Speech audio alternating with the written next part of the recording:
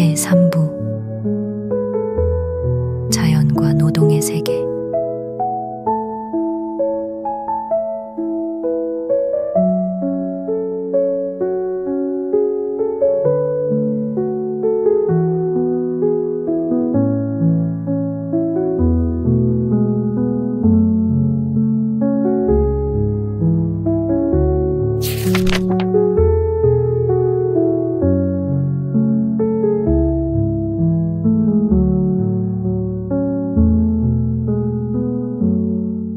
콩밭.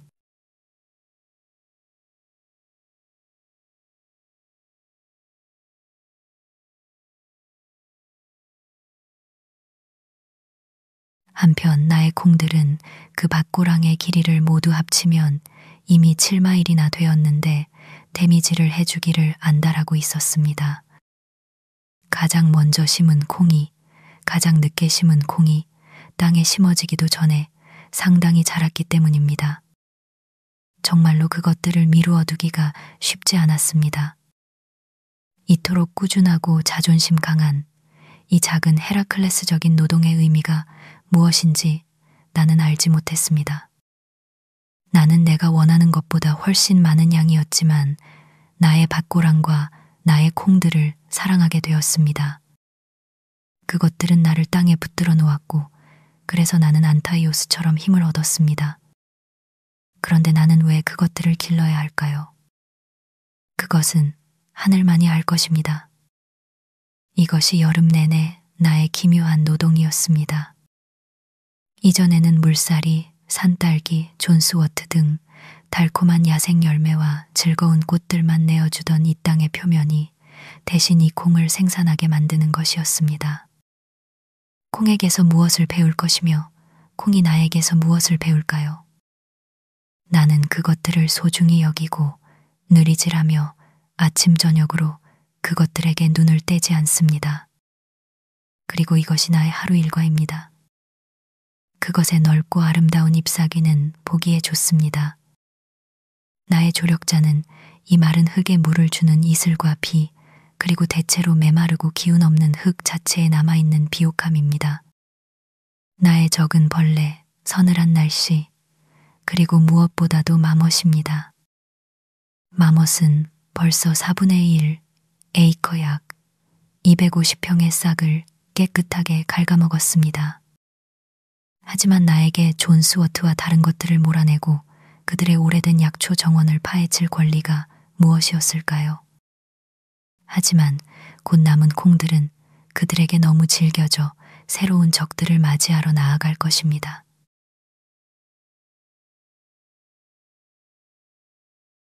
내가 4살이었을 때 나는 이 나의 고향 마을로 바로 이 숲과 이 들판을 거쳐 연못으로 왔던 것을 생생하게 기억합니다.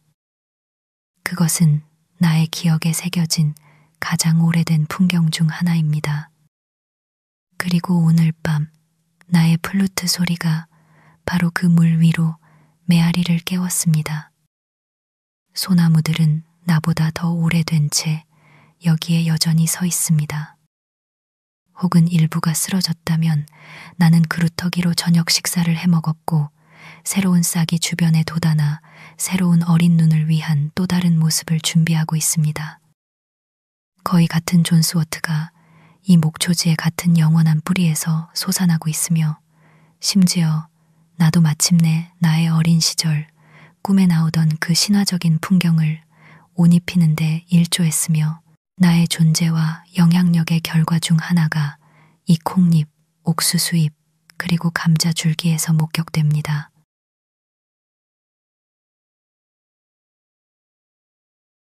나는 약 2.5에이커 약 3형평의 고지대에 콩을 심었습니다. 땅이 개간된 지 약 15년밖에 되지 않았고 나 자신이 두세 짐의 그루터기를 뽑아냈기 때문에 걸음은 주지 않았습니다.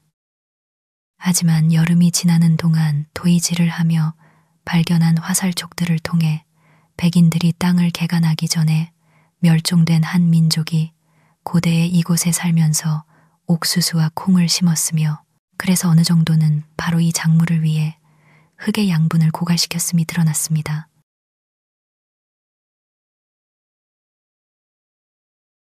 아직 어떤 마멋이나 다람쥐도 길을 가로지르지 않았고 해가 관목 참나무 위로 뜨지 않았으며 이슬이 온전히 남아있을 때 비록 농부들이 나에게 그 시간에 꾸미질하지 말라고 경고했지만 나는 가능하면 이슬이 있을 때 모든 작업을 하라고 충고합니다. 나는 나의 콩밭에서 오만한 잡초들의 대열을 평평하게 만들고 그들의 머리 위에 흙을 던지기 시작했습니다. 이른 아침에는 맨발로 작업했는데 마치 조각가처럼 이슬 맺힌 부서지는 모래 속에서 첨벙거렸습니다. 그러나 낮이 되자 햇볕이 내 발에 물집이 생기게 했습니다. 그곳에서 해는 내가 콩을 매도록 비춰주었습니다. 나는 그 노랗고 자갈이 많은 고지대에서 길게 뻗은 푸른 고랑 사이를 15줌씩 천천히 앞뒤로 오가며 걸었습니다. 한쪽 끝은 관목 참나무 덩굴에서 끝났는데 그 그늘에서 쉴 수 있었고 다른 쪽 끝은 산딸기밭이었는데 한 번 더 왕복할 때쯤이면 푸른 열매들이 색이 더 짙어졌습니다.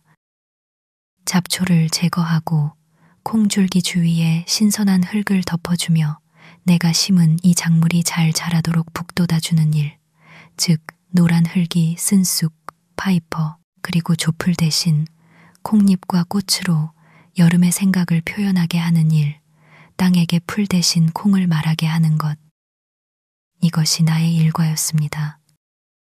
나는 말이나 소 또는 고용한 사람이나 소년 또는 개량된 농기구로부터 도움을 거의 받지 않았기 때문에 훨씬 더 느렸고 평소보다 나의 콩들과 훨씬 더 친밀해졌습니다. 그러나 손으로 하는 노동은 비록 고된 자빌의 경계까지 추구될지라도 아마도 가장 나쁜 형태의 게으름은 아닐 것입니다. 그것은 끊임없고 영원한 교훈을 가지고 있으며 학자에게는 고전적인 결과를 낳습니다. 나는 링컨과 웨이랜드를 거쳐 아무도 모르는 곳으로 서쪽으로 향하는 여행자들에게는 아주 근면한 농부였습니다. 그들은 무릎에 팔꿈치를 얹고 고삐를 느슨하게 화환처럼 늘어뜨린 채 이륜마차에 편안히 앉아 있었습니다. 나는 집에 머무는 이 땅의 근면한 토박이었습니다. 하지만 나의 농가는 곧 그들의 시야와 생각에서 벗어났습니다. 그곳은 길 양쪽으로 아주 넓은 지역에서 유일하게 개방되고 경작된 밭이었으므로 그들은 그것을 최대한 활용했습니다. 그래서 때때로 밭에서 일하는 나는 내 귀에 들으라고 한 것 이상의 여행자들의 잡담과 분평을 들었습니다. 콩이 왜 이렇게 늦어? 완두콩도 너무 늦네. 왜냐하면 나는 다른 사람들이 금이지를 시작했을 때 계속 심고 있었기 때문입니다. 목사처럼 경작하는 이는 그것을 눈치채지 못했습니다. 옥수수는 친구, 사료용이야. 사료용 옥수수. 저 사람이 저기 살아요? 회색 외투를 입은 검은 보닛의 여인이 묻습니다. 그리고 인상 굳은 농부는 그의 고마운 달구지 말에 고삐를 당기며 밭고랑에 거름이 없는 것을 보고 내가 무엇을 하고 있는지 물어보고는 약간의 나무 조각 흙이나 어떤 작은 폐기물 혹은 재나 석고를 추천합니다. 하지만 여기에는 2.5에이커의 밭고랑이 있었고 수레는 완이 하나뿐이었고 그것을 끄는 것은 2손뿐이었습니다. 다른 수레나 말을 싫어했기 때문입니다.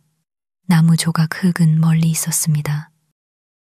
덜컹거리며 지나가는 동행하는 여행자들은 큰 소리로 그들의 밭과 비교했으므로 나는 내가 농업계에서 어떤 위치에 있는지 알게 되었습니다. 이 밭은 콜먼 씨의 보고서에 실리지 않은 한 곳이었습니다. 그리고 덧붙이자면 인간이 개량하지 않은 더욱 야생적인 들판에서 자연이 내놓는 작물의 가치는 누가 평가합니까? 영국산 건초의 수확량은 신중하게 무게가 측정되고 습기, 규산염, 그리고 칼륨이 계산됩니다. 하지만 숲과 목초지, 찌찌의 모든 작은 골짜기와 연못 구덩이에서는 인간이 수확하지 않은 풍부하고 다양한 작물이 자랍니다. 나의 밭은 말하자면 야생의 밭과 경작된 밭 사이의 연결고리였습니다. 일부 국가가 문명화되고 다른 국가가 반문명화되며 또 다른 국가가 야만적이거나 미개한 것처럼 나의 밭은 나쁜 의미는 아니지만 반쯤 경작된 밭이었습니다. 내가 재배한 콩들은 유쾌하게 그들의 야생적이고 원시적인 상태로 돌아가고 있었으며 나의 버시는 그들을 위해 방슈대, 바슈 스위스, 소몰이 노래를 연주했습니다.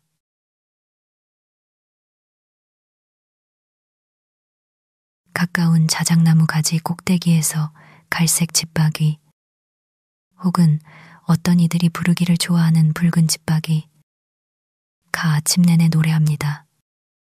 당신의 밭이 여기에 없다면 다른 농부의 밭을 찾아냈을 그 새는 당신의 존재를 기뻐합니다. 당신이 씨앗을 심고 있는 동안 그는 떨어뜨려, 떨어뜨려, 덮어, 덮어, 뽑아, 뽑아, 뽑아 라고 외칩니다. 하지만 이것은 옥수수가 아니었으므로 그는 그런 적으로부터 안전했습니다.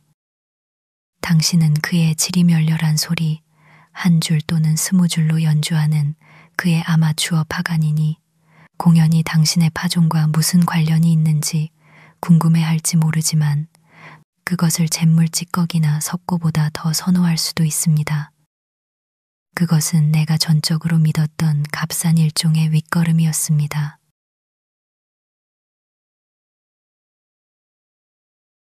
내가 부미로 고랑 주위에 더욱 신선한 흙을 끌어모을 때 나는 태고 적부터 이 하늘 아래 살았던 기록되지 않은 민족의 죄를 교란시켰고 그들의 작은 전쟁 및 사냥 도구들이 이 현대의 빛 속으로 드러났습니다.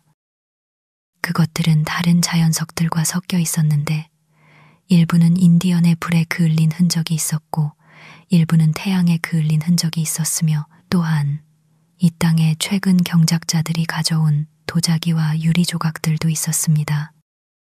나의 토니가 돌에 부딪혀 땡그랑 소리를 낼 때 그 음악은 숲과 하늘에 메아리 쳤고 즉각적이고 헤아릴 수 없는 수확을 가져오는 나의 노동에 대한 반주였습니다. 더 이상 내가 콩을 매는 것이 아니었고 내가 콩을 매는 나도 아니었습니다. 나는 오라토리오를 들으러 도시로 간 지인들을 자부심만큼이나 연민을 가지고 기억했습니다. 만약 내가 기억했다면 말입니다. 때때로 나는 하루 종일 일했기 때문에 화창한 오후에 쏙독새가 머리 위를 원을 그리며 날았습니다. 마치 눈 속의 티끌 혹은 하늘의 눈 속의 티끌처럼 때때로 급강하하며 하늘이 찢어지는 듯한 소리와 함께 떨어졌습니다. 마침내는 너덜너덜 찢어진 것처럼 보였지만 이음새 없는 하늘은 남아 있었습니다. 그 새는 공기를 가득 채우고 언덕 꼭대기의 맨 모래나 바위 위 사람들이 거의 발견하지 못하는 곳에 알을 낳는 작은 도깨비입니다. 잎사귀가 바람에 의해 하늘로 떠오르듯 연못에서 포착된 잔물결처럼 우아하고 날씬합니다. 그러한 유사성이 자연에는 있습니다. 매는 자신이 항해하고 내려다보는 파도의 공중적인 형제이며 그의 완벽하게 공기로 부풀려진 날개는 바다의 원소적인 아직 깃털이 나지 않은 날개에 응답합니다. 또는 때때로 나는 한 쌍의 암매가 하늘 높이 원을 그리며 번갈아 상승하고 하강하며 서로 접근했다가 떠나는 것을 보았습니다. 마치 그것들이 나 자신의 생각의 구현인 것처럼 말입니다. 또는 나는 야생 비둘기 떼가 가볍게 흔들리는 키질하는 소리와 운반하는 듯한 서두름으로 이 숲에서 저 숲으로 지나가는 것에 매료되었습니다. 또는 나의 내피가 썩은 그루터기 밑에서 느리고 불길하며 이상하게 생긴 점박이 도롱뇽을 뒤집어 놓았는데 이집트와 나일 강의 흔적임에도 불구하고 우리의 동시대인입니다. 내가 금이에 기대어 잠시 멈출 때 이러한 소리와 광경들은 밭고랑 어디에서나 내가 듣고 보는 것들이었습니다. 시골이 제공하는 고갈되지 않는 오락의 일부였습니다.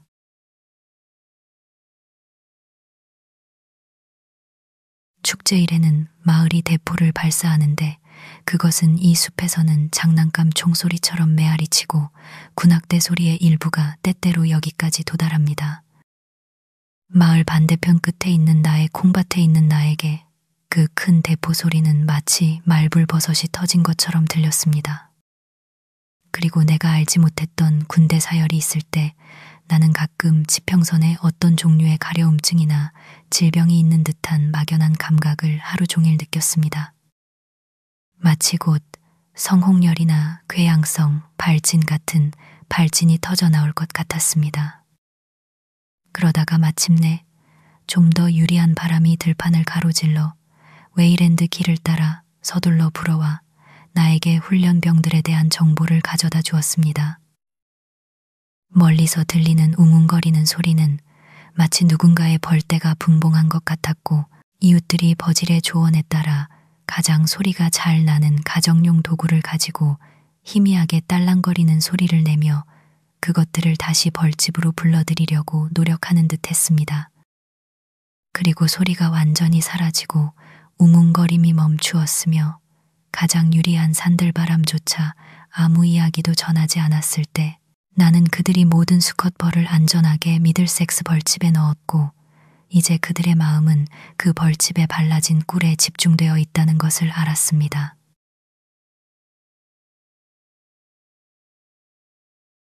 나는 매사추세츠와 우리 조국의 자유가 이처럼 안전하게 보존되고 있다는 것을 알고 자부심을 느꼈습니다. 그리고 다시 떼미질로 돌아섰을 때 나는 형언할 수 없는 자신감으로 가득 찼고 미래에 대한 침착한 믿음을 가지고 즐겁게 나의 노동을 추구했습니다.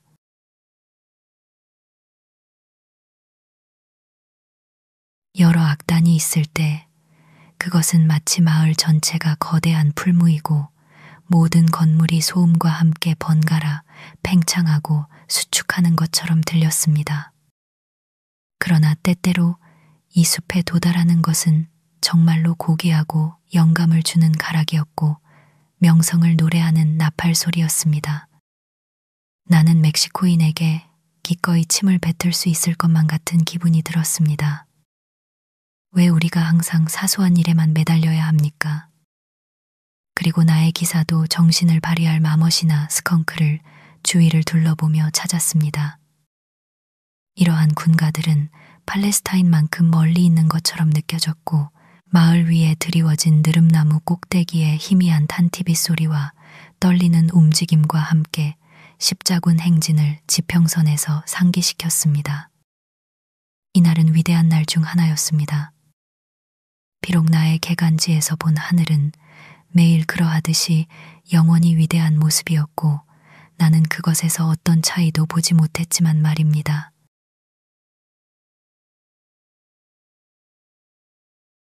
심기, 워미질하기, 수확하기, 타작하기, 골라내기, 그리고 판매하기까지 마지막이 가장 어려운 일이었습니다. 콩과 함께 내가 키운 이 오랜 친분은 독특한 경험이었습니다. 나는 맛을 보았으므로 먹는 것까지 추가할 수 있을 것입니다. 나는 콩에 대해 알기로 결심했습니다. 콩들이 자라는 동안 나는 아침 5시부터 정오까지 치미질을 했고 보통 나머지 시간은 다른 일에 보냈습니다. 사람이 다양한 종류의 잡초와 맺는 친밀하고 기묘한 관계를 생각해 보십시오. 이 기록에는 어느 정도 반복이 있을 것입니다. 왜냐하면 노동에 있어서도 반복이 적지 않았기 때문입니다. 그의 내시로 그들의 섬세한 조직을 그토록 무자비하게 방해하고 그렇게 차별적인 구별을 하며 한 종의 전체 대열을 평평하게 만들고 다른 하나를 부지런히 재배하는 것입니다. 저건 로마 쓴쑥이야. 저건 돼지풀이야. 저건 수영이야. 저건 파이퍼풀이야. 덤벼 잘게 썰어 뿌리를 태양을 향해 뒤집어. 그늘에 섬유 하나라도 남기지 마. 만약 남긴다면 이틀 안에 다시 돌아서 부추처럼 푸르러질 거야. 학과의 전쟁이 아닌 잡초들과의 긴 전쟁이었습니다. 그 트로이 군들은 태양과 비와 이슬을 그들의 편에 두고 있었습니다. 매일 콩들은 내가 금이를 들고 그들을 구하러 와서 적들의 대열을 탐아내고 잡초의 시체들로 참호를 메우는 것을 보았습니다. 그의 분비는 동료들보다 1피트나 더 높이 솟아있던 많은 정력적이고 우칠 흔드는 헥토르들이 나의 무기 앞에서 쓰러져 먼지 속에서 굴렀습니다.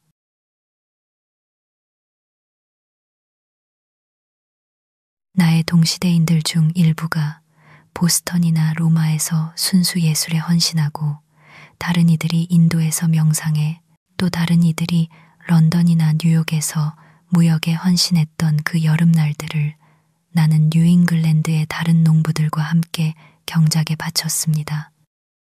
내가 먹을 콩이 필요해서가 아니었습니다. 나는 콩에 관한 한 본성적으로 피타고라스 학파였기 때문입니다.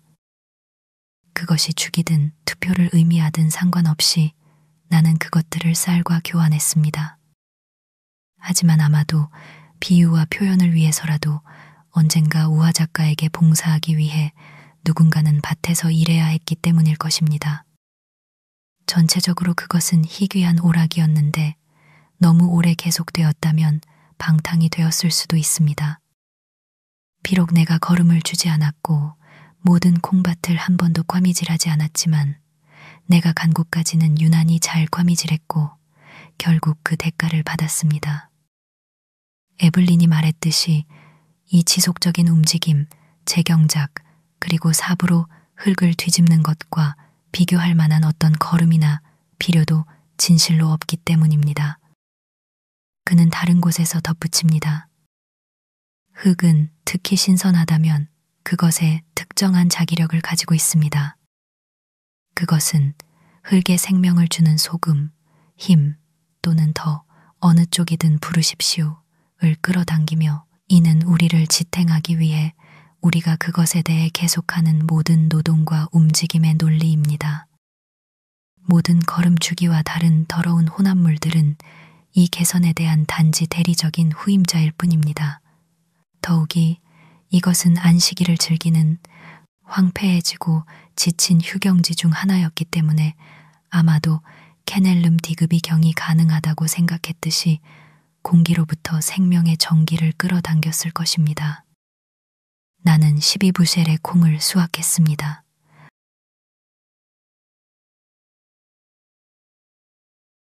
하지만 좀 더 구체적으로 말하자면 콜먼 씨가 주로 신사농부들의 비싼 실험을 보고했다고 불평받기 때문에 나의 지출은 다음과 같습니다.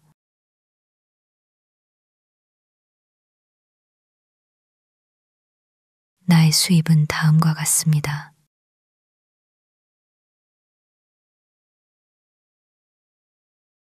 금전적인 이익은 내가 다른 곳에서 말했듯이 8달러 71센트 50센트가 남았습니다.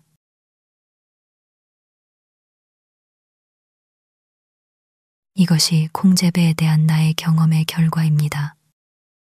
보통 작은 흰 부시콩을 6월 초에 심으십시오. 밭고랑은 3피트 간격, 콩 사이는 18인치 간격으로 심고 신선하고 둥글며 섞이지 않은 씨앗을 신중하게 고르십시오. 먼저 벌레를 조심하고 빈자리는 다시 심어 채우십시오. 다음으로 노출된 장소라면 마멋을 조심하십시오. 그들은 지나가면서 가장 이른 연한 잎을 거의 깨끗하게 갉아먹을 것입니다. 그리고 다시 어린 덩굴손이 나타날 때 그들은 그것을 알아채고 마치 다람쥐처럼 꼿꼿이 앉아 새싹과 어린 꼬투리까지 모두 잘라낼 것입니다. 하지만 무엇보다도 서리를 피하고 괜찮고 팔만한 수확을 얻고 싶다면 가능한 한 일찍 수확하십시오. 이 방법으로 많은 손실을 줄일 수 있습니다.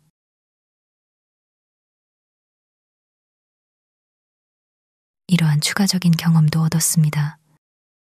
나는 스스로에게 말했습니다. 다음 여름에는 콩과 옥수수를 그렇게 열심히 심지 않고 만약 씨앗이 사라지지 않았다면 성실, 진실, 단순함, 믿음, 순수함 등과 같은 씨앗을 심고 그것들이 이 흙에서 덜한 노동과 걸음으로도 자라서 나를 지탱해 줄 수 있는지 볼 것입니다. 분명히 이 작물들을 위해서는 흙이 고갈되지 않았을 것이기 때문입니다. 아, 나는 스스로에게 이렇게 말했지만 이제 또 다른 여름이 지나고 또 다른 여름이 또 다른 여름이 지나갔습니다. 그리고 독자에게 나는 이렇게 말할 수밖에 없습니다. 내가 심은 씨앗들이 만약 그것들이 정말로 그러한 미덕의 씨앗이었다면 벌레 먹었거나 활력을 잃어서 싹을 틔우지 못했습니다. 보통 사람들은 그들의 아버지들이 용감했던 만큼만 용감할 것이고 혹은 겁이 많을 것입니다. 이 세대는 마치 운명이라도 되는 것처럼 수세기 전 인디언들이 했던 방식 그대로 그리고 첫 정착민들에게 가르쳐준 방식 그대로 매년 정확하게 옥수수와 콩을 심을 것이 확실합니다. 나는 며칠 전 놀랍게도 한 노인이 뱃기로 구멍을 파는 것을 보았습니다. 적어도 70번째였는데 자신이 누울 구멍을 파는 것이 아니었습니다. 하지만 뉴잉글랜드 사람은 왜 새로운 모험을 시도하지 않고 그의 곡식, 그의 감자, 풀작물, 그리고 그의 과수원에 그렇게 많은 스트레스를 주어야 합니까? 왜 이것들 외에 다른 작물을 재배하지 않습니까? 왜 종자용 콩에 그렇게 신경 쓰고 새로운 세대의 사람들에 대해서는 전혀 신경 쓰지 않습니까? 우리가 한 사람을 만났을 때 내가 언급한 자질들, 즉 우리가 다른 생산물보다 더 소중히 여기지만 대부분 공중에 흩날리고 떠다니는 그 자질들 중 일부가 그에게 뿌리내려 자라고 있음을 확실히 볼 수 있다면 우리는 진정으로 먹고 힘을 얻을 것입니다. 여기에 예를 들어 진실이나 정의와 같은 미묘하고 형언할 수 없는 자질이 비록 아주 적은 양이거나 새로운 종류일지라도 길을 따라오고 있습니다. 우리의 대사들은 이러한 씨앗들을 본국으로 보내도록 지시받아야 하며 의회는 그것들을 전국에 배포하는 것을 도와야 합니다. 우리는 성실함에 대해서는 결코 격식을 차려서는 안 됩니다. 우리 안에 가치와 친절함의 핵심이 있다면 우리는 비열함으로 서로를 속이거나 모욕하거나 추방해서는 안 될 것입니다. 우리는 이렇게 서둘러 만나지 않을 것입니다. 대부분의 사람들을 나는 전혀 만나지 못합니다. 그들은 시간이 없는 것 같습니다. 그들은 자신의 콩 때문에 바쁩니다. 우리는 버섯처럼이 아니라 부분적으로 땅에서 솟아오른 똑바로 선 것 이상의 어떤 존재처럼 착륙하여 땅 위를 걷는 제비처럼 일과 일 사이의 지팡이처럼 매미나 삽에 기대어 영원히 힘겹게 일하는 사람과 거래하지 않을 것입니다. 그가 말할 때 그의 날개는 때때로 날아가려는 듯 펼쳐졌다가 다시 닫히곤 했습니다. 그래서 우리는 우리가 천사와 대화하고 있는 것이 아닌지 의심해야 할 것입니다. 빵이 항상 우리에게 영양을 공급하지는 않을 수 있습니다. 하지만 그것은 항상 우리에게 유익을 줍니다. 그것은 심지어 우리가 무엇 때문에 아픈지 알지 못했을 때 인간이나 자연의 어떤 관대함을 인식하고 어떤 순수하고 영웅적인 기쁨을 나눌 때 우리 관절의 뻣뻣함을 풀어주고 우리를 유연하고 활기차게 만듭니다.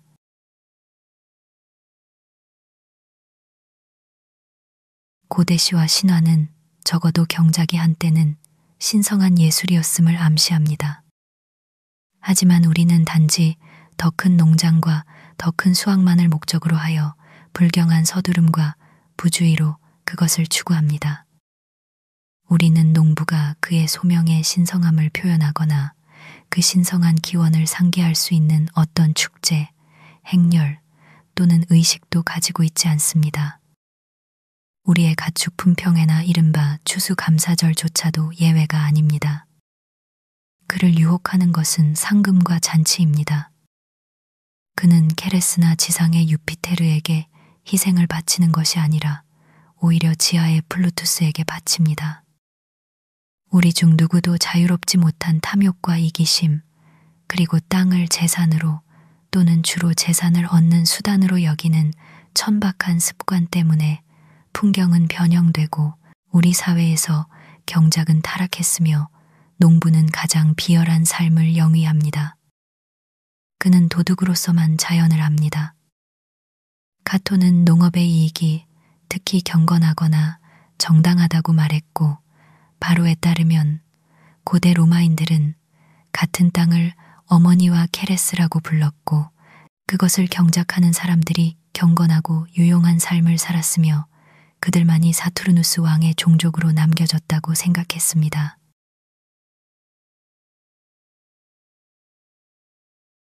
우리는 태양이 우리가 경작하는 밭과 대초원, 그리고 숲을 차별 없이 바라본다는 것을 잊는 경향이 있습니다.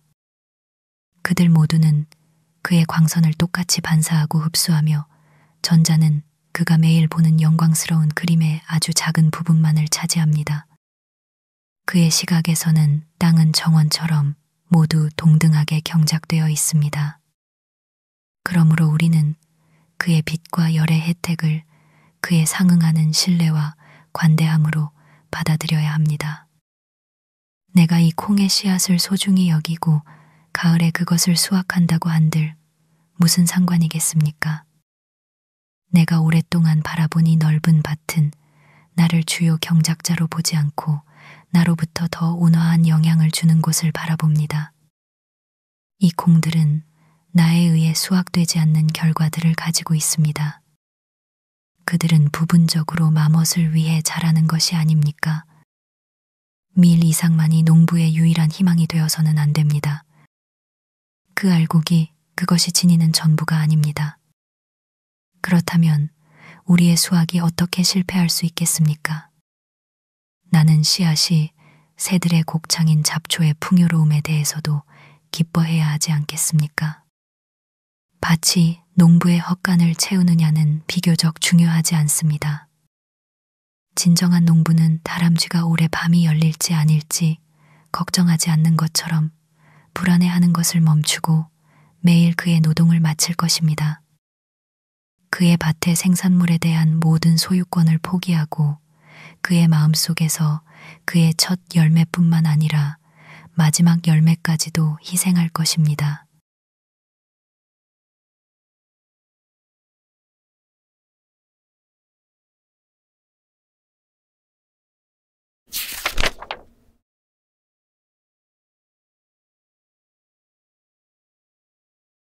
마을.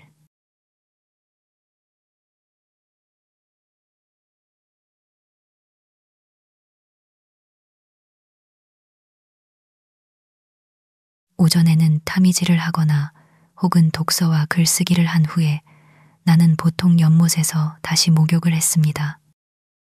일정한 거리를 수영하여 물가 하나를 가로질러 가며 노동의 먼지를 씻어내거나 혹은 공부가 남긴 마지막 주름을 폈고 오후에는 완전히 자유로웠습니다. 하루 이틀 간격으로 나는 마을을 거닐며 끊임없이 오가는 소문들을 들었는데 그것은 입에서 입으로 혹은 신문에서 신문으로 유통되었고 동종 요법적인 복용량으로 취했을 때 나름대로 나뭇잎의 바스락거림이나 개구리의 울음소리만큼이나 실제로 상쾌했습니다. 내가 새와 다람쥐를 보러 숲을 걸었던 것처럼 나는 사람들과 소년들을 보러 마을을 걸었습니다. 소나무 사이의 바람 대신 나는 마차가 덜컹거리는 소리를 들었습니다.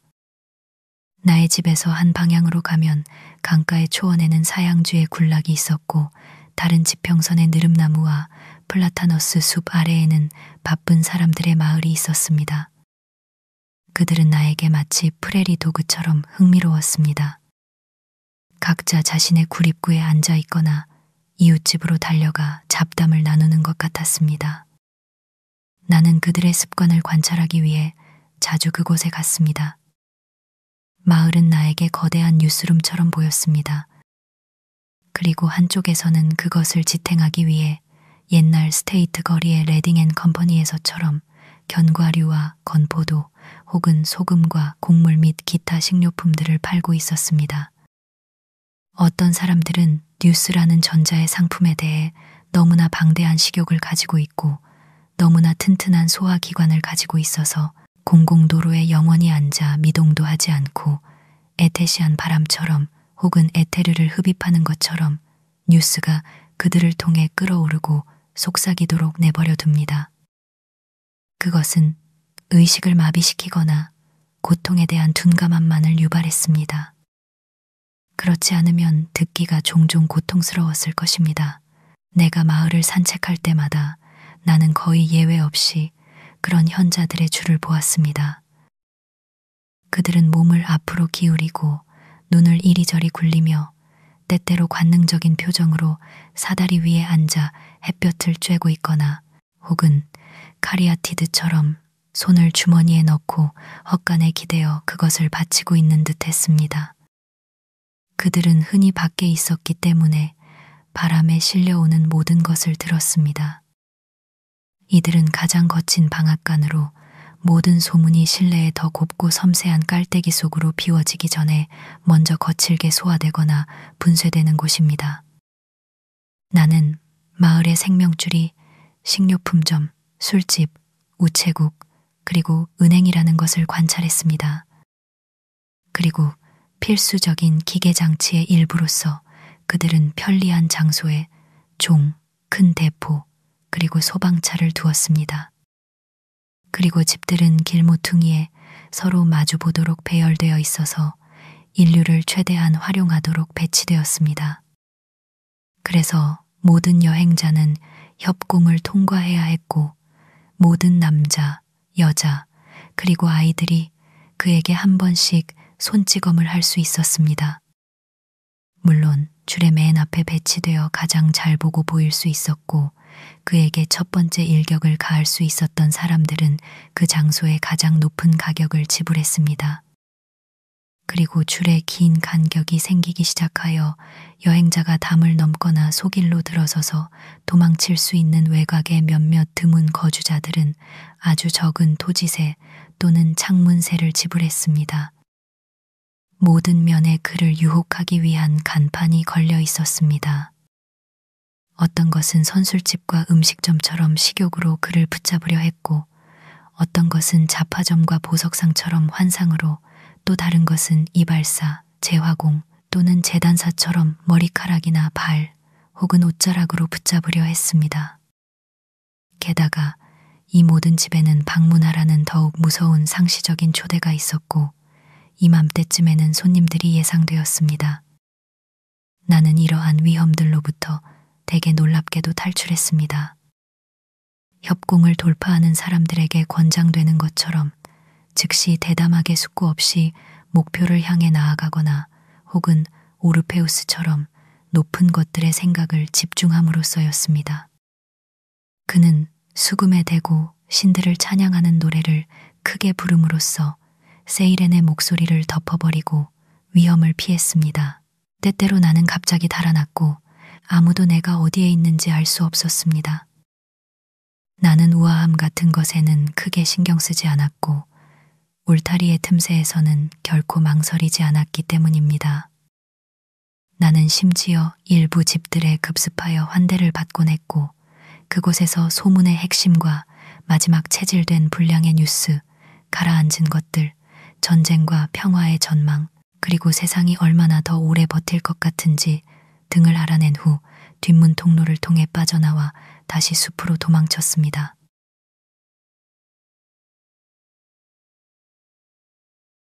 내가 마을에 늦게까지 머물다가 밤속으로 나아갈 때 특히 어둡고 폭풍우가 몰아치는 밤이라면 그것은 매우 즐거웠습니다. 나는 어깨에 호밀이나 인도 곡물 가방을 메고 밝은 마을의 응접실이나 강의실에서 나의 아늑한 숲속 항구를 향해 출항했습니다. 밖은 단단히 묻고 즐거운 생각들을 선원 삼아 해치 아래로 숨어들었고 키는 나의 겉사람에게만 맡기거나 항해가 순조로울 때는 키를 묶어두기까지 했습니다.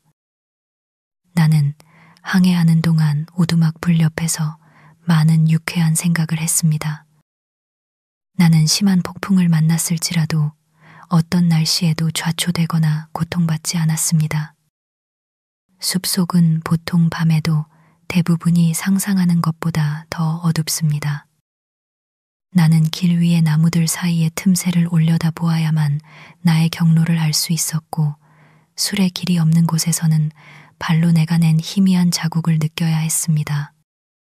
혹은 한밤중에도 변함없이 18인치 정도 떨어진 두 소나무 사이를 통과하는 것처럼 손으로 만져 알 수 있는 특정 나무들의 관계를 따라 조종해야 했습니다.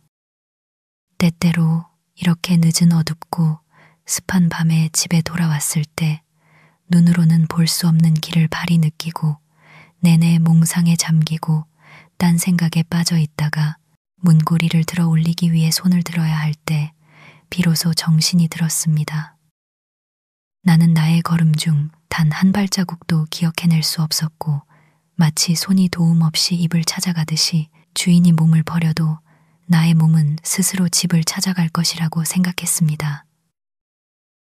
방문객이 우연히 저녁까지 머물다가 어두운 밤이 되었을 때 나는 여러 번 그를 집 뒤편의 수레길까지 안내하고 그가 나아가야 할 방향을 알려주어야 했습니다. 그 방향을 지키기 위해서는 눈보다는 발의 감각에 의존해야 했습니다. 매우 어두운 밤에 나는 연못에서 낚시를 했던 두 청년에게 그렇게 길을 안내했습니다. 그들은 숲을 지나 약 1마일 떨어진 곳에 살았고 그 길에 아주 익숙했습니다. 하루나 이틀 후 그들 중 한 명이 나에게 말하기를 그들은 그들의 집 근처에서 밤의 대부분을 헤매다가 아침 무렵에야 집에 도착했는데 그동안 몇 차례 심한 소나기가 내려서 옷이 흠뻑 젖었다고 했습니다. 나는 속담처럼 어둠이 너무 짙어서 칼로 자를 수 있을 정도였을 때 마을 거리에서조차 길을 잃은 많은 사람들에 대해 들었습니다. 외곽에 사는 사람들 중 마차를 타고 쇼핑하러 시내에 왔다가 하룻밤 묵을 수밖에 없었던 사람들도 있습니다. 그리고 방문했던 신사 숙녀들은 발로만 보도를 느끼며 반마일이나 길을 돌아갔고 언제 방향을 틀었는지도 알지 못했습니다. 언제든 숲속에서 길을 잃는 것은 놀랍고 기억할 만하며 가치 있는 경험입니다. 눈보라 속에서는 낮에도 종종 잘 알려진 도로로 나오지만 어느 쪽이 마을로 향하는지 알 수 없게 되는 경우가 있습니다. 그가 그 길을 수천 번 다녔다는 것을 알지만 그 안의 특징을 인식할 수 없고 마치 시베리아의 도로처럼 그에게 낯설게 느껴집니다. 밤에는 물론 그 당혹감이 무한히 더 큽니다. 우리의 가장 사소한 산책에서도 우리는 무의식적으로 특정한 잘 알려진 봉화와 곧을 따라 항해하는 조종사처럼 끊임없이 방향을 잡고 있습니다. 그리고 우리가 평소의 경로를 벗어나도 우리는 여전히 어떤 이웃 곳의 방위를 염두에 둡니다. 우리가 완전히 길을 잃었을 때 이 세상에서는 사람이 눈을 감고 한 번만 방향을 돌려도 길을 잃게 되므로 혹은 방향을 돌았을 때 비로소 자연의 광대함과 낯덧을 인식하게 됩니다. 모든 사람은 잠에서 깨어나든 어떤 몰두에서 깨어나든 나침반의 방위를 다시 배워야 합니다. 우리가 길을 잃었을 때, 다시 말해 세상을 잃었을 때 비로소 우리는 우리 자신을 찾기 시작하고 우리가 어디에 있는지 그리고 우리의 관계가 얼마나 무한한지 깨닫게 됩니다.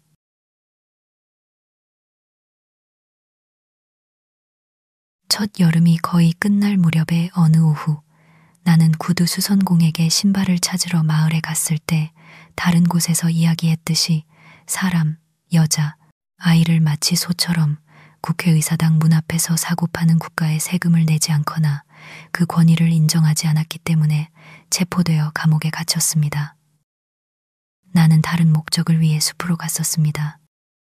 하지만 사람이 어디를 가든지 사람들은 그들의 더러운 제도들로 그를 쫓아와 만지작거리고 가능하다면 그를 그들의 필사적인 기이한 동료회에 속하도록 강요할 것입니다. 사실 나는 다소간의 효과를 가지고 강제로 저항할 수도 있었고 사회를 향해 암흑, 광란에 질주할 수도 있었습니다. 하지만 나는 사회 쪽이 필사적인 당사자였기 때문에 사회가 나에게 암흑을 행하도록 내버려 두는 것을 선호했습니다. 어쨌든 나는 다음 날 풀려났고 수선된 신발을 찾았으며 페어헤이븐 언덕에서 허클베리 저녁 식사를 할 시간에 맞춰 숲으로 돌아왔습니다. 나는 국가를 대표하는 사람들 외에는 어떤 사람에게도 괴롭힘을 당한 적이 없었습니다. 나는 나의 서류가 들어있는 책상을 위한 자물쇠나 빗장 외에는 문고리나 창문에 걸 못조차 없었습니다. 나는 며칠 동안 자리를 비울 때에도, 심지어 그 다음 가을에 메인주의 숲에서 2주를 보냈을 때에도 밤낮으로 문을 잠그지 않았습니다. 그런데도 나의 집은 마치 군인들이 둘러싸고 있는 것보다 더 존중받았습니다.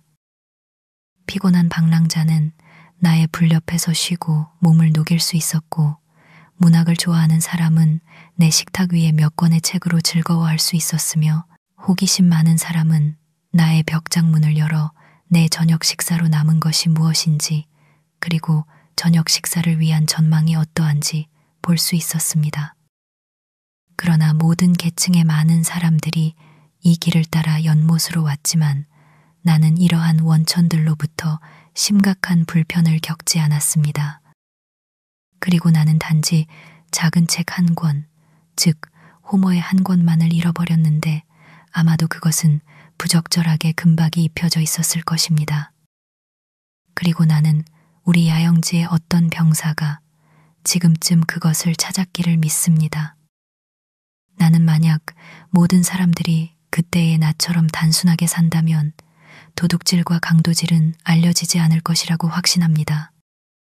이러한 일들은 어떤 사람들은 충분한 것 이상을 가졌고 다른 사람들은 충분하지 못한 공동체에서만 일어납니다. 교황의 호머는 곧 적절하게 분배될 것입니다.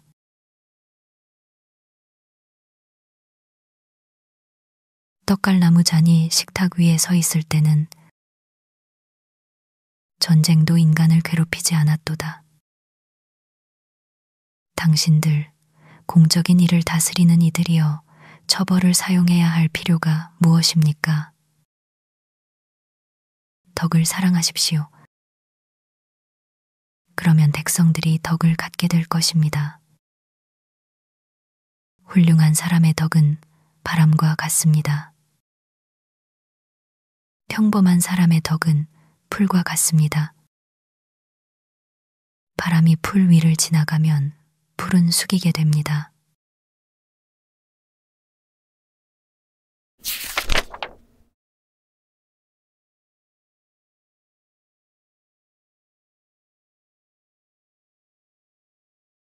연못들.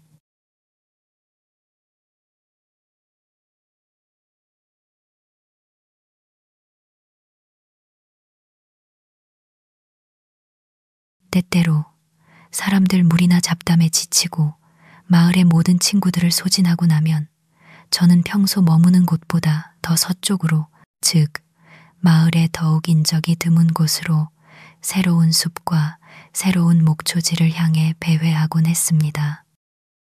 아니면 해가 질 무렵 페어헤이븐 언덕에서 허클베리나 블루베리로 저녁을 때우고 며칠 먹을 양식을 비축해 두었습니다. 이 과일들은 그것을 사는 사람이나 시장에 내다 팔려고 재배하는 사람에게는 진정한 맛을 내어주지 않습니다. 그 맛을 얻는 방법은 단 하나뿐이지만 그렇게 하는 사람은 거의 없습니다. 허클베리의 맛을 알고 싶다면 소치는 목동이나 자고새에게 물어보십시오. 한 번도 허클베리를 직접 따본 적 없는 사람이 그것을 맛봤다고 생각하는 것은 세속적인 오류입니다. 허클베리는 결코 보스턴에 닿지 못합니다. 그녀의 새 언덕에서 자란 이후로는 거기서 자라는 것이 알려진 바 없습니다. 과일의 감미롭고 본질적인 부분은 시장 수레에서 문질러져 사라지는 그분과 함께 손실되어 그것들은 그저 단순한 사료가 되어버립니다. 영원한 정의가 지배하는 단 하나의 순결한 허클베리도 시골 언덕에서 그곳으로 운반될 수 없습니다.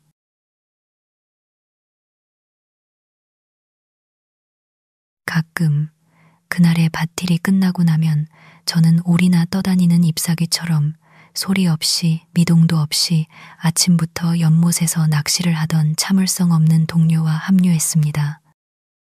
그는 온갖 종류의 철학을 실천한 끝에 제가 도착할 즈음에는 보통 자신이 고대 금욕 공동체의 일원이라는 결론을 내리곤 했습니다. 나이가 더 많은 한 남자가 있었는데 그는 훌륭한 낚시꾼이었고 온갖 사냐의 지식에 능숙했습니다. 그는 제 집을 낚시꾼의 편의를 위해 지어진 건물로 여기는 것을 즐거워했으며 저는 그가 문간에 앉아 낚싯줄을 정리할 때 똑같이 기뻤습니다. 우리는 가끔 배의 한쪽 끝과 다른 쪽 끝에 앉아 연못 위에서 함께 했지만 그가 만년에 귀가 먹었기 때문에 우리 사이에 많은 말은 오가지 않았습니다. 하지만 그는 가끔 찬송가를 흥얼거렸는데 이는 저의 철학과 꽤 잘 어울렸습니다. 그리하여 우리의 교류는 말로 이어졌을 때보다 기억하기 훨씬 더 즐거운 끊임없는 화합 그 자체였습니다. 흔히 그러했듯이 제가 함께 이야기할 사람이 아무도 없을 때 저는 노로 제 배 옆면을 치며 메아리를 일으키곤 했습니다. 그 소리는 주변 숲을 둥글게 퍼지며 확장되는 소리로 가득 채웠고 마치 동물원 사육사가 야생동물을 자극하듯 그 소리를 휘저어 모든 숲이 우거진 골짜기와 언덕에서 으르렁거리는 소리를 이끌어냈습니다.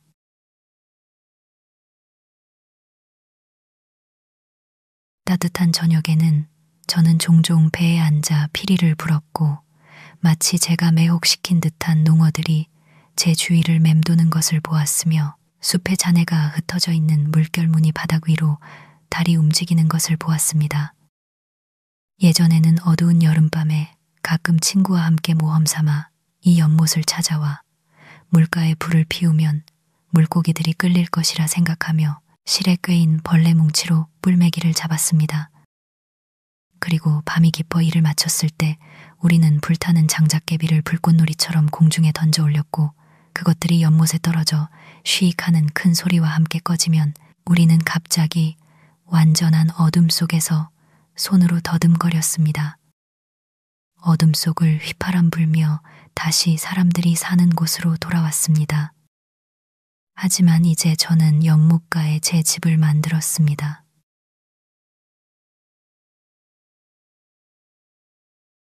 때로는 마을 응접실에 머물다가 가족들이 모두 잠든 후에 숲으로 돌아와 다음 날 저녁 식사를 준비할 겸 한밤중에 달빛 아래에서 배를 타고 낚시를 하곤 했습니다. 올빼미와 여우의 세레나데를 들으며 때때로 가까이에서 들려오는 알 수 없는 새의 삐걱거리는 소리도 들었습니다. 이 경험들은 저에게 매우 기억할 만하고 소중했습니다. 40피트 깊이의 물에 닻을 내리고 해변에서 20, 30로드를 떨어진 곳에서 때로는 수천 마리의 작은 농어와 쉬너에 둘러싸여 달빛 아래 꼬리로 수면을 잔물결치게 했습니다. 그리고 40피트 아래에 사는 신비로운 밤 물고기와는 긴 나마줄로 소통했습니다.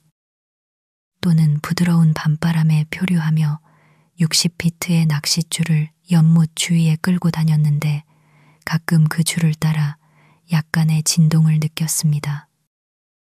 그것은 그 끝 주변을 배회하는 어떤 생명체, 즉 둔하고 불확실하게 우물쭈물하는 목적을 가진 생명체가 거기에 있으며 쉽게 결정을 내리지 못하고 있음을 나타냈습니다.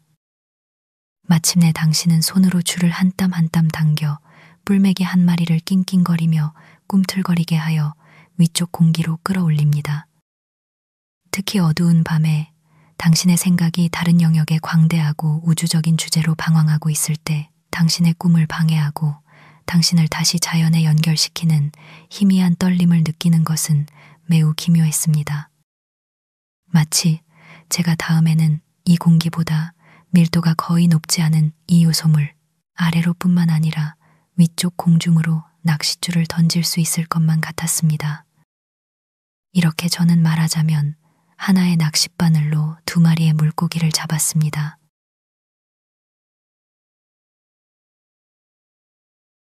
월든의 풍경은 소박한 규모이며 매우 아름답긴 하지만 웅장함에 미치지는 못합니다.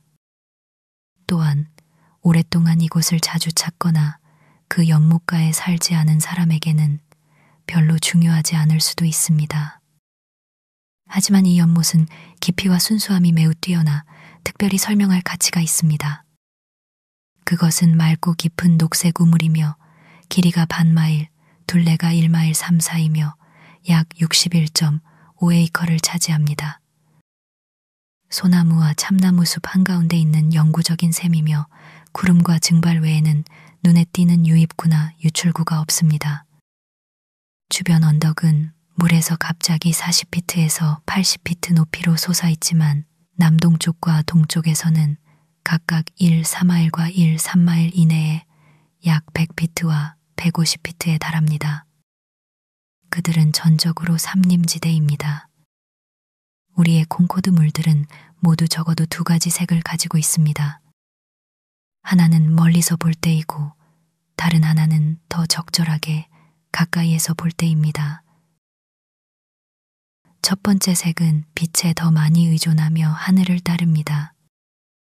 맑은 날씨, 여름에는 약간의 거리에서 파랗게 보이고 특히 물이 흔들릴 때 그러하며 먼 거리에서는 모두 똑같아 보입니다.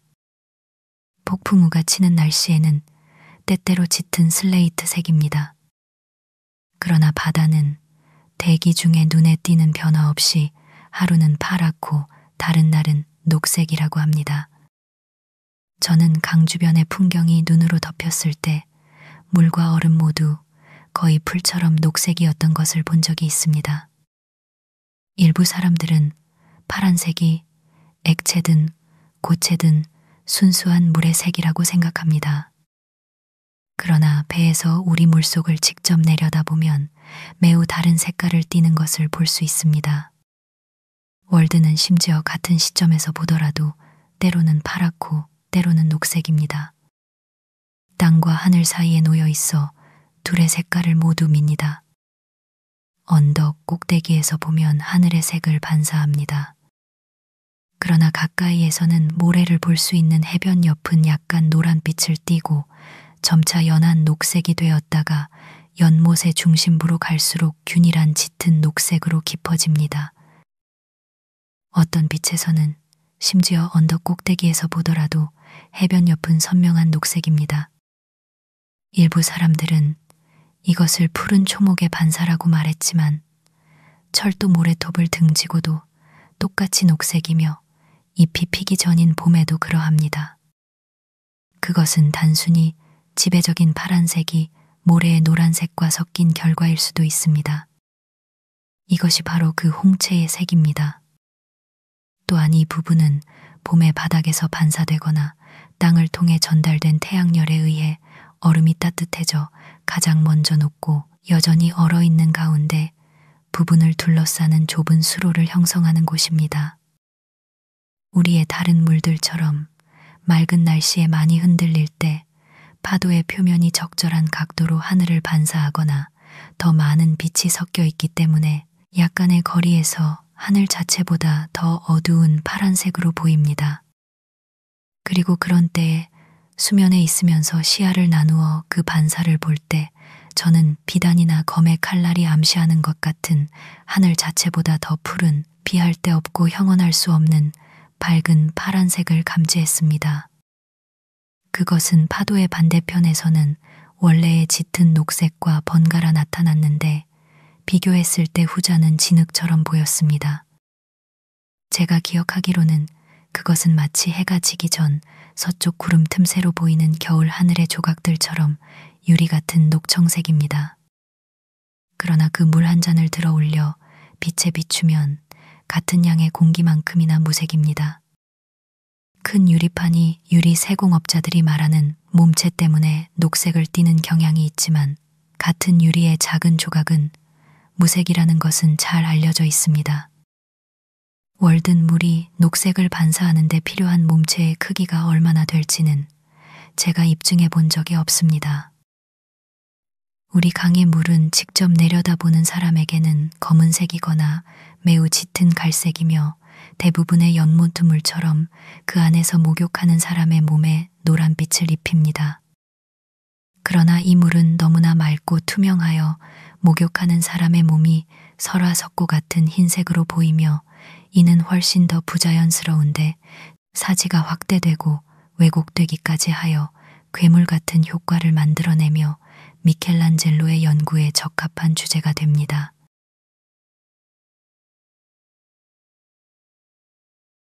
물이 너무 투명해서 바닥이 25피트나 30피트 깊이에서도 쉽게 식별될 수 있습니다. 배를 저어 지나가면 수면 아래 몇 피트에서 농어와 쉰어의 무리를 볼 수 있는데 아마도 겨우 1인치 길이지만 농어는 가로줄로 쉽게 구별되며 당신은 그들이 거기서 생계를 찾는 금욕적인 물고기임에 틀림없다고 생각합니다.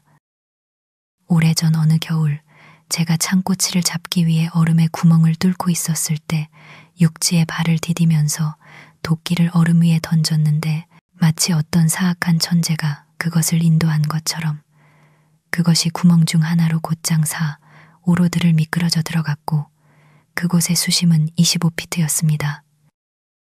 호기심에 저는 얼음 위에 엎드려 구멍을 통해 들여다보니 도끼가 한쪽으로 약간 기울어져 머리로 서 있고 자루가 연못의 맥동에 따라 부드럽게 앞뒤로 흔들리는 것이 보였습니다.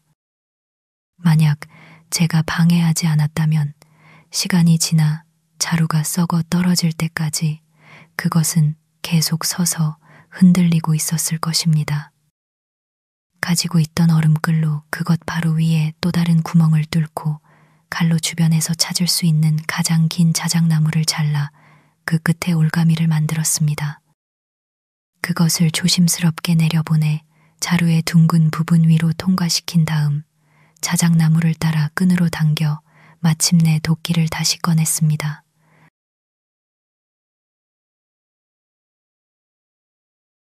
해변은 한두 개의 짧은 모래사장을 제외하고는 포석처럼 매끄럽고 둥근 흰 돌들이 띠를 이루고 있으며 매우 가팔라서 여러 곳에서 한 번의 도약으로 머리 위로 물이 오는 깊이로 들어갈 수 있습니다. 만약 연못에 뛰어난 투명성이 없었다면 그것의 바닥은 반대편으로 솟아오를 때까지 다시는 볼 수 없었을 것입니다. 어떤 사람들은 그것이 바닥이 없다고 생각합니다. 어디에도 진흙이 없으며 평범한 관찰자는 거기에 잡초가 전혀 없다고 말할 것입니다. 그리고 눈에 띄는 식물 중 최근에 범람하여 연못에 속하지 않는 작은 초원을 제외하고는 더 자세히 살펴보아도 창포나 부들, 심지어 노란색이나 흰색의 수련도 발견되지 않습니다. 오직 몇몇 작은 하트 모양의 잎과 물풀, 그리고 아마도 한두 개의 물순만이 있을 뿐입니다. 하지만 목욕하는 사람은 이 모든 것을 눈치채지 못할 수도 있습니다. 그리고 이 식물들은 그들이 자라는 요소물처럼 깨끗하고 밝습니다. 돌들은 물속으로 1~1호들을 뻗어 있으며 그 후 바닥은 순수한 모래입니다. 다만 가장 깊은 곳에는 보통 약간의 침전물이 있는데 이는 아마도 연속적인 가을의 물결에 실려온 잎들의 부패로 인한 것이며 한 밝은 녹색의 잡초가 한겨울에도 늪에 걸려 올라옵니다.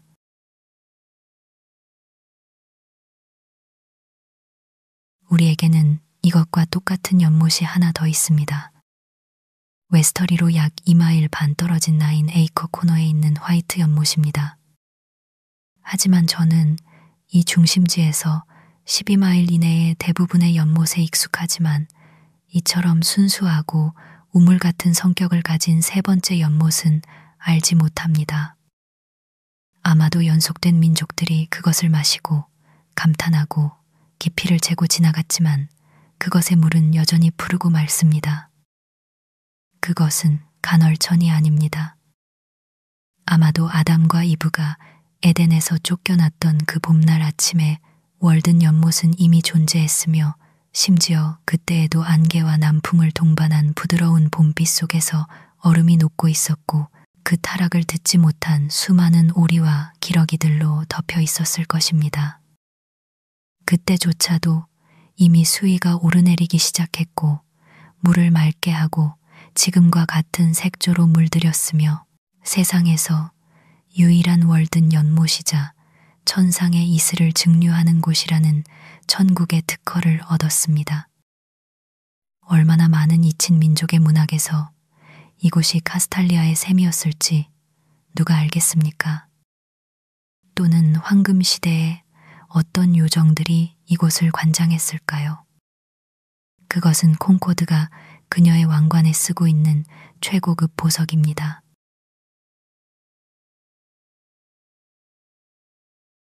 그러나 아마도 이 우물에 처음 온 사람들은 발자취의 흔적을 남겼을 것입니다.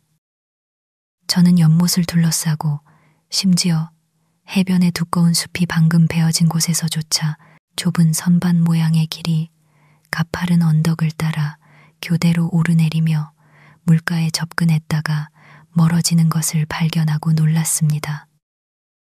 이 길은 아마도 이곳에 인류가 살기 시작한 만큼 오래되었을 것이며 원주민 사냥꾼의 발에 닳았고 여전히 때때로 땅의 현 거주자들에 의해 무심코 밟히고 있습니다. 이것은 겨울의 연못의 한가운데 서 있는 사람에게 특히 뚜렷하게 보입니다. 가벼운 눈이 내린 직후 그것은 잡초와 잔가지에 가려지지 않은 맑고 물결치는 흰색 선으로 나타나며 여름에는 가까이에서도 거의 구별되지 않는 여러 곳에서 1~4마일 떨어진 곳에서도 매우 명확합니다. 눈은 그것을 마치 선명한 흰색 활자로 양각처럼 다시 새깁니다. 언젠가 이곳에 세워질 빌라에 장식된 정원도 여전히 이 흔적을 일부 보존할 수도 있습니다.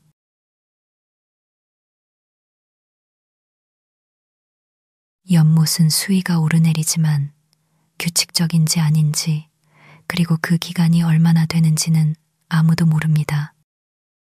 비록 평소처럼 많은 사람들이 안다고 주장하지만 말입니다. 일반적으로 겨울에 더 높고 여름에 더 낮지만 일반적인 습함이나 건조함과는 일치하지 않습니다. 저는 제가 살았을 때보다 1~2피트 낮았을 때를 기억하며 또한 적어도 5피트 높았을 때도 기억합니다. 한쪽은 물이 매우 깊은 좁은 모래톱이 연못으로 뻗어 있는데 1824년경에 본 해변에서 약 6로드 떨어진 곳에서 제가 차우더 솥을 끓이는 것을 도왔지만 25년 동안은 그렇게 할 수 없었습니다. 그리고 다른 한편으로 제 친구들은 몇 년 후 제가 그들이 아는 유일한 해변에서 15로드 떨어진 숲속의 외딴 후미에서 배를 타고 낚시를 하곤 했다고 말했을 때 믿지 못하는 듯 들었습니다. 그곳은 오래전에 초원으로 변했습니다. 그러나 연못은 2년 동안 꾸준히 수위가 올라 지금 52년 여름에는 제가 살았을 때보다 정확히 5피트 더 높습니다. 즉 30년 전만큼 높으며 초원에서도 다시 낚시가 이루어지고 있습니다. 이것은 수위의 차이가 최대 6~7피트임을 의미하며 그럼에도 불구하고 주변 언덕에서 흘러나오는 물의 양은 미미합니다. 이 범람은 깊은 샘에 영향을 미치는 원인으로 돌려져야 합니다. 바로 이 여름의 연못은 다시 수위가 내려가기 시작했습니다. 주기적이든 아니든 이 변동이 그것을 완성하는데 이렇게 여러 해를 필요로 한다는 것은 주목할 만합니다. 저는 한 번의 수위 상승과 두 번의 수위 하강 중 일부를 관찰했으며 10년이나 15년 후에 물이 제가 아는 가장 낮은 수위로 다시 낮아질 것이라고 예상합니다. 1마일 동쪽에 있는 플린트 연못은 유입구와 유출구로 인한 교란을 감안하고 더 작은 중간 연못들도 월든과 공감하며 최근에 월든과 동시에 가장 높은 수위에 도달했습니다. 제가 관찰한 바로는 화이트 연못도 마찬가지입니다.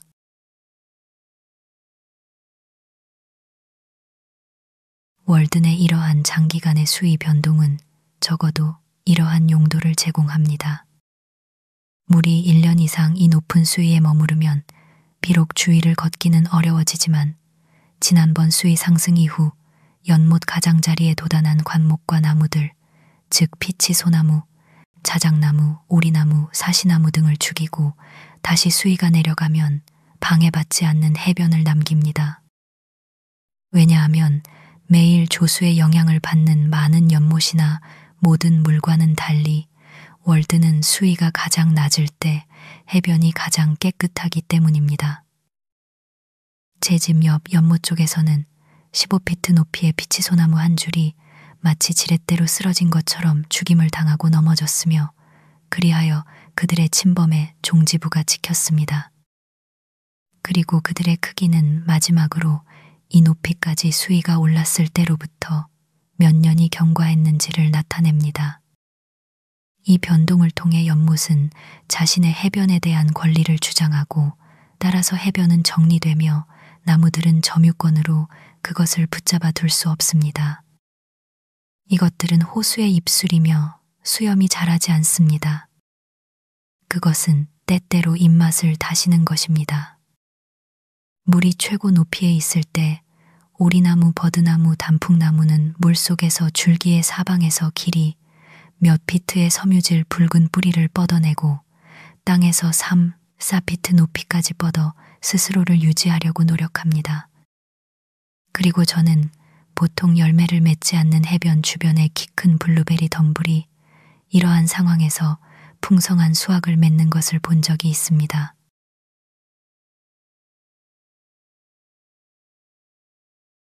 일부 사람들은 해변이 어떻게 그렇게 규칙적으로 포장되었는지 설명하는 데 곤란을 겪었습니다. 우리 마을 사람들은 모두 그 전설을 들었습니다. 가장 나이 많은 사람들은 젊었을 때 들었다고 제게 말합니다. 옛날에 인디언들이 이곳의 언덕 위에서 파우아우를 열고 있었는데 그 언덕은 연못이 지금 땅속으로 가라앉은 만큼 하늘 높이 솟아 있었습니다. 이야기에 따르면 그들은 많은 신성모독을 저질렀다고 합니다. 비록 이 악덕은 인디언들이 결코 저지르지 않은 것이지만 그들이 그렇게 행동하는 동안 언덕이 흔들리더니 갑자기 가라앉았고 월든이라는 이름의 한 늙은 인디언 할머니만이 탈출했으며 이 연못은 그녀의 이름을 따서 명명되었다는 것입니다. 언덕이 흔들릴 때 이 돌들이 옆으로 굴러떨어져 현재 해변이 되었다고 추측되기도 했습니다. 어쨌든 한때 이곳에 연못이 없었고 이제는 하나가 있다는 것은 매우 확실합니다. 그리고 이 인디언의 우화는 제가 언급했던 그 고대 정착민의 이야기와 어떤 면에서도 상충되지 않습니다.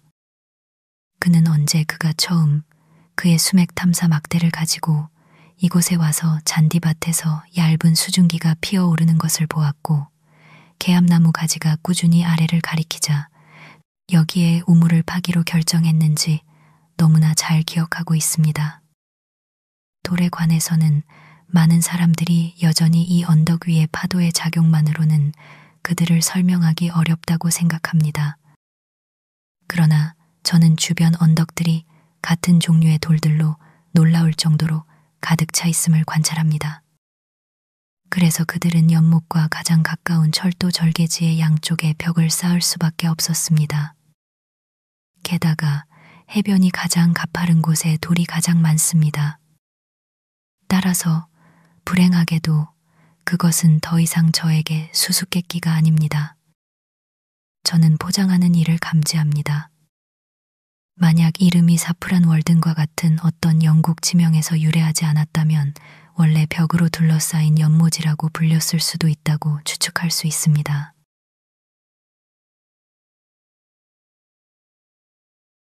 연못은 미리 파놓은 저의 우물이었습니다. 1년 중 넉 달 동안 그 물은 항상 순수한 만큼 차갑습니다. 그리고 저는 그때가 마을에서 최고는 아니더라도 어떤 물만큼 좋다고 생각합니다. 겨울에는 공기에 노출된 모든 물은 그것으로부터 보호되는 샘이나 우물보다 더 차갑습니다. 1846년 3월 6일, 제가 앉아있던 방에 오후 5시부터 다음 날 정오까지 놓여있던 연못물의 온도는 42도F였는데 그동안 온도계는 지붕의 태양열 때문에 때때로 65도F 또는 70도F까지 올라갔었습니다. 이는 마을에서 방금 길어 올린 가장 찬 우물물보다 1도 더 차가운 것이었습니다. 같은 날 끓는 샘의 온도는 45도F로 시도된 어떤 물보다 가장 따뜻했는데 여름에는 얕고 고인 표면수가 섞이지 않을 때 제가 아는 가장 차가운 물입니다. 게다가 여름의 월드는 깊이 때문에 태양에 노출된 대부분의 물만큼 따뜻해지지 않습니다. 가장 더운 날씨에는 저는 보통 한 양동이의 물을 제 지하실에 두었는데 밤에는 시원해지고 낮 동안은 그렇게 유지되었습니다. 비록 저는 이웃의 샘물을 이용하기도 했지만 말입니다. 그 물은 길어 올린 날로부터 일주일 후에도 좋았으며 펌프 맛이 나지 않았습니다. 여름의 연못가에 일주일 동안 캠프하는 사람은 캠프의 그늘에 물 한 양동이를 몇 피트 깊이로 묻어두기만 하면 얼음의 사치로부터 독립할 수 있습니다.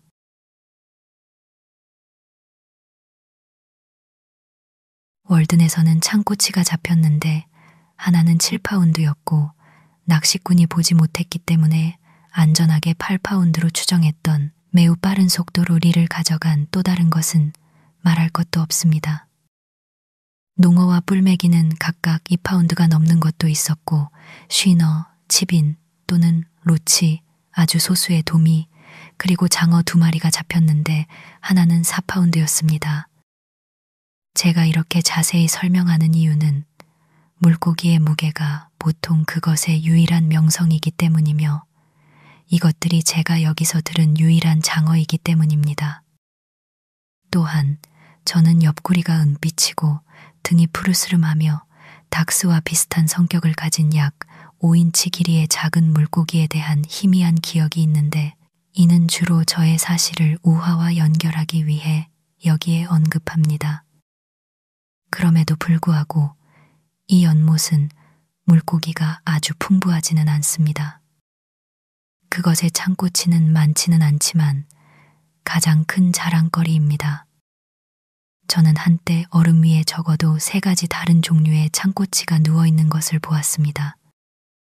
강에서 잡히는 것과 가장 비슷한 강철색의 길고 얕은 것, 푸르스름한 반사가 있고 놀라울 정도로 깊으며 이곳에서 가장 흔한 밝은 황금색 종류, 그리고 마지막으로 마지막 것과 모양은 같지만 짙은 갈색이나 검은색의 작은 반점이 옆면에 후추처럼 뿌려져 있고 몇 개의 희미한 핏빛 붉은 반점이 섞여 있는 황금색 종류가 있었습니다.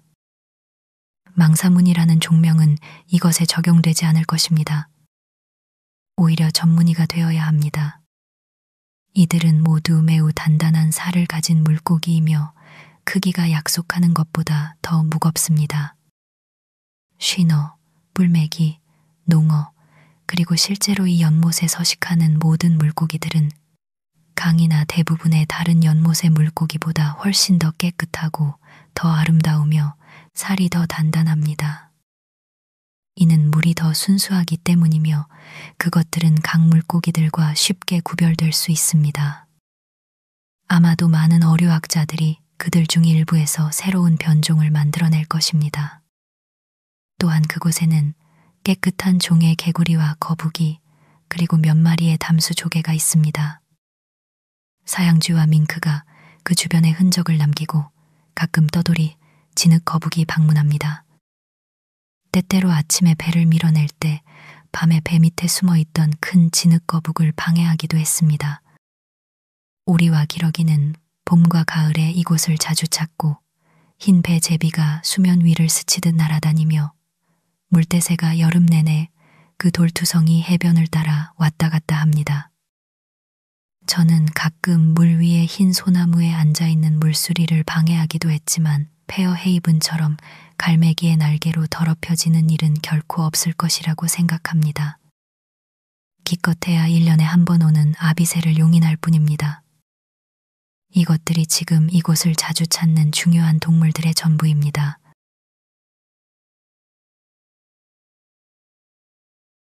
잔잔한 날씨에 배에서 볼 수 있는데 물이 80피트 깊이인 모래로 된 동쪽 해변 근처와 연못의 다른 일부 지역에서 직경 반 더즌 피트, 높이 1피트 정도의 원형 더미를 볼 수 있습니다.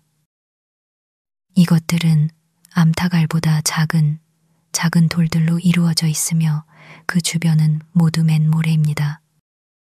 처음에는 인디언들이 어떤 목적으로 얼음 위에 그것들을 만들었고 얼음이 녹으면서 바닥으로 가라앉았을까 궁금해하지만 그것들은 너무 규칙적이고 일부는 그렇게 하기에는 분명히 너무 최근의 것입니다.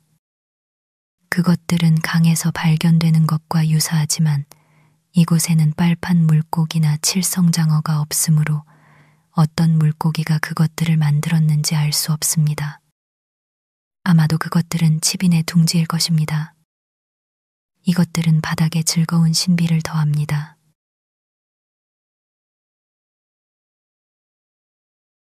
해변은 단조롭지 않을 만큼 불규칙합니다.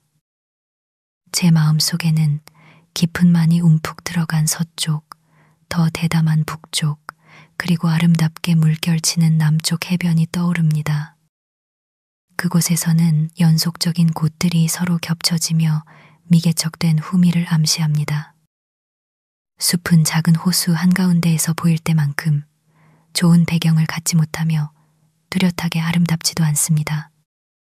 그곳에서는 숲이 물가에서 솟아오르는 언덕들 속에 둘러싸여 있기 때문입니다.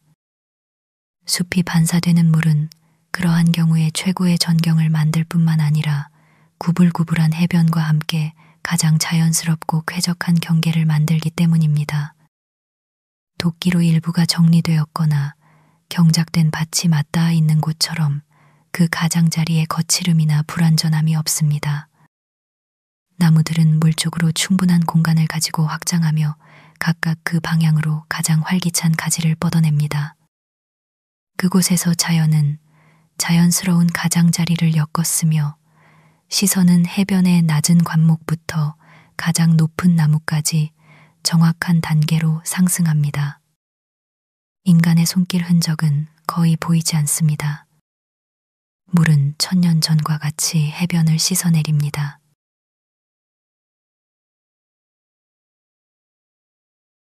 호수는 풍경에 가장 아름답고 표현력이 풍부한 특징입니다. 그것은 대지의 눈이며 그 속을 들여다보는 사람은 자신의 본성 깊이를 측정합니다. 해변 옆의 강변 나무들은 그것을 장식하는 가는 속눈썹이며 주변의 숲이 우거진 언덕과 절벽은 그것을 덮는 눈썹입니다.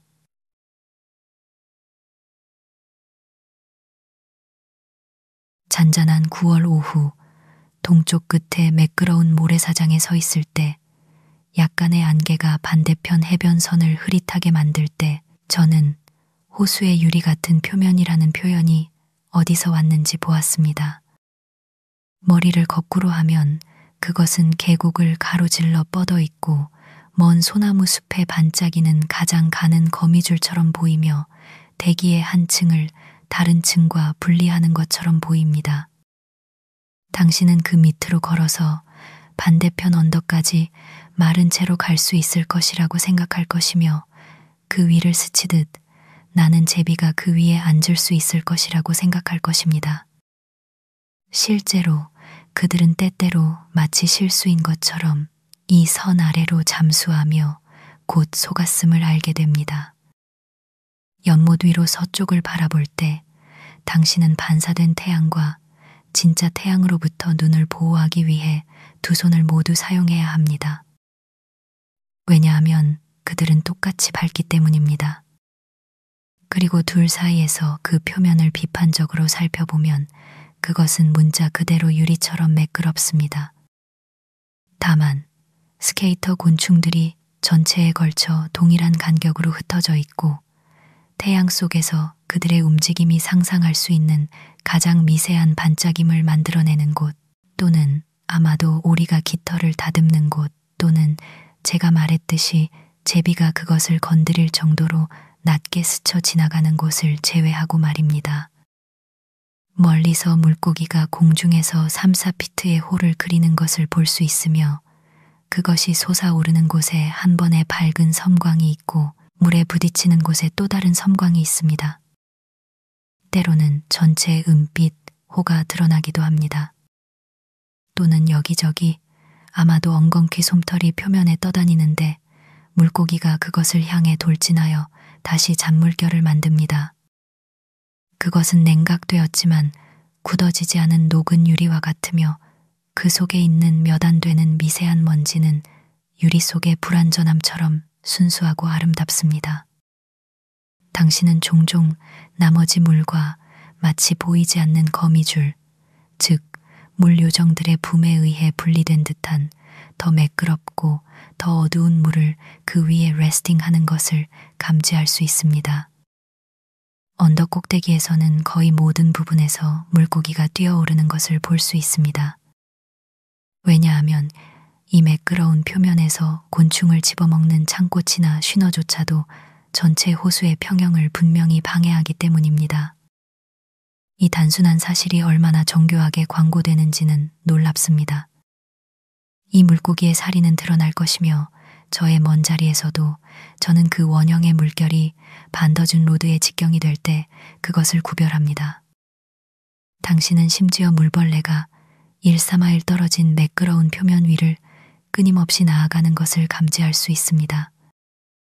왜냐하면 그들은 물을 약간 골치게 만들어 두 개의 갈라지는 선으로 경계지어진 눈에 띄는 잔물결을 만들기 때문입니다. 그러나 스케이터들은 그것을 눈에 띄게 잔물결 없이 미끄러져 지나갑니다. 표면이 상당히 흔들릴 때는 그 위에 스케이터나 물벌레가 없지만 분명히 잔잔한 날에는 그들이 피난처를 떠나 모험적으로 짧은 충동으로 해변에서 미끄러져 나와 완전히 표면을 덮습니다.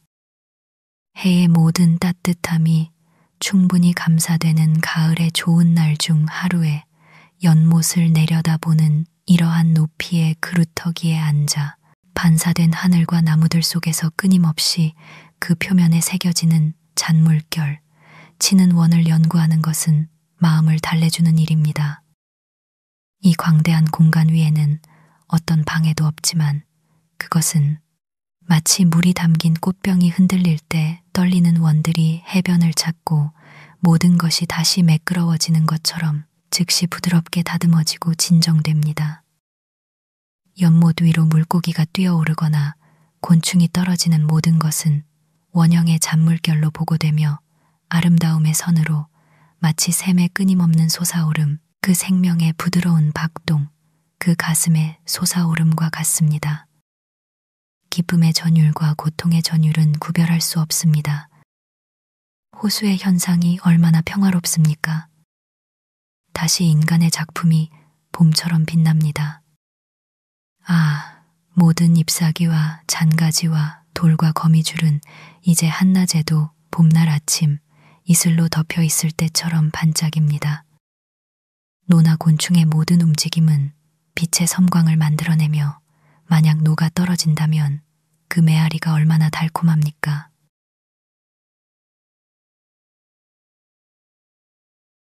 그러한 9월이나 10월의 날에 월드는 완벽한 숲의 거울이며 제 눈에는 더 적거나 희귀했다면 귀에 쓸 돌들로 둘러싸여 있습니다.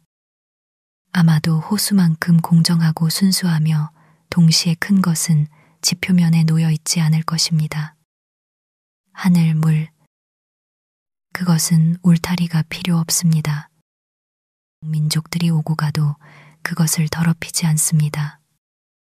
그것은 어떤 돌도 깨뜨릴 수 없는 거울이며 그 수은은 결코 닳지 않을 것이며 도금은 자연이 끊임없이 수리합니다.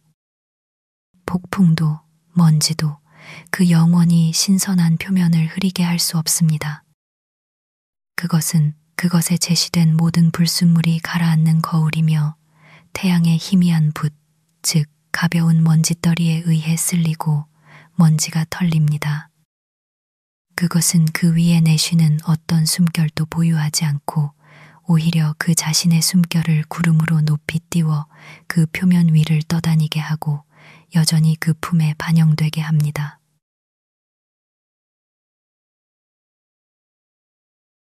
물의 들판은 공기 속에 있는 정신을 드러냅니다. 그것은 끊임없이 위로부터 새로운 생명과 움직임을 받고 있습니다. 그것은 땅과 하늘 사이에 본질적으로 중간적인 것입니다. 땅에서는 풀과 나무만이 흔들리지만 물 자체는 바람에 의해 잔물결칩니다. 저는 빛의 줄무늬나 조각을 통해 산들바람이 그것을 가로질러 돌진하는 곳을 봅니다. 우리가 그 표면을 내려다볼 수 있다는 것은 주목할 만합니다. 우리는 결국 공기의 표면을 그렇게 내려다볼 것이며 더 미묘한 정신이 그 위를 휩쓸고 지나가는 곳을 표시할 것입니다.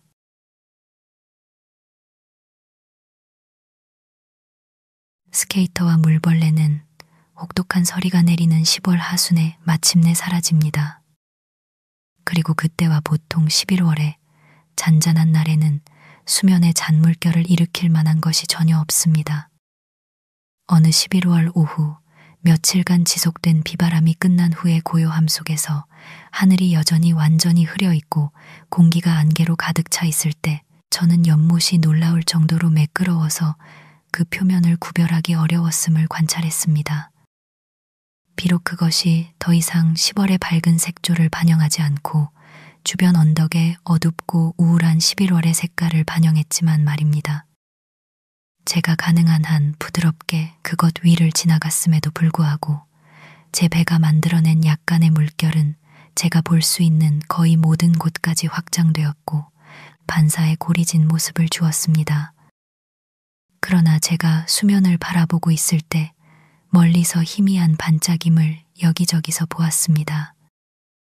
마치 서리를 피한 일부 스케이터 곤충들이 거기에 모여 있거나 어쩌면 표면이 너무 매끄러워서 바닥에서 샘이 솟아나는 곳을 드러내는 것처럼 보였습니다. 이 장소들 중 하나로 부드럽게 노를 저어갔을 때 저는 수많은 작은 농어에 둘러싸여 있는 것을 보고 놀랐습니다. 약 5인치 길이의 그들은 푸른 물속에서 풍부한 청동색을 띠고 있었고 그곳에서 뛰놀며 끊임없이 수면으로 솟아올라 잔물결을 만들었고 때로는 그 위에 거품을 남겼습니다. 그러한 투명하고 겉보기에는 바닥이 없는 물속에서 구름을 반영하며 저는 마치 기구 속에서 공중을 떠다니는 것처럼 보였습니다. 그리고 그들의 수영은 마치 그들이 제 수준 바로 아래 오른쪽이나 왼쪽을 지나가는 새들의 밀집된 무리처럼 일종의 비행이나 맴돌기처럼 저에게 깊은 인상을 주었고 그들의 지느러미는 마치 돛처럼 그들 주위에 모두 펼쳐져 있었습니다.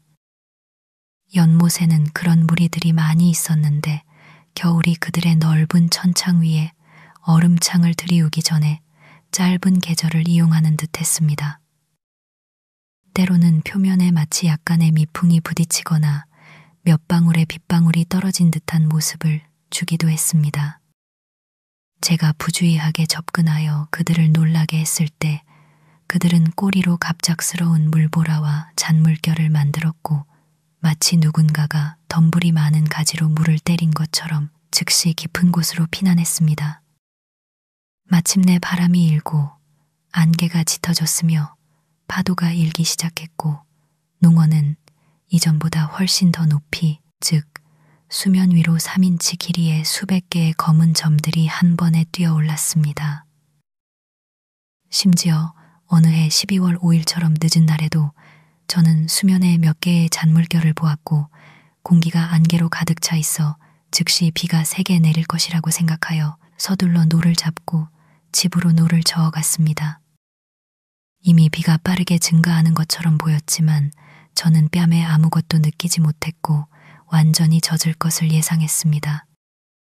그러나 갑자기 잔물결이 멈췄는데 그것들은 농어에 의해 만들어진 것이었으며 제 노소리에 겁먹고 깊은 곳으로 숨어들어 저는 그들의 무리가 희미하게 사라지는 것을 보았습니다.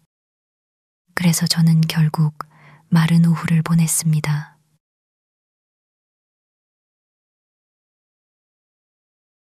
거의 60년 전에 이 연못을 자주 찾았던 한 노인은 그 당시에는 주변 숲으로 인해 어두웠을 때 때때로 연못이 오리와 다른 물새들로 살아 움직이는 것을 보았고 그 주변에 많은 독수리가 있었다고 제게 말합니다.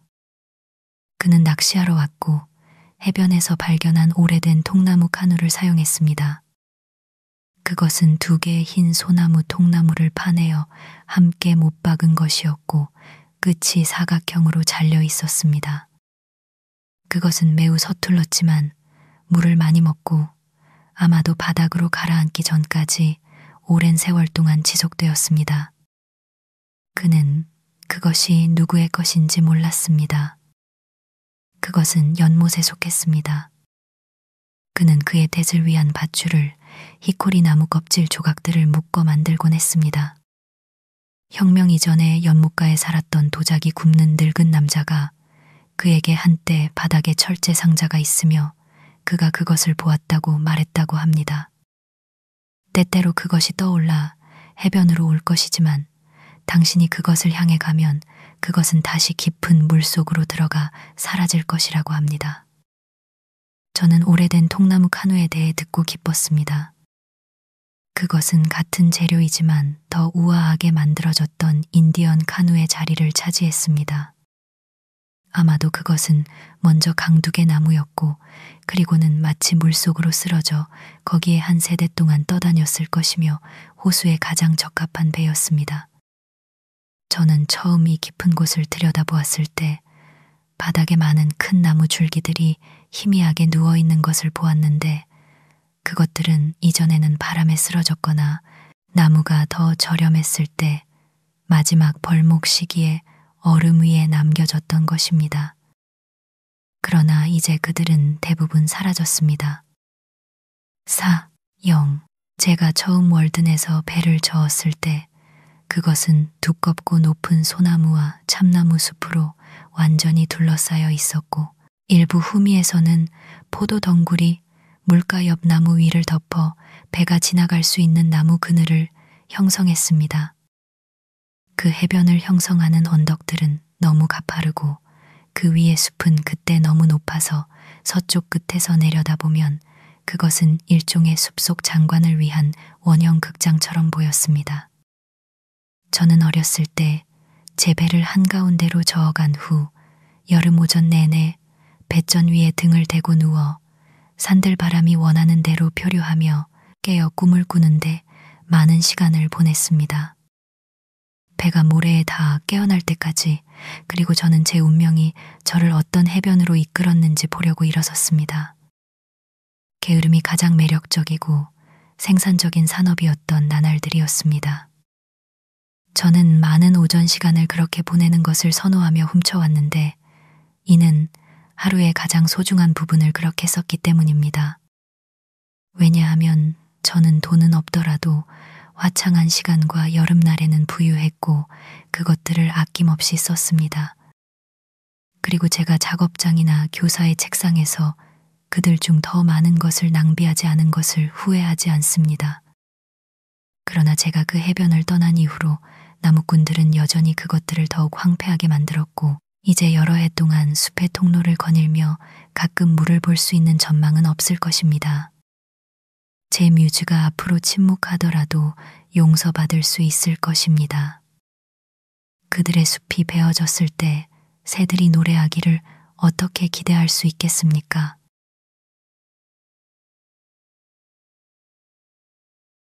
이제 바닥의 나무 줄기들과 오래된 통나무 카누, 그리고 어두운 주변 숲들은 사라졌고 그곳이 어디에 있는지 거의 알지 못하는 마을 사람들은 목욕이나 마시기 위해 연못에 가는 대신 적어도 겐지스 강만큼 신성해야 할 그 물을 파이프로 마을로 가져와 접시를 씻으려고 생각하고 있습니다. 수도꼭지를 틀거나 마개를 뽑아 그들의 월든을 얻으려고 지옥 같은 철마, 그의 귀를 찢는 울음소리가 마을 전체에 들리는데 그의 발로 끓는 샘을 진흙으로 만들었고 돈에 눈먼 그리스인이 들여온 배 안에 1000명의 남자가 있는 그 트로이 목마가 바로 월든 해변의 모든 숲을 뜯어먹은 장본인입니다. 그 부풀어 오른 역병의 갈비뼈 사이에 복수의 창을 찌를 나라의 챔피언 무어 언덕의 무어는 어디에 있습니까?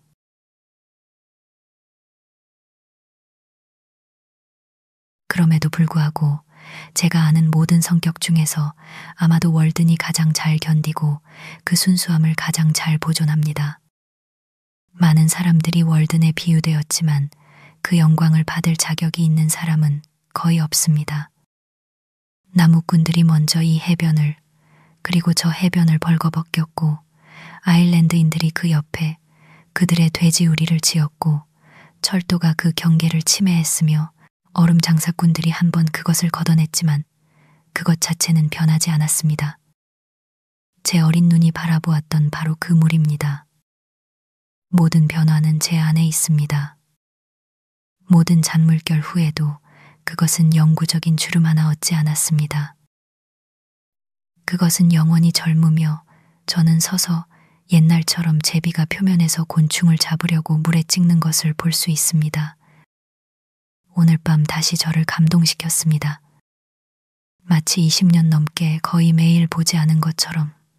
아니, 여기에 월든이 있습니다. 제가 수년 전에 발견했던 바로 그 숲속 호수입니다. 지난 겨울에 숲이 베어진 곳에 또 다른 숲이 예전처럼 활기차게 그 해변에 솟아나고 있습니다. 그때와 같은 생각이 그 표면으로 솟아오르고 있습니다. 그것은 그 자체와 그 창조주에게, 그리고 저에게도 같은 액체의 기쁨과 행복입니다. 그것은 분명히 속임수가 없는 용감한 사람의 작품입니다. 그는 이 물을 그의 손으로 둥글게 만들고 그의 생각 속에서 깊게 하고 맑게 했으며 그의 의지로 콩코드의 유산으로 물려주었습니다. 저는 그 표정을 통해 그것이 같은 반성에 의해 방문된다는 것을 봅니다. 그리고 저는 거의 말할 수 있습니다. 월든, 당신입니까? 그것은 저의 꿈이 아니며 한 줄을 장식하기 위함이 아니니 저는 하나님과 천국에 더 가까이 갈 수 없습니다. 제가 월든에 살고 있는 것만큼이나 저는 그것의 돌투성이 해변이며 그 위를 지나는 산들 바람이니 제 손에 움푹한 곳에 그 물과 모래가 있으며 그리고 그 가장 깊은 은신처는 저의 생각 속에 높이 있습니다.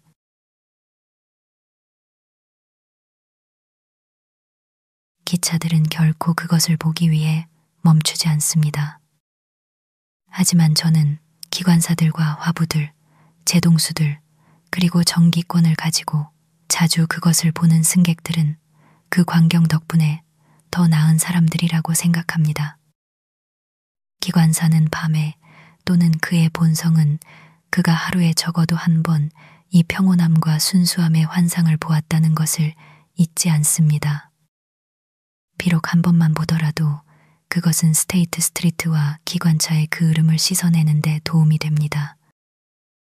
누군가는 그것을 신의 물방울이라고 부르자고 제안합니다.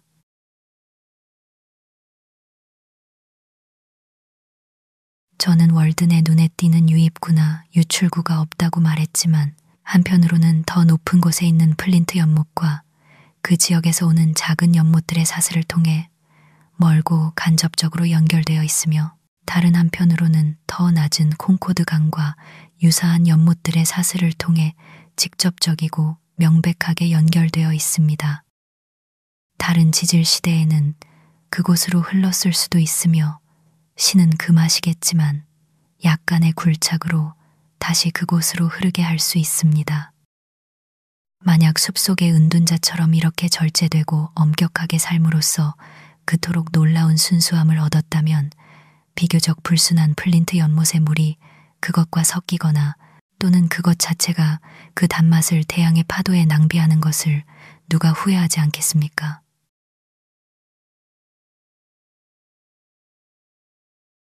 플린트 연못 또는 샌디 연못은 링컨에 있으며 우리의 가장 큰 호수이자 내륙의 바다로 월든에서 동쪽으로 약 1마일 떨어져 있습니다.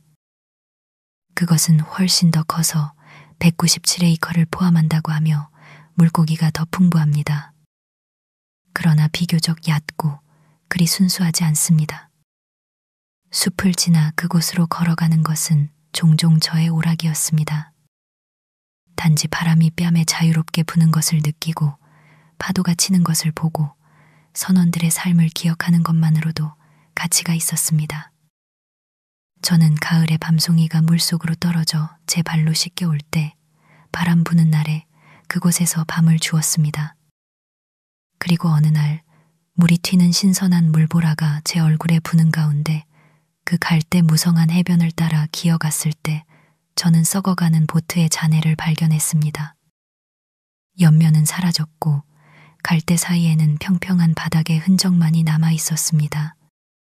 하지만 그것의 모형은 마치 크고 썩은 연잎처럼 금액이 선명하게 정의되어 있었습니다. 그것은 해변에서 상상할 수 있는 것만큼이나 인상적인 잔해였으며 그만큼 훌륭한 교훈을 가지고 있습니다. 이제 그것은 단순한 식물성 흙이며 갈대와 창포가 뚫고 올라온 구별할 수 없는 연못 해변입니다. 저는 이 연못의 북쪽 끝에 있는 모래 바닥에 있는 잔물결 표시에 감탄하곤 했습니다. 그것은 물의 압력으로 인해 물속을 걷는 사람의 발에 단단하고 굳게 만들어졌고 물결이 그것들을 심은 것처럼 이 표시들에 상응하여 물결 모양의 선을 따라 일렬로 자라는 갈대에도 감탄했습니다.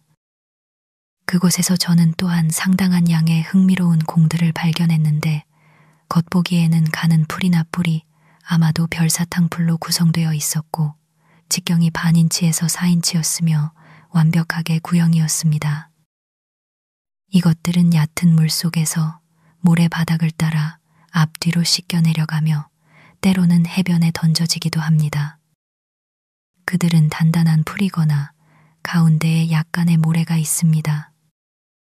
처음에는 파도의 작용으로 조약돌처럼 형성되었다고 말할 수 있지만 가장 작은 것도 똑같이 거친 재료 반인치 길이로 만들어졌으며 1년 중 한 계절에만 생산됩니다. 게다가 파도는 이미 일관성을 얻은 재료를 닳게 할 뿐 많이 구성하지는 않는다고 저는 의심합니다. 그것들은 마른 상태에서도 무기한으로 형태를 유지합니다.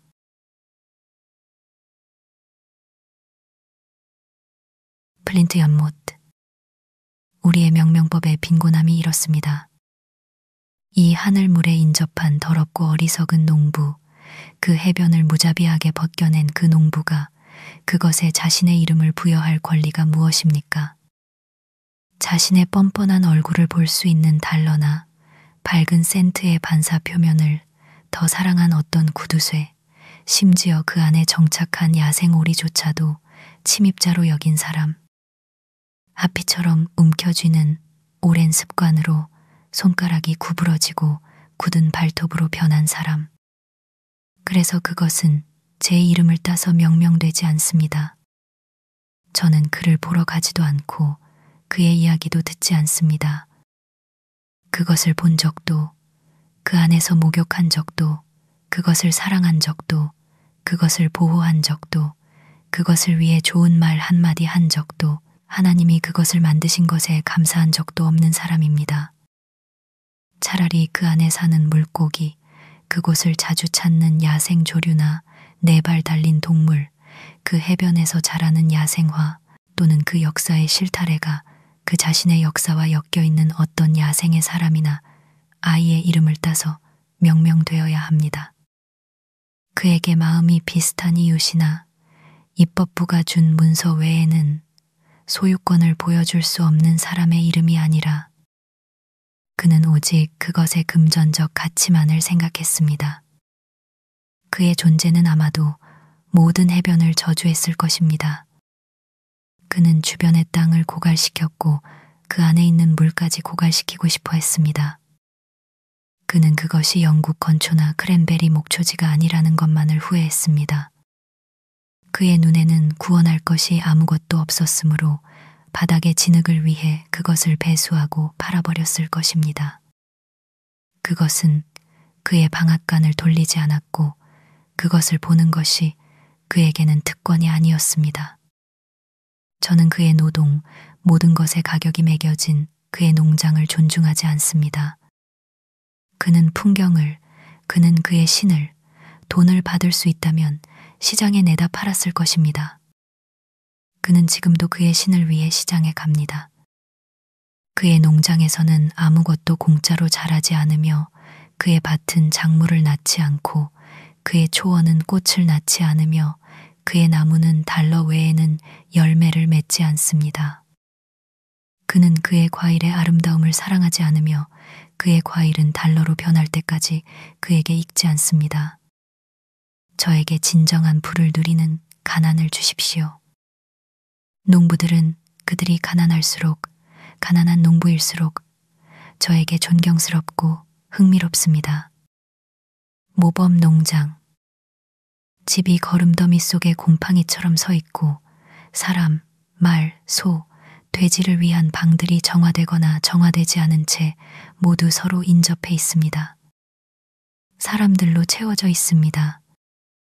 비료와 버터밀크 냄새가 나는 거대한 기름때.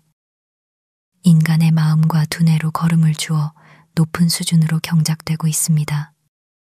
마치 교회 묘지에서 감자를 키우는 것처럼 그러한 것이 모범 농장입니다.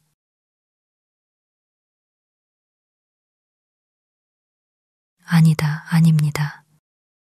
만약 풍경의 가장 아름다운 특징들이 사람들의 이름을 따서 명명되어야 한다면 가장 고귀하고 가치 있는 사람들만의 이름을 따르도록 합시다. 우리의 호수들이 이카루스 해만큼이나 진실한 이름을 받도록 합시다. 그곳에서는 여전히 해변이 용감한 시도에 울려 퍼집니다.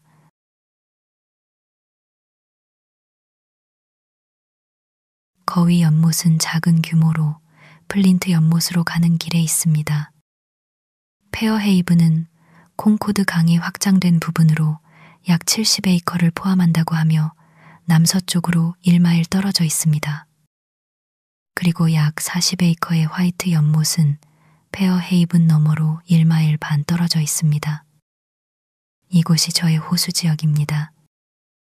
이것들은 콩코드 강과 함께 저의 물 특권이며 밤낮으로 해가 바뀌어도 제가 그들에게 가져가는 곡식을 갈아줍니다.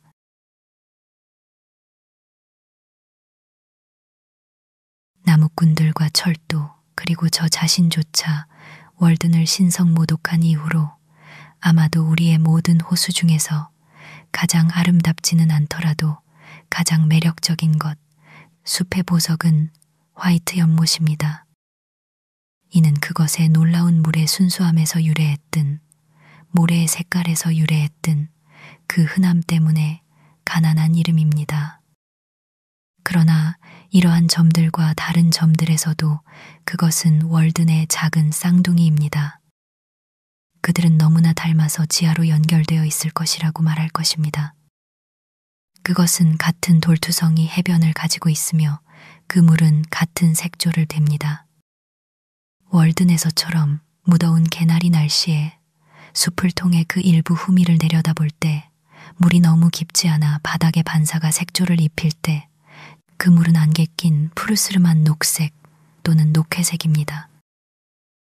수년 전에 저는 사포를 만들기 위해 카트 한가득 모래를 수집하러 그곳에 가곤 했으며 그 이후로 계속 방문하고 있습니다.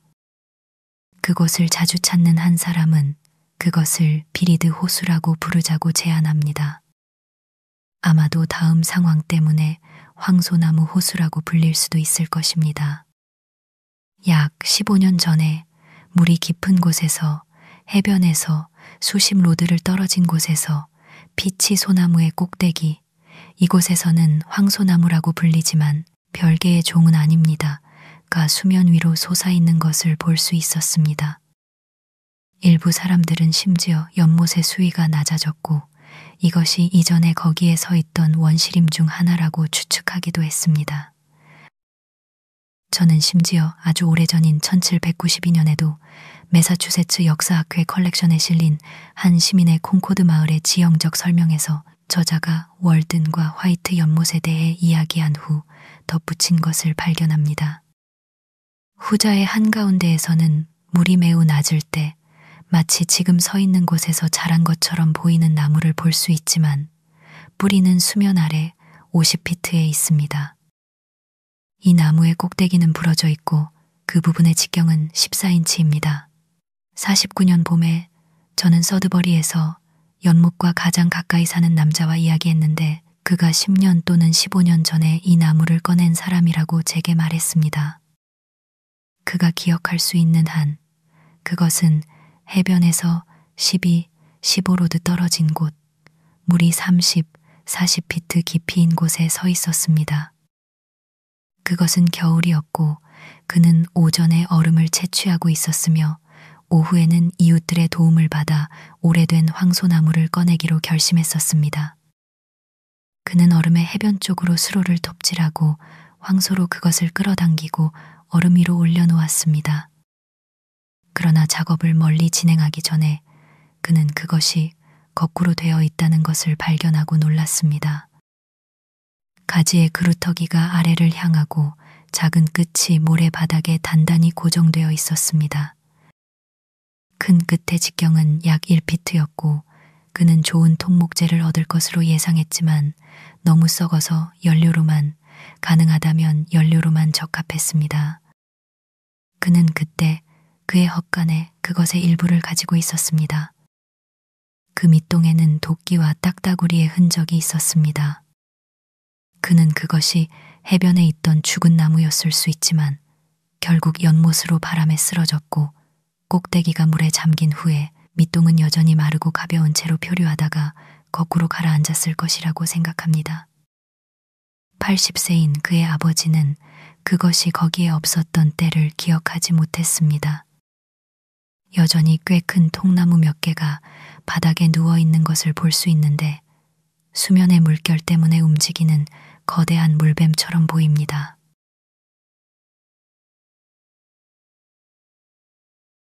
이 연못은 낚시꾼을 유혹할 만한 것이 거의 없기 때문에 배에 의해 거의 더럽혀지지 않았습니다. 진흙을 필요로 하는 흰 수련이나 흔한 향기로운 창포 대신 푸른 붓꽃이 순수한 물속에서 얇게 자라며 돌투성이 해변 주변의 바닥에서 솟아오르는데 6월에는 벌새가 이곳을 방문합니다. 그리고 그것의 푸르스름한 잎과 꽃의 색깔, 그리고 특히 그들의 반사는 녹회색 물과 특별한 조화를 이룹니다.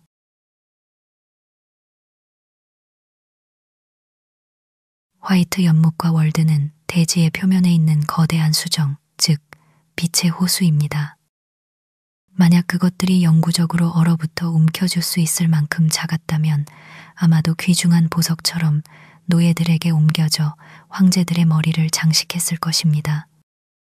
그러나 그것들이 액체이고 충분하며 우리와 우리의 후손들에게 영원히 확보되어 있기 때문에 우리는 그것들을 경시하고 코이누르 다이아몬드를 쫓아다닙니다.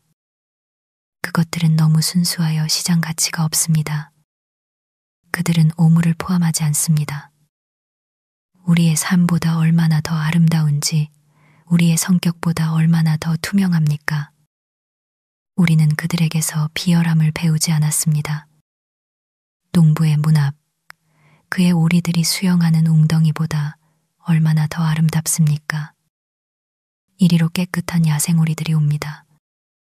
자연은 그녀를 진정으로 감상하는 인간 거주자를 가지고 있지 않습니다. 새들은 그들의 깃털과 소리로 꽃과 조화를 이루지만 어떤 젊은이나 처녀가 자연의 야생적이고 풍부한 아름다움과 공모합니까? 그녀는 그들이 거주하는 마을에서 멀리 떨어져 홀로 가장 번성합니다. 천국에 대해 말하십시오. 당신들은 지구를 모독합니다.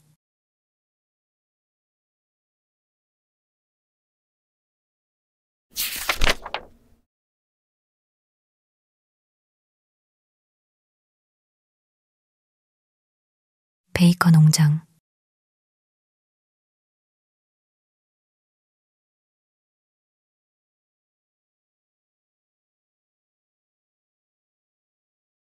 때때로 저는 솔방울 숲으로 배회하곤 했습니다. 그 숲은 마치 사원처럼 혹은 물결치는 가지와 빛으로 반짝이는 돛을 완전히 펼친 바다 위에 함대처럼 서 있었는데 너무나 부드럽고 푸르고 그늘져서 드루이드 교도들이 그들의 참나무를 버리고 그 안에서 예배를 드렸을 정도였습니다. 혹은 플린트 연못 너머의 삼나무 숲으로 가기도 했습니다. 그곳의 나무들은 서리가 내린 듯 푸른 열매로 덮여 하늘로 점점 더 높이 솟아 있었고 바랄라 앞에 서기에 적합했습니다. 땅을 기는 노간주 나무는 열매 가득한 화환으로 땅을 덮었습니다. 또는 탭지대로 가기도 했는데 그곳에는 우스네아 이끼가 흰 가문 비나무의 휘장처럼 드리워져 있고 두꺼비 버섯 탭지신들의 둥근 식탁이 땅을 덮고 있습니다. 더 아름다운 균류들이 마치 나비나 조개 껍데기, 식물성 왕우렁이처럼 그루터기를 장식합니다. 그곳에는 밭지 분홍꽃과 산딸나무가 자라고 붉은 오리나무 열매는 도깨비의 눈처럼 빛나며 밀랍수는 그 감기는 자국으로 가장 단단한 나무에 홈을 파고 부숴버립니다. 그리고 야생 호랑가시나무 열매는 그 아름다움으로 보는 이가 자신의 집을 잊게 만들 정도이며 그는 필멸의 입맛으로는 너무 고운 이름 없는 다른 금단의 야생 열매에 눈이 멀고 유혹을 받습니다. 어떤 학자를 방문하는 대신 저는 이웃에서는 드물고 어떤 목장 한가운데 또는 숲이나 대새 깊은 곳 혹은 언덕 꼭대기에 멀리 떨어져 서 있는 특정 나무들을 여러 번 찾아갔습니다. 직경 2피트짜리 멋진 표본이 몇 그루 있는 검은 자작나무처럼 말입니다. 그것의 사촌인 노란 자작나무는 느슨한 황금색 조끼를 입고 있으며 처음 것과 같은 향기가 납니다. 너도 밤나무는 매우 깔끔한 줄기를 가지고 있으며 아름답게 이끼로 칠해져 있고 모든 세부사항이 완벽합니다. 흩어져 있는 표본을 제외하고는 마을 내에 남아있는 상당한 크기의 나무들이 있는 작은 숲은 제가 아는 한 오직 하나뿐인데 어떤 이들은 근처에서 너도 밤나무 열매로 꿰어잡았던 비둘기들이 심었을 것이라고 추측합니다. 이 나무를 쪼갤 때 은빛 나뭇결이 반짝이는 것을 보는 것은 가치 있는 일입니다. 피나무, 서어나무, 그리고 잘 자란 것이 단 하나뿐인 서양 팽나무 또는 가짜 느릅나무가 있습니다. 숲 한가운데 탑처럼 서 있는 평소보다 더 완벽한 솔송나무, 지붕널나무 또는 더 키 큰 소나무, 돛대와 같은 것들 말입니다. 그리고 제가 언급할 수 있는 다른 많은 나무들이 있습니다. 이곳들은 제가 여름과 겨울 모두 방문했던 신전이었습니다.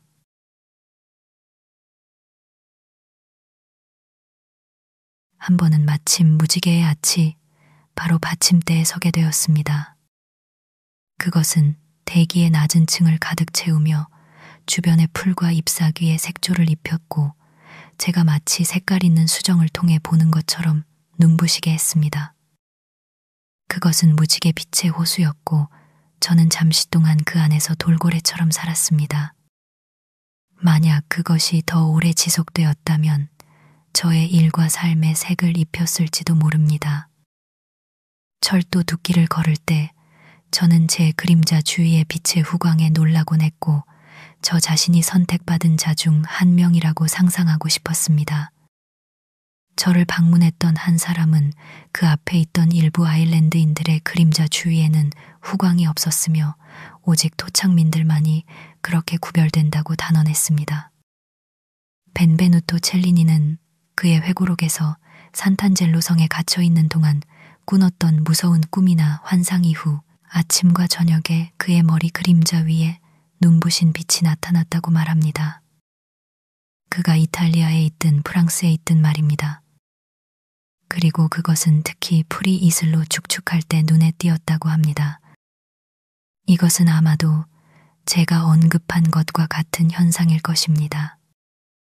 이는 특히 아침에 관찰되지만 다른 시간에도 심지어 달빛 아래에서도 관찰됩니다. 비록 지속적인 현상이지만 보통 눈에 띄지 않으며 첼리니처럼 쉽게 흥분하는 상상력을 가진 사람의 경우라면 미신을 위한 충분한 근거가 될 것입니다. 게다가 그는 그것을 아주 소수의 사람에게만 보여주었다고 말합니다. 그러나 자신이 어쨌든 주목받고 있음을 의식하는 사람들은 진정으로 구별되는 것이 아닙니까?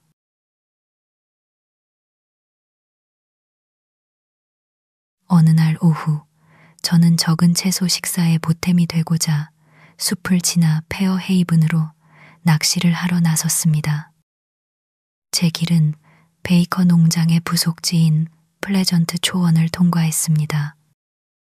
그곳은 한 시인이 나중에 다음과 같이 노래했던 휴식처입니다. 그대의 입구는 쾌적한 들판이니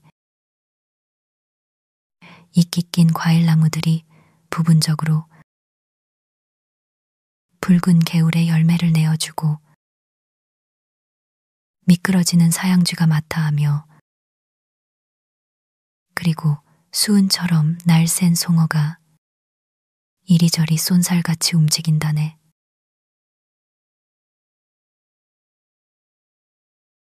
저는 월든으로 가기 전에 그곳에서 살 생각을 했었습니다. 저는 사과를 훔치고 개울을 뛰어넘었으며 사양쥐와 송어를 놀라게 했습니다. 제가 출발했을 때는 이미 절반이 지나갔음에도 불구하고 많은 사건이 일어날 수 있는 우리의 자연적인 삶의 큰 부분이 담긴 듯이 무한히 길게 느껴지는 오후 중 하나였습니다. 가는 길에 소나기가 내렸고 저는 소나무 아래에서 반 시간 동안 서 있어야 했습니다. 머리 위에 가지를 쌓고 손수건으로 임시 지붕을 만들었습니다. 마침내 물속에 허리까지 잠긴 채로 창고 지풀 위로 낚싯대를 한 번 던졌을 때 저는 갑자기 구름의 그림자 속에 있는 자신을 발견했고 천둥이 너무 강하게 울리기 시작하여 저는 그것을 듣는 것 외에는 아무것도 할 수 없었습니다. 신들은 가난하고 무장하지 않은 낚시꾼을 쫓아내기 위해 저런 갈라진 번개를 쓰는 것을 자랑스럽게 여길 것임이 틀림없다고 저는 생각했습니다. 그래서 저는 가장 가까운 오두막으로 서둘러 피신했습니다. 그 오두막은 어떤 길에서도 반마일 떨어져 있었지만 연못에는 그만큼 더 가까웠고 오랫동안 사람이 살지 않았습니다. 그리고 여기에 한 시인이 집을 지었으니 완성된 세월 속에 보라, 사소한 오두막이 파멸을 향해 나아가네.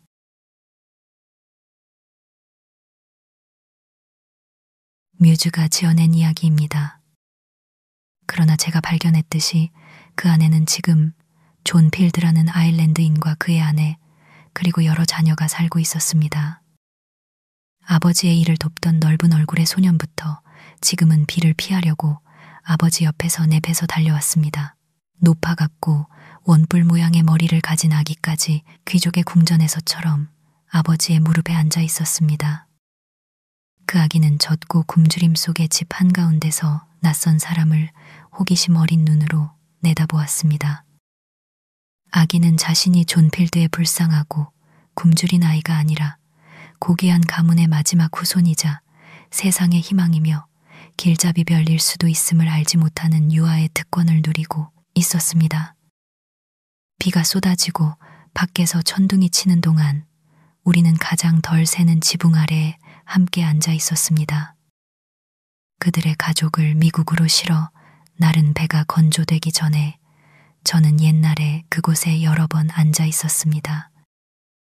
존 필드는 분명히 정직하고 열심히 일하지만 게으른 사람이었습니다. 그리고 그의 아내, 그녀 역시 그 높은 난로에 움푹 들어간 곳에서 그토록 많은 저녁 식사를 연속으로 요리하는 것은 용감한 일이었습니다. 기름진 둥근 얼굴과 맨 가슴으로 언젠가는 자신의 처지를 개선할 것이라고 여전히 생각하고 있었습니다. 한 손에는 결코 놓지 않는 대걸레를 들고 있었지만 그 효과는 어디에서도 눈에 띄지 않았습니다. 비를 피하기 위해 이곳에 들어온 닭들은 가족 구성원처럼 방 안을 돌아다녔는데 제가 생각하기에는 너무 인간화되어 잘 구워지지 않을 것 같았습니다. 그들은 서서 제 눈을 들여다보거나 제 신발을 의미심장하게 쪼았습니다. 한편 저의 주인은 저에게 그의 이야기를 들려주었습니다. 그가 이웃 농부를 위해 지게간 작업을 얼마나 열심히 하는지, 즉 삽이나 대찌대미로 초원을 갈아엎고 에이커당 10달러와 1년간 거름과 함께 땅을 사용하는 대가로 일하고 있다는 것이었습니다. 그의 작고 넓은 얼굴의 아들은 그동안 아버지가 얼마나 나쁜 거래를 했는지 알지 못한 채 쾌활하게 아버지 옆에서 일하고 있었습니다. 저는 저의 경험으로 그를 도우려 노력했습니다. 그가 저의 가장 가까운 이웃 중 한 명이며 이곳에 낚시하러 와서 빈둥거리는 사람처럼 보이는 저 역시 그와 같이 생계를 유지하고 있다고 말해 주었습니다. 저는 단단하고 밝고 깨끗한 집에 살고 있으며 그 집은 그의 오두막과 같은 폐허의 연간 임대료보다 거의 더 들지 않는다고 말해 주었습니다. 그리고 그가 원한다면 한두 달 안에 자신의 궁전을 지을 수 있다고도 했습니다. 저는 차, 커피, 버터, 우유, 신선한 고기를 사용하지 않으므로 그것들을 얻기 위해 일할 필요가 없다고 말했습니다. 다시 말해 제가 힘든 일을 하지 않으므로 힘든 음식을 먹을 필요가 없었고 제 식비는 단지 얼마 안 되는 비용만 들었습니다. 그러나 그는 차, 커피, 버터, 우유, 소고기로 시작했기 때문에 그것들의 값을 치르기 위해 힘든 일을 해야 했고 힘든 일을 하고 나면 그의 신체의 소모를 회복하기 위해 다시 힘든 음식을 먹어야 했습니다. 그래서 그것은 길이나 폭이나 같았고 사실 폭이 더 넓었는데 그는 불만족했고 그 대가로 자신의 삶을 낭비했기 때문입니다.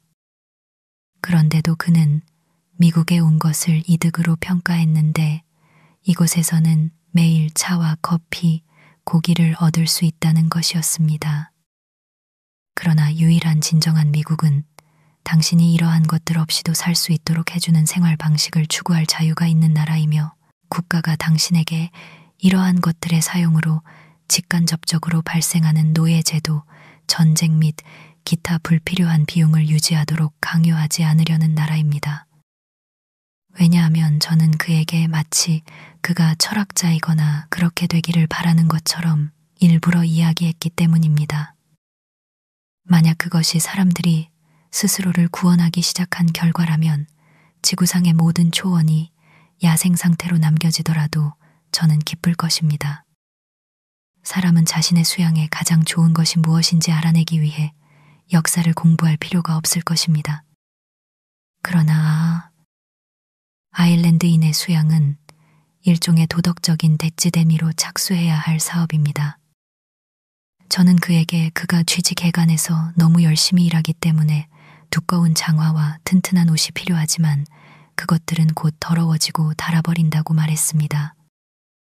그러나 저는 가벼운 신발과 얇은 옷을 입었고 비록 그가 제가 신사처럼 옷을 입었다고 생각할지라도 실제로는 그렇지 않았습니다. 비용은 절반도 들지 않았습니다. 그리고 저는 노동 없이 오직 오락으로 한두 시간 만에 원한다면 이틀 동안 필요할 만큼의 물고기를 잡거나 일주일을 부양할 만큼의 돈을 벌 수 있었습니다. 만약 그와 그의 가족이 단순하게 산다면 그들은 여름에 모두 허클베리를 따러 다니며 즐길 수 있을 것입니다. 조는 이 말에 한숨을 쉬었고 그의 아내는 팔짱을 끼고 쳐다보았으며 두 사람 모두 그러한 생활 방식을 시작할 만큼의 자본이 있는지 또는 그것을 끝까지 수행할 만큼의 산수 실력이 있는지 궁금해하는 것 같았습니다. 그것은 그들에게 데드레코닝과 같았고 그들은 그렇게 항구에 도착하는 방법을 명확하게 보지 못했습니다. 그러므로 저는 그들이 여전히 용감하게 그들의 방식대로 삶과 정면으로 맞서 이빨과 손톱으로 맞서 싸우고 있다고 추측합니다. 날카로운 냇기로 삶의 거대한 기둥을 쪼개고 그것을 세부적으로 무너뜨릴 기술이 없어서 마치 엉겅퀴를 다루듯 거칠게 다루려고 생각하면서 말입니다. 그러나 그들은 압도적인 불리함 속에서 싸우고 있습니다. 존 필드는 산수 없이 살고 그래서 실패하고 있습니다. 낚시를 하십니까? 저는 물었습니다. 예, 저는 가끔 쉬는 동안 물고기를 잡습니다. 좋은 농어를 잡습니다. 미끼는 무엇입니까? 저는 지렁이로 쉬너를 잡고 그것으로 농어를 낚습니다. 지금 가시는 게 좋겠어요, 존. 그의 아내가 반짝이고 희망에 찬 얼굴로 말했습니다. 그러나 존은 망설였습니다. 이제 소나기는 끝났고 동쪽 숲 위의 무지개는 화창한 저녁을 약속했습니다. 그래서 저는 떠났습니다. 밖으로 나왔을 때 저는 물 한 잔을 요청했습니다. 집의 우물 바닥까지 보아서 군의 조사를 완료하고 싶었기 때문입니다. 그러나 그곳에는 얕은 물과 모래톱이 있고 게다가 끊어진 밧줄과 회수 불가능한 양동이가 있었습니다. 한편 적절한 조리 용기가 선택되었고 물은 겉보기에 증류되었으며 협의와 오랜 지연 끝에 목마른 사람에게 건네졌습니다. 아직 식지도 않았고 아직 가라앉지도 않은 상태였습니다. 이런 죽이 이곳에서 삶을 지탱하는구나 라고 저는 생각했습니다. 그래서 눈을 감고 교묘하게 유도된 밑바닥 물살로 먼지를 제외하며 저는 진정한 환대에 대한 가장 진심 어린 한 모금을 마셨습니다. 저는 예의에 관한 문제에서는 까다롭지 않습니다.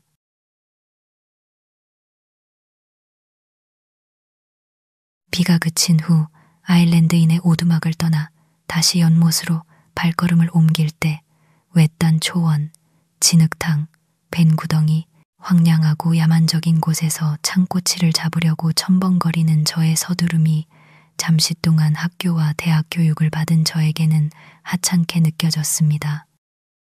그러나 제가 어깨 너머로 무지개를 짊어지고 붉어지는 서쪽을 향해 언덕을 달려 내려갈 때 정화된 공기를 통해 어디서 오는지 알 수 없는 희미한 딸랑거리는 소리가 제 귀에 들려왔습니다.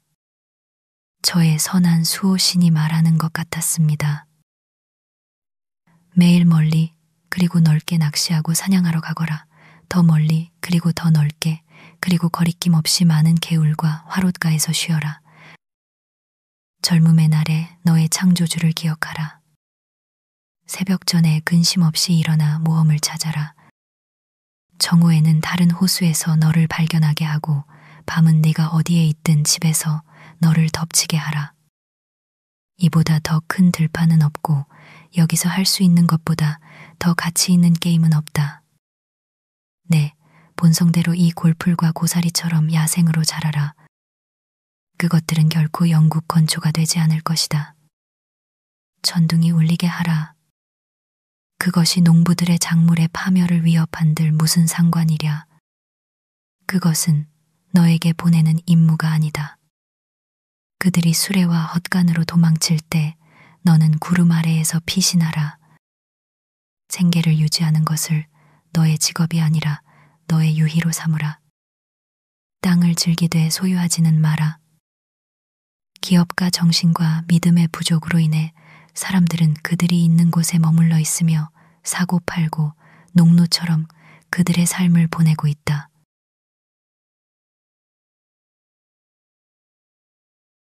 오 베이커 농장. 가장 풍요로운 요소가 티 없는 작은 햇빛인 풍경이여. 너의 철도 울타리 진 풀밭으로 활락을 위해 달려오는 이는 아무도 없네. 너는 아무와도 논쟁하지 않으며 질문으로 당황하는 법이 없으니 지금처럼 처음 본 순간에도 온순한 평범한 젓갈색 작업복을 입고 있네. 사랑하는 이들이여 오라. 그리고 미워하는 이들이여 오라. 성스러운 비둘기의 자녀들이여. 그리고 국가의 가이포크스여. 그리고 음모를 나무의 질긴 석가래에 매달아라.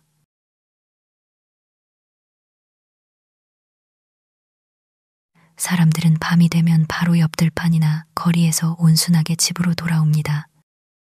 그들의 가족의 메아리가 맴돌고 그들의 삶이 자신의 숨결을 다시 한번 들이마시기 때문에 시들어갑니다. 그들의 그림자는 아침과 저녁에 그들의 하루 걸음보다 더 멀리 뻗어 있습니다.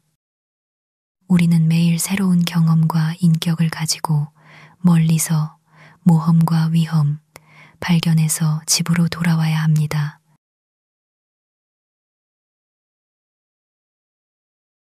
제가 연못에 도달하기 전에 어떤 새로운 충동이 존 필드를 달라진 마음으로 밖으로 나오게 했습니다.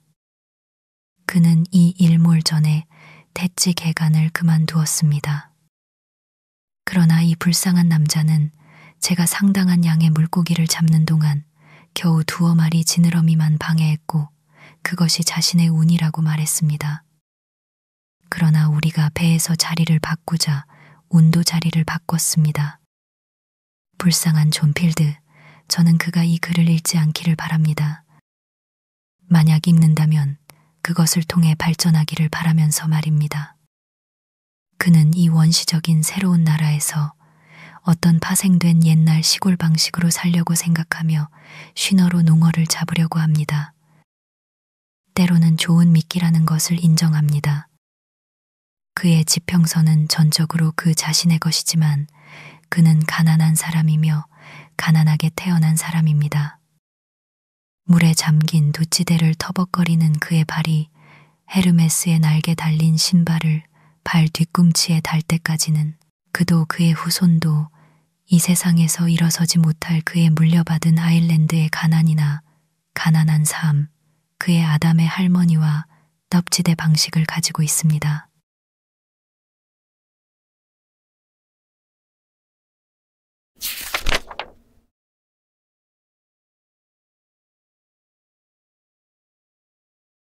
더 높은 법.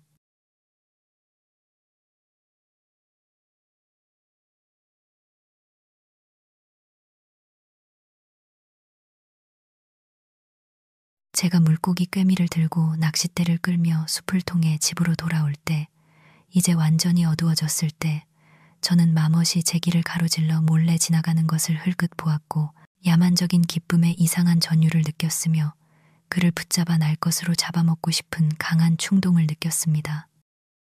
그때 배가 고파서는 아니었고 다만 그 마멋이 상징하는 야성에 대한 배고픔 때문이었습니다.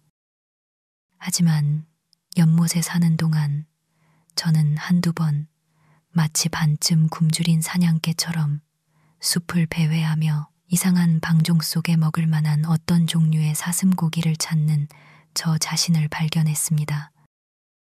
어떤 한 입거리도 저에게는 너무 야만적이지 않았을 것입니다.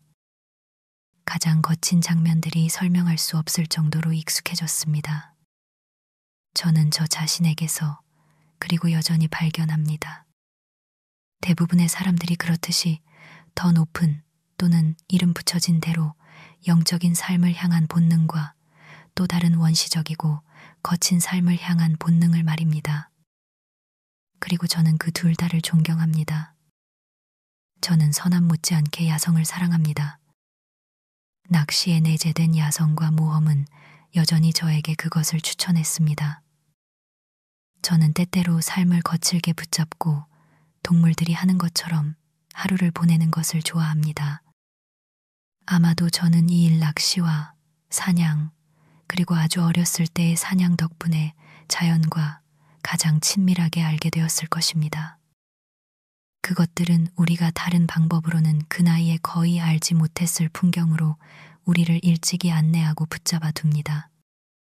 어부, 사냥꾼, 나무꾼, 그리고 들판과 숲에서 삶을 보내는 다른 사람들은 독특한 의미에서 자연 자체의 일부로서 오히려 기대감을 가지고 자연에 접근하는 철학자나 시인보다 그들의 활동의 휴식 시간 동안 자연을 관찰하기에 더 유리한 기분에 있을 때가 많습니다.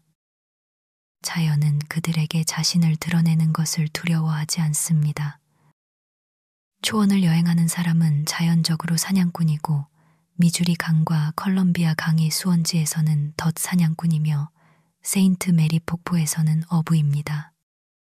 단순히 여행자인 사람은 모든 것을 간접적으로 반만 배우며 빈약한 권위를 가집니다. 과학이 그 사람들이 이미 실제적으로 또는 본능적으로 알고 있는 것을 보고할 때 우리가 가장 흥미를 느낍니다. 왜냐하면 그것만이 진정한 인간성, 즉 인간 경험에 대한 설명이기 때문입니다.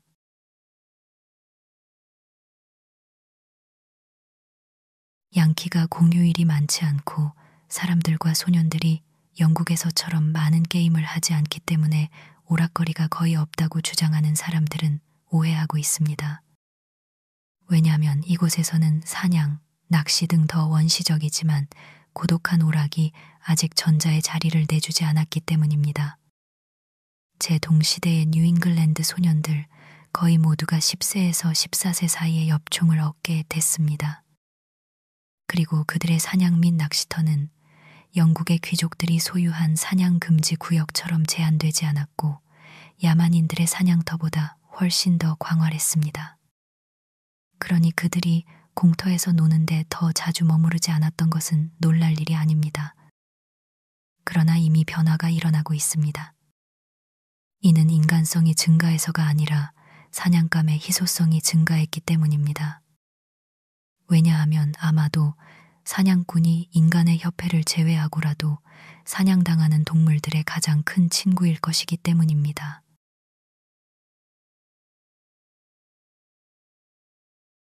더욱이 연못에 있을 때 저는 때때로 다양성을 위해 제 식사에 생선을 추가하고 싶었습니다. 저는 실제로 최초의 어부들과 같은 종류의 필요성 때문에 낚시를 했습니다. 제가 생각해낼 수 있는 어떤 인간에도 모두 인위적인 것이었고 제 감정보다는 저의 철학과 더 관련이 있었습니다.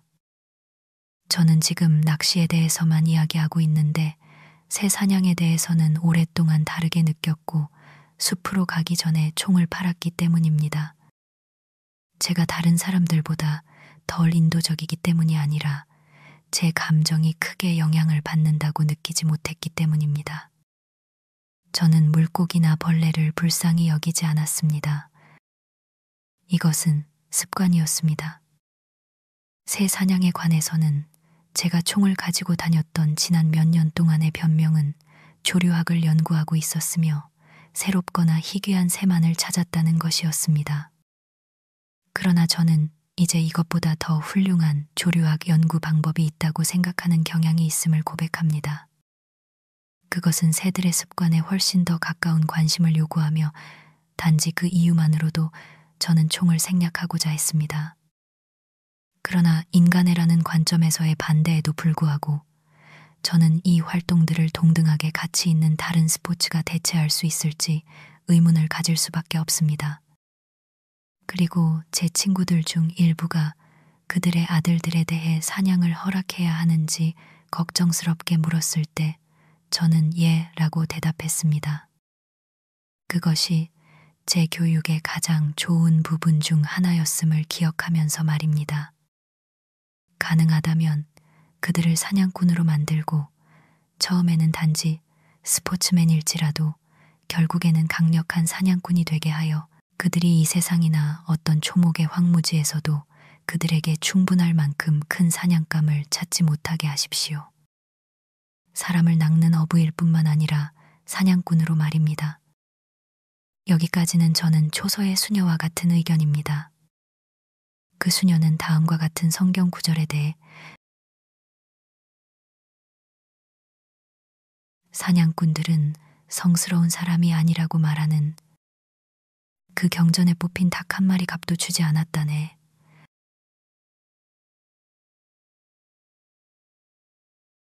개인의 역사에서 그리고 인류의 역사에서 알곤킨족이 그들을 불렀듯이 사냥꾼들이 가장 좋은 사람인 시기가 있습니다. 총을 쏴본 적 없는 소년을 불쌍히 여기지 않을 수 없습니다. 그는 더 인도적이지 않을 뿐더러 그의 교육은 비참하게 소홀히 다루어졌습니다. 이것이 이 추구에 몰두하는 젊은이들에 대한 저의 대답이었습니다. 그들이 곧 그것을 뛰어넘을 것이라고 믿으면서 말입니다. 분별 없는 소년기를 지난 인도적인 존재는 자신과 같은 생존 기간을 가진 어떤 생명체도 함부로 죽이려 하지 않을 것입니다. 궁지에 몰린 토끼는 아이처럼 웁니다. 저는 어머니들께 경고합니다. 저의 동정심이 항상 일반적인 박애주의적 구별을 따르지는 않는다는 것을 말입니다.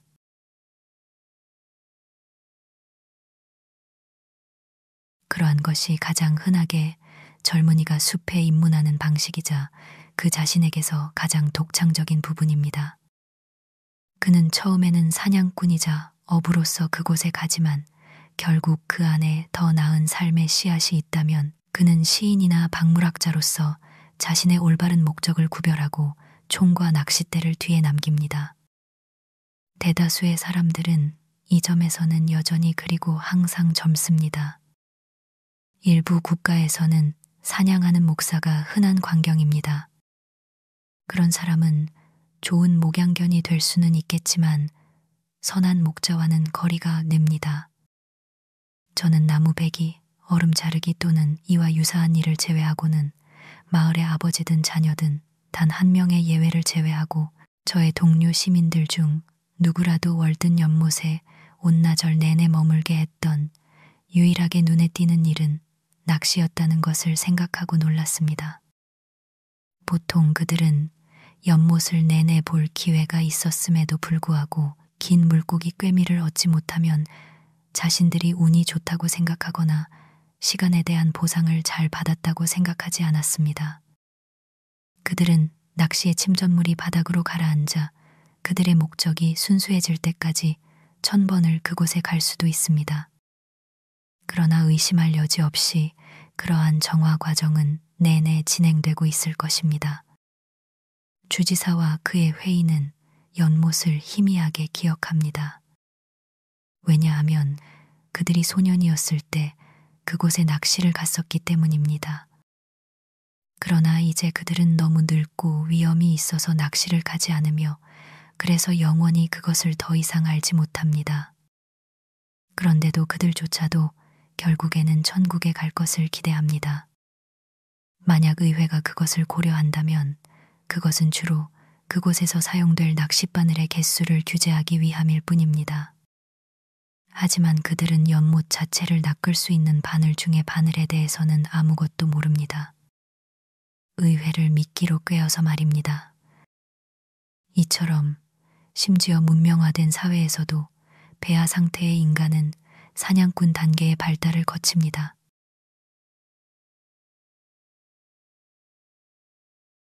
저는 최근 몇 년 동안 낚시를 하면 자존감이 조금 떨어진다는 것을 반복적으로 발견했습니다. 저는 그것을 계속해서 시도했습니다. 저에게는 그럴 기술이 있고 저의 많은 동료들처럼 때때로 되살아나는 어떤 본능이 있지만 항상 일을 마쳤을 때 저는 낚시를 하지 않았더라면 더 좋았을 것이라고 느낍니다. 저는 제가 착각하지 않는다고 생각합니다. 그것은 희미한 암시이지만 아침의 첫 햇살도 그렇습니다. 저에게는 의심할 여지 없이 하위 창조 질서에 속하는 이 본능이 있습니다. 그러나 해가 갈수록 저는 더 많은 인간에나 심지어 지혜가 없더라도 어부의 모습은 줄어듭니다. 현재 저는 전혀 어부가 아닙니다. 그러나 저는 만약 황무지에서 살게 된다면 다시 진심으로 어부이자 사냥꾼이 되고 싶은 유혹을 받을 것임을 알고 있습니다. 게다가 이 식단과 모든 육식에는 본질적으로 불결한 어떤 것이 있으며 저는 집안일이 어디서 시작되는지 그리고 매일 깔끔하고 존경받을 만한 모습을 유지하고 집을 모든 악취와 불결한 광경으로부터 깨끗하고 상쾌하게 유지하려는 많은 비용이 드는 노력이 어디서 비롯되는지 보기 시작했습니다. 제 자신의 정육점 주인, 설거지꾼, 요리사였을 뿐만 아니라 요리가 제공되는 신사였기 때문에 저는 유난히 완전한 경험을 바탕으로 이야기할 수 있습니다. 저의 경우 동물성 식품에 대한 실질적인 반대는 그 불결함이었습니다. 그리고 게다가 제가 물고기를 잡고 손질하고 요리하고 먹었을 때 그것들은 저를 본질적으로 먹여 살리지 않은 것처럼 보였습니다.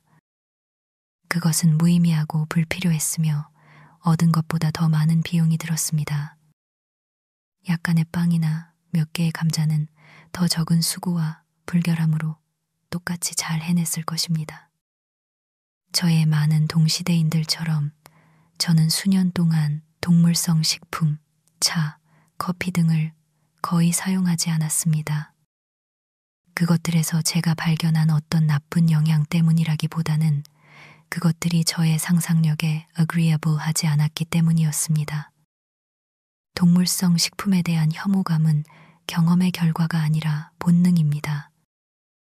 여러 면에서 소박하게 살고 검소하게 먹는 것이 더 아름다워 보였습니다. 비록 제가 결코 그렇게 하지 않았더라도 저는 저의 상상력을 만족시킬 만큼 충분히 멀리 갔습니다.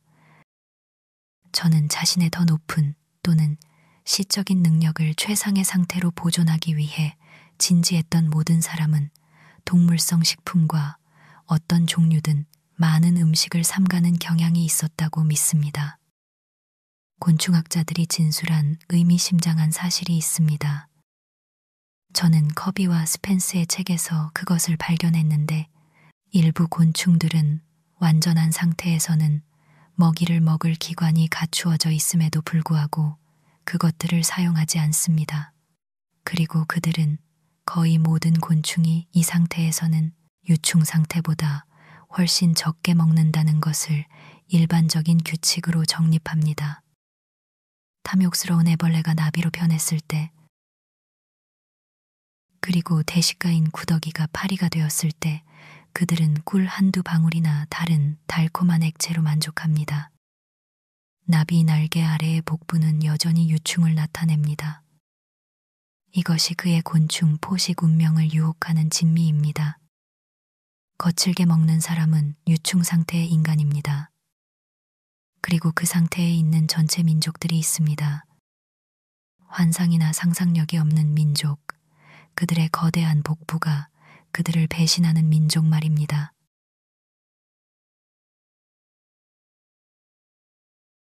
상상력을 불쾌하게 하지 않을 만큼 단순하고 깨끗한 식단을 마련하고 요리하는 것은 어렵습니다. 그러나 이것은 저는 생각합니다. 우리가 몸을 먹일 때 먹여야 할 것입니다. 그들은 둘 다 같은 식탁에 앉아야 합니다.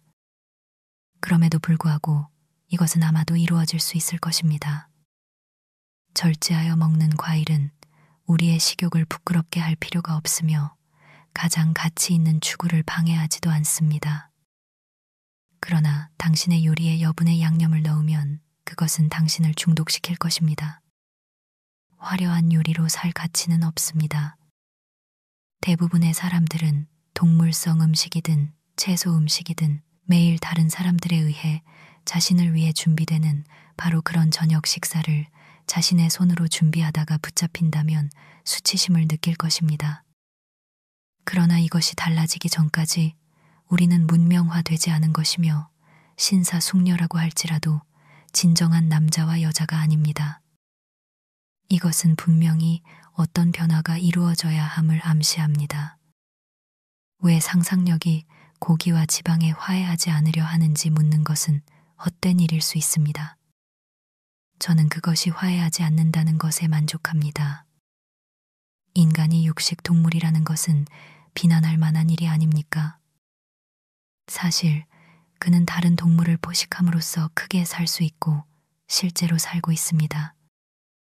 그러나 이것은 비참한 방식입니다. 토끼를 덫으로 잡거나 양을 도살하러 가는 사람이라면 누구나 알 수 있듯이 말입니다. 그리고 사람들에게 더 순수하고 건강한 식단에 자신을 국한하도록 가르칠 사람은 자신의 인류의 은인으로 여겨질 것입니다. 저 자신의 실제 행동이 어떠하든지 간에 저는 인류가 점진적으로 개선되는 과정에서 동물을 먹는 것을 중단하는 것이 운명의 일부라는 것을 의심하지 않습니다. 마치 야만적인 부족들이 더 문명화된 사람들과 접촉했을 때 서로를 먹는 것을 중단했던 것처럼 말입니다.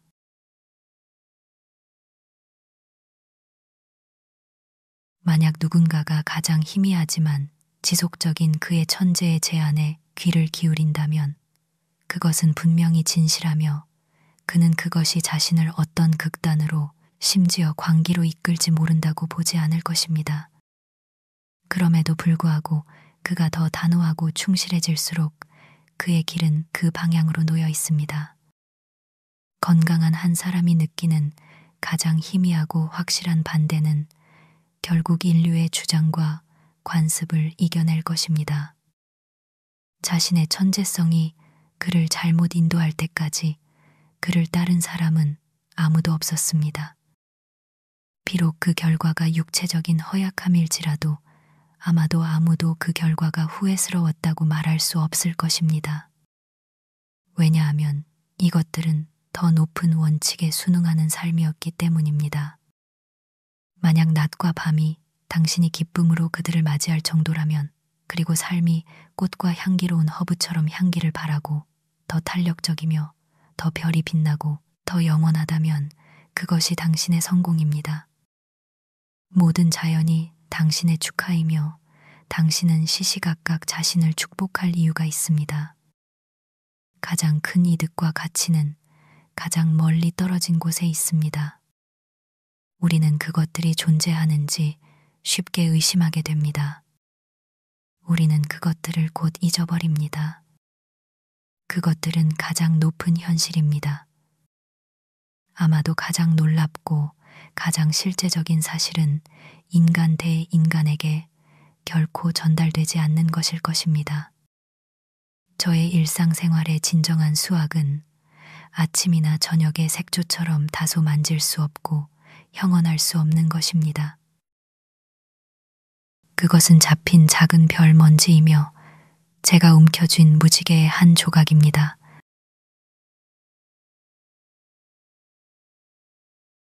하지만 저는 저 자신에 대해서는 결코 유난히 까다롭지 않았습니다.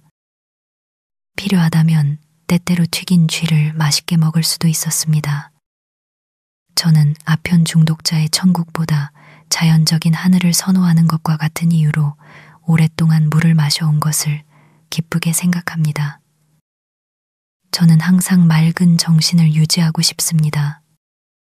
그리고 취함에는 무한한 정도가 있습니다. 저는 물이 현명한 사람을 위한 유일한 음료라고 믿습니다.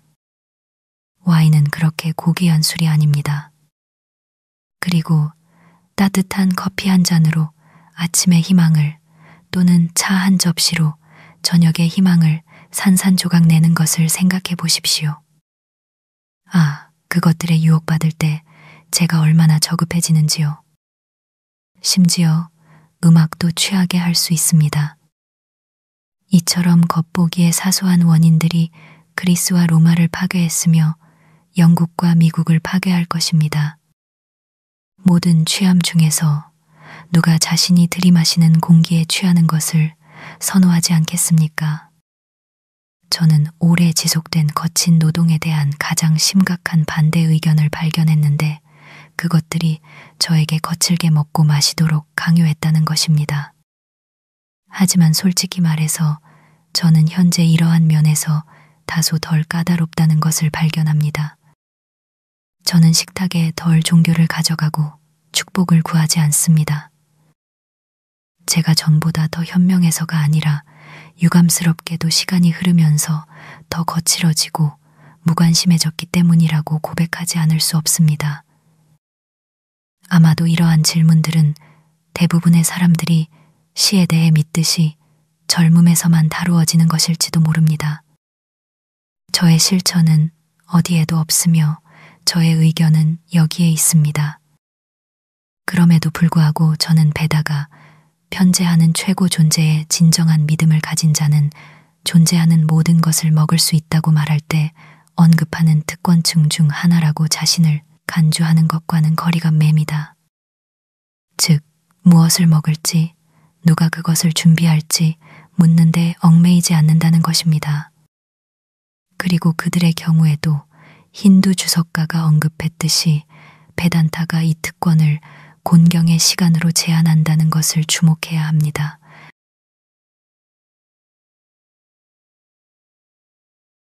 식욕이 전혀 관여하지 않은 음식에서 형언할 수 없는 만족감을 얻지 못한 사람이 누가 있겠습니까? 저는 제가 흔히 거친 미각에 정신적인 인지를 비치고 있다는 생각에 전율했습니다. 제가 입맛을 통해 영감을 받았고 언덕에서 먹은 일부 열매가 저의 천재성을 먹여 살렸다는 생각 말입니다. 영혼이 자신을 지배하지 못하면 증자는 말합니다. 사람은 보아도 보지 못하고 들어도 듣지 못하며 먹어도 음식의 맛을 알지 못합니다. 자신의 음식의 진정한 맛을 구별하는 사람은 결코 대식가가 될 수 없습니다. 그렇지 않은 사람은 달리 될 수 없습니다. 청교도는 빵 부스러기를 가지고 갈 때, 시의원이 거북이를 가지고 갈 때만큼이나 거친 식욕을 가질 수 있습니다. 입으로 들어가는 음식이 사람을 더럽히는 것이 아니라 그것을 먹는 식욕이 사람을 더럽힙니다. 그것은 질이나 양이 아니라 감각적인 맛에 대한 헌신입니다. 먹는 것이 우리의 동물적인 삶을 지탱하거나 우리의 영적인 삶을 고취하는 음식이 아니라 우리를 소유한 벌레들을 위한 음식일 때 말입니다. 사냥꾼이 진흙거북, 사양쥐와 같은 야만적인 진미를 좋아한다면 고상한 숙녀는 송아지 발로 만든 젤리나 바다 건너에서 온 정어리를 좋아하며 그들은 동등합니다. 그는 방앗간 연못으로 가고 그녀는 자신의 저장 용기로 갑니다. 놀라운 것은 그들이 그리고 당신과 제가 먹고 마시면서 이처럼 끈적거리고 짐승 같은 삶을 살 수 있다는 것입니다.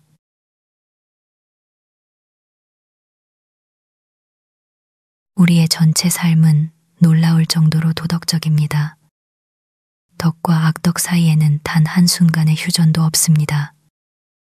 선함만이 결코 실패하지 않는 투자입니다. 세상을 감싸는 하프의 음악에서 우리를 전율하게 하는 것은 바로 이것에 대한 강조입니다. 하프는 우주의 보험 회사를 위한 순회 보찜 장수이며 그 법률을 추천하고 우리의 작은 선함이 우리가 지불하는 모든 분담금입니다. 비록 젊은이가 결국 무관심해진다고 할지라도 우주의 법칙은 무관심하지 않으며 영원히 가장 민감한 편에 있습니다. 모든 미풍에서 어떤 비난을 들으십시오. 왜냐하면 그것은 분명히 거기에 있으며 그것을 듣지 못하는 사람은 불행한 사람이기 때문입니다. 우리는 현을 건드리거나 정지장치를 움직일 수 없지만 매력적인 도덕이 우리를 관통합니다. 멀리서 들리는 많은 성가신 소음은 음악으로 들리며 우리의 삶의 비열함에 대한 자랑스럽고 달콤한 풍자입니다.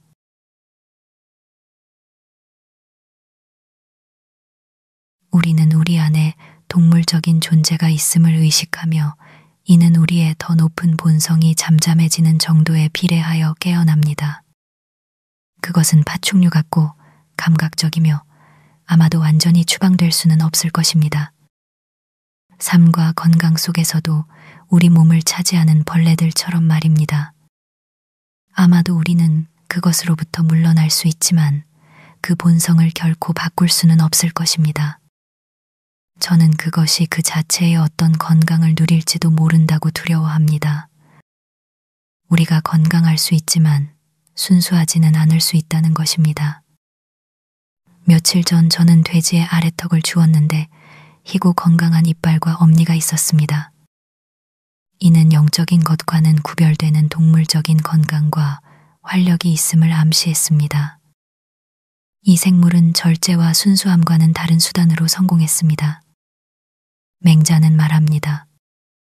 사람이 짐승과 다른 점은 매우 사소한 것이니 보통 사람들은 그것을 매우 빨리 잃어버리고 군자는 그것을 조심스럽게 보존합니다. 우리가 순수함에 도달했다면 어떤 종류의 삶이 초래될지 누가 알겠습니까?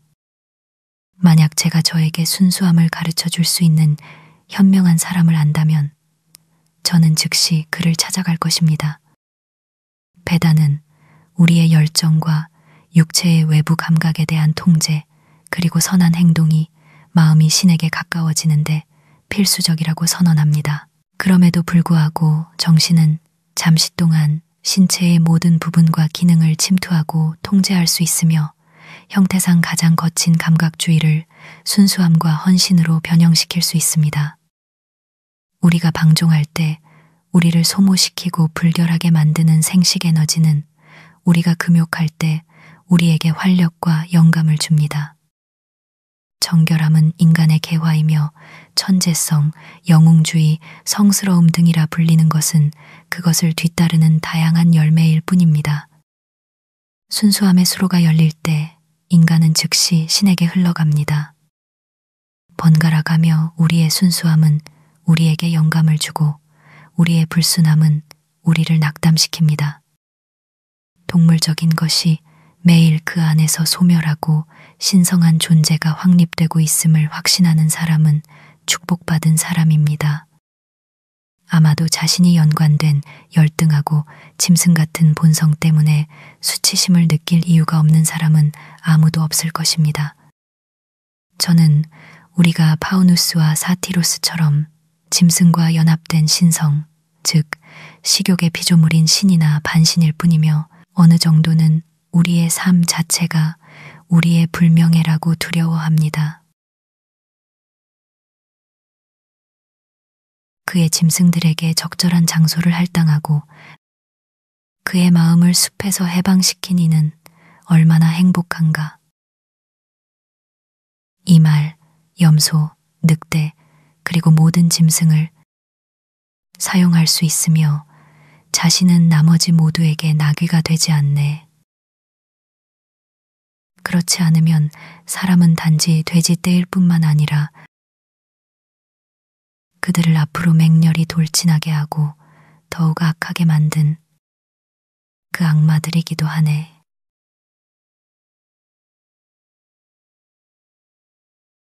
모든 감각주의는 여러 형태를 취하지만 하나입니다. 사람이 감각적으로 먹든 마시든 동침하든 잠을 자든 마찬가지입니다.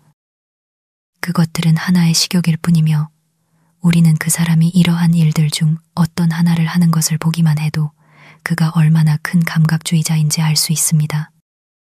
불순한 사람은 순수함과 함께 서거나 앉을 수 없습니다. 파충류가 굴의 한쪽 입구에서 공격을 받으면 그는 다른 쪽 입구에서 자신을 드러냅니다. 만약 당신이 정결하고자 한다면 절제해야 합니다. 정결함이란 무엇입니까? 사람은 자신이 정결한지 어떻게 알 수 있습니까? 그는 그것을 알지 못할 것입니다. 우리는 이 미덕에 대해 들었지만 그것이 무엇인지는 알지 못합니다. 우리는 우리가 들은 소문에 따라 이야기할 뿐입니다. 노력에서 지혜와 순수함이 나오고 게으름에서 무지와 감각주의가 나옵니다. 학생에게 감각주의는 정신의 둔한 습관입니다. 불결한 사람은 보편적으로 게으른 사람이며 난로 옆에 앉아 있고 태양이 비추면 엎드려 있으며 피곤하지 않은데도 휴식하는 사람입니다. 만약 당신이 불결함과 모든 죄를 피하고자 한다면 성실하게 일하십시오. 비록 그것이 마구간을 청소하는 일일지라도 말입니다. 자연은 극복하기 어렵지만 극복되어야 합니다. 당신이 이교도보다 더 순수하지 않다면, 당신 자신을 더 절제하지 않는다면, 당신이 더 종교적이지 않다면, 당신이 기독교인이라는 것이 무슨 소용이 있습니까? 저는 이교도로 여겨지는 많은 종교 체계들을 알고 있습니다. 그들의 교훈은 독자를 수치심으로 가득 채우고 비록 단순히 의식을 수행하는 것일지라도 새로운 노력을 불러일으킵니다.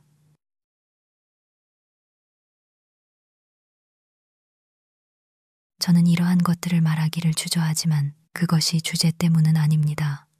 제 말이 아무리 음란하더라도 저는 개의치 않습니다. 하지만 제가 저의 불순함을 드러내지 않고는 그것들에 대해 말할 수 없기 때문입니다. 우리는 감각주의의 한 형태에 대해서는 부끄러움 없이 자유롭게 이야기하고 다른 형태에 대해서는 침묵합니다. 우리는 인간 본성의 필수적인 기능에 대해 단순하게 말할 수 없을 만큼 타락했습니다. 초기 시대에는 일부 국가에서 모든 기능이 경건하게 언급되고 법으로 규제되었습니다. 현대의 취향에는 아무리 불쾌할지라도 힌두 율법학자에게는 너무 사소한 것은 없었습니다. 그는 먹고, 마시고, 동침하고, 대소변을 배출하는 방법 등을 가르쳤고 비열한 것을 숭고하게 만들었으며 이러한 것들을 하찮은 것이라고 부르며 거짓으로 변명하지 않았습니다.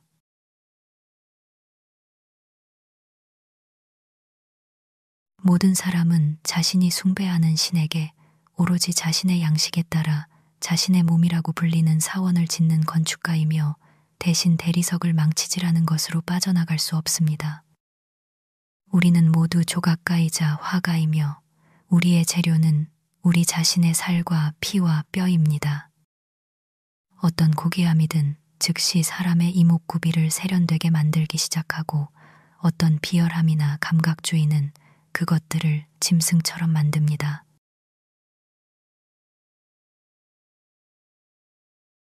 존 파머는 어느 9월 저녁 힘든 하루 일을 마치고 문 앞에 앉아 있었는데 그의 마음은 여전히 어느 정도 자신의 노동에 머물러 있었습니다. 목욕을 한 후 그는 자신의 지적인 사람을 재창조하기 위해 앉았습니다. 다소 시원한 저녁이었고 그의 이웃 중 일부는 서리를 걱정하고 있었습니다. 그는 자신의 생각의 흐름에 오래 집중하지 못했을 때 누군가가 플루트를 연주하는 소리를 들었고 그 소리는 그의 기분과 조화를 이루었습니다. 그는 여전히 자신의 일에 대해 생각했지만 그의 생각의 부담은 이것이 계속 그의 머릿속에 맴돌고 그는 자신의 의지와 상관없이 그것을 계획하고 고안하고 있지만 그것이 그에게는 거의 중요하지 않다는 것이었습니다. 그것은 끊임없이 벗겨지는 그의 피부의 비듬에 불과했습니다. 그러나 플루트의 음표는 그가 일했던 영역과는 다른 영역에서 그의 귀에 다가왔고 그 안에서 잠자고 있던 특정 능력을 위한 일을 제안했습니다. 그들은 그가 살고 있는 거리, 마을, 그리고 국가를 부드럽게 없애주었습니다. 한 목소리가 그에게 말했습니다. 당신에게 영광스러운 존재가 가능한데 왜 여기에 머물며 이처럼 비열하고 고된 삶을 삽니까? 똑같은 별들이 이 들판 외에 다른 들판 위에서도 반짝입니다. 그러나 이 상태에서 어떻게 벗어나 실제로 그곳으로 이주할 수 있을까요? 그가 생각할 수 있는 모든 것은 새로운 어떤 금욕을 실천하고 그의 마음을 그의 몸속으로 내려보내 그것을 구원하고 끊임없이 증가하는 존중으로 자신을 대하는 것이었습니다.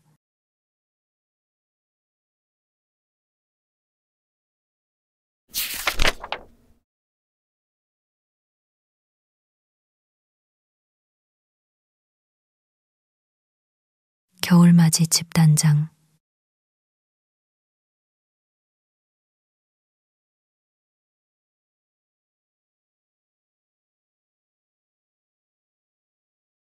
(10월에) 나는 강가의 초원으로 포도를 따러 갔고 식용이라기보다는 아름다움과 향기 때문에 더욱 소중한 포도송이들을 잔뜩 짊어졌습니다. 그곳에서 나는 크랜베리를 보았지만 따지는 않고 감탄했습니다.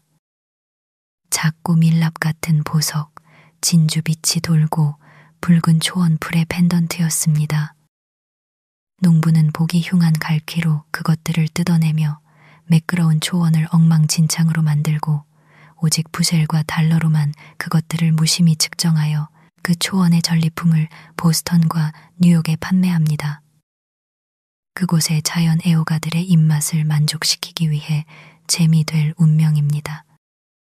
이처럼 정육점 주인들은 들판 풀이 찢어지고 시들어지는 것을 개의치 않고 들소의 혀를 대초원 풀에서 긁어냅니다. 매자나무에 반짝이는 열매 또한 오직 나의 눈을 위한 음식일 뿐이었습니다. 하지만 나는 조림용으로 야생 사과를 조금 모아두었는데 농장 주인과 여행자들이 간과했던 것입니다. 밤이 익었을 때 나는 겨울을 위해 반 부세를 저장해 두었습니다. 그 계절의 링컨의 끝없는 밤나무 숲, 그곳은 이제 철도 아래에서 긴 잠을 자고 있습니다. 을 배낭을 메고 밤송이를 열기 위한 막대기를 손에 든 채 돌아다니는 것은 매우 흥미진진했습니다. 나는 항상 서리가 내리기를 기다리지는 않았습니다. 나뭇잎이 바스락거리는 소리 속에서 붉은 다람쥐와 어치들의 큰 꾸짖음을 들었는데 때때로 나는 그들이 반쯤 먹은 밤을 훔쳤습니다. 왜냐하면 그들이 선택한 밤송이에는 틀림없이 온전한 밤이 들어있었기 때문입니다. 가끔 나는 나무에 올라가 흔들기도 했습니다. 밤나무는 나의 집 뒤에도 자랐는데 집 위로 거의 그늘을 드리웠던 커다란 나무는 꽃이 피었을 때 동네 전체에 향기를 풍기는 부케였습니다. 하지만 다람쥐와 어치들이 그 열매의 대부분을 가져갔는데 어치들은 아침 일찍 떼지어 와서 밤송이가 떨어지기도 전에 그 안에 밤을 쪼아 먹었습니다. 나는 이 나무들을 그들에게 양보하고 오직 밤나무로만 이루어진 더 먼 숲을 방문했습니다. 이 밤들은 내가 먹은 만큼은 빵의 좋은 대체품이었습니다. 아마도 많은 다른 대체품들을 찾을 수 있을 것입니다. 어느 날 지렁이를 캐다가 나는 인디언의 감자인 땅콩이 그 줄기에 매달린 것을 발견했습니다. 일종의 전설적인 열매였는데 내가 어린 시절에 캐서 먹었다고 말했던 것이 꿈이 아니었는지 의심하기 시작했던 것입니다. 나는 그 이후로 그것이 같은 식물인 줄 모르고 다른 식물의 줄기에 의지하여 자라는 그 주름진 붉은 벨벳 같은 꽃을 자주 보았습니다. 경작은 그것을 거의 멸종시켰습니다. 그것은 설이 맞은 감자와 비슷한 달콤한 맛이 났고 나는 구운 것보다 삶은 것이 더 낫다는 것을 알았습니다. 이 덩이줄기는 자연이 언젠가 이곳에서 자신의 자녀들을 기르고 단순하게 먹일 것이라는 희미한 약속처럼 보였습니다. 살찐 가축과 물결치는 곡식밭이 있는 이 시대에 한때 인디언 부족의 토템이었던 이 보잘것없는 뿌리는 완전히 잊혀졌거나 혹은 꽃이 피는 덩굴로만 알려져 있습니다. 하지만 야생 자연이 다시 한번 이곳을 지배하게 하십시오. 그러면 부드럽고 호화로운 영국산 곡물들은 아마도 무수한 적들 앞에서 사라질 것입니다.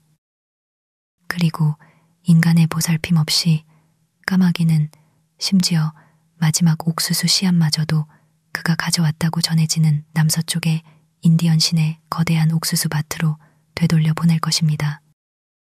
하지만 이제 거의 멸종된 땅콩은 아마도 서리와 야생에도 불구하고 되살아나 번성하며 토착종임을 입증하고 사냥꾼 부족의 식량으로서의 고대의 중요성과 존엄성을 되찾을 것입니다. 어떤 인디언의 케레스나 미네르바가 그것의 발명가이자 수여자가 틀림없습니다. 그리고 이곳의 시의 시대가 시작될 때 그 잎과 덩이 줄기는 우리의 예술 작품에 표현될 수 있을 것입니다.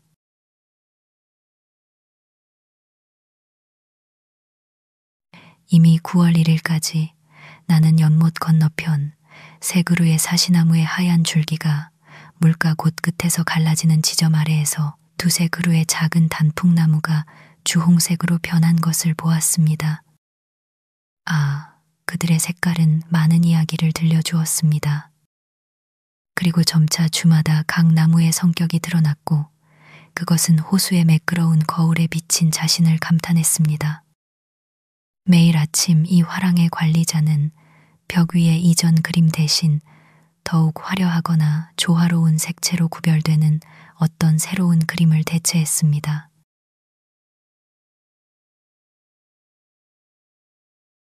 말벌들이 10월의 겨울 숙소처럼 수천 마리씩 나의 오두막으로 왔고 실내 창문과 머리 위 벽에 자리 잡았으며 때로는 방문객들이 들어오는 것을 막기도 했습니다. 아침마다 그들이 추위로 마비되었을 때 나는 그들 중 일부를 쓸어냈지만 그들을 제거하려고 크게 신경 쓰지는 않았습니다. 나는 그들이 나의 집을 탐나는 안식처로 여긴다는 사실에 심지어 칭찬받는 기분이 들었습니다. 그들은 나와 함께 잠자리에 들었지만 나를 심각하게 괴롭히지는 않았습니다. 그리고 그들은 겨울과 형언할 수 없는 추위를 피하며 어떤 틈새로 들어갔는지 나는 알 수 없지만 점차 사라졌습니다.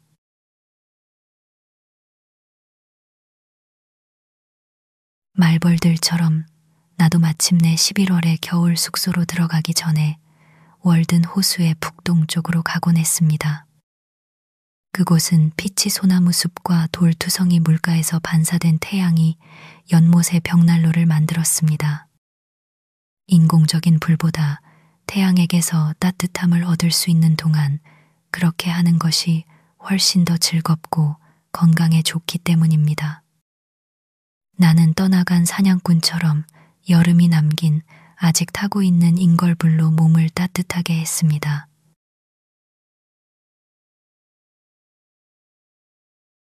내가 굴뚝을 지을 때 나는 석조수를 연구했습니다. 나의 벽돌은 재활용 벽돌이었기 때문에 흑손으로 청소해야 했고 그래서 나는 보통 때보다 벽돌과 흑손의 성질에 대해 더 많이 배웠습니다. 그 위에 회반죽은 50년 된 것이었고 여전히 더 단단해지고 있다고들 했지만 이것은 사람들이 사실이든 아니든 반복하기 좋아하는 말들 중 하나입니다. 그러한 말들 자체도 나이가 들수록 더 단단해지고 더욱 단단히 달라붙으며 늙은 현명한 체하는 사람에게서 그것들을 청소하려면 흑손으로 수많은 타격을 가해야 할 것입니다. 메소포타미아의 많은 마을들은 바빌론의 폐허에서 얻은 매우 좋은 품질의 재활용 벽돌로 지어졌으며 그 위에 시멘트는 더 오래되었고 아마도 여전히 더 단단할 것입니다. 어쨌든 나는 그토록 많은 격렬한 타격을 견디면서도 닳지 않은 그 강철의 특이한 강인함에 감탄했습니다. 나의 벽돌은 이전에 굴뚝에 사용되었던 것이었지만 나는 그것들 위해서 네부카드네자르의 이름을 읽지는 못했습니다. 나는 일과 낭비를 줄이기 위해 찾을 수 있는 만큼 벽난로 벽돌을 골라냈고 벽난로 주변의 벽돌 사이 공간을 연못 물가의 돌로 채웠으며 회반죽 역시 같은 장소의 흰 모래로 만들었습니다. 나는 집의 가장 생명력 있는 부분으로서 벽난로 주변에서 가장 오래 머물렀습니다. 실로 나는 너무나 신중하게 일했기 때문에 아침에 땅에서 시작했지만 밤에는 바닥에서 몇 인치 올라간 벽돌 한 줄이 나의 베개 역할을 했습니다. 내가 기억하기로는 그것 때문에 목이 뻣뻣해지지는 않았습니다. 나의 뻣뻣한 목은 더 오래된 것입니다. 나는 그 무렵 시인 한 명을 2주 동안 하숙시켰는데 그것 때문에 방 때문에 곤란을 겪었습니다. 비록 나에게 2개가 있었지만 그는 자신의 칼을 가져왔고 우리는 그것들을 땅에 찔러 넣어 닦곤 했습니다. 그는 나와 함께 요리 노동을 나누었습니다. 나는 나의 작업이 점차 그토록 사각형이고 단단하게 솟아오르는 것을 보고 기뻤고 비록 천천히 진행되더라도 오래 지속될 것이라고 생각했습니다. 굴뚝은 어느 정도 독립적인 구조물로 땅 위에 서서 집을 뚫고 하늘로 솟아오릅니다. 집이 불타버린 후에도 때로는 여전히 서 있으며 그 중요성과 독립성이 분명하게 드러납니다. 이것은 여름이 끝날 무렵이었습니다. 이제 11월이었습니다.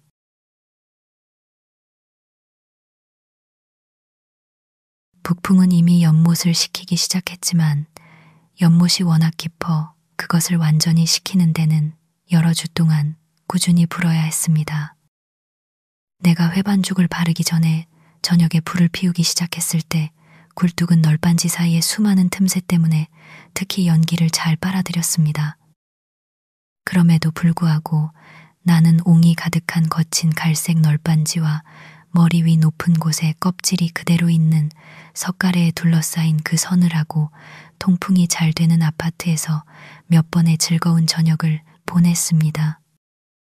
나의 집은 회반죽을 바른 후에는 내 눈에 이전만큼 마음에 들지 않았지만 더 편안하다는 것은 인정할 수밖에 없었습니다.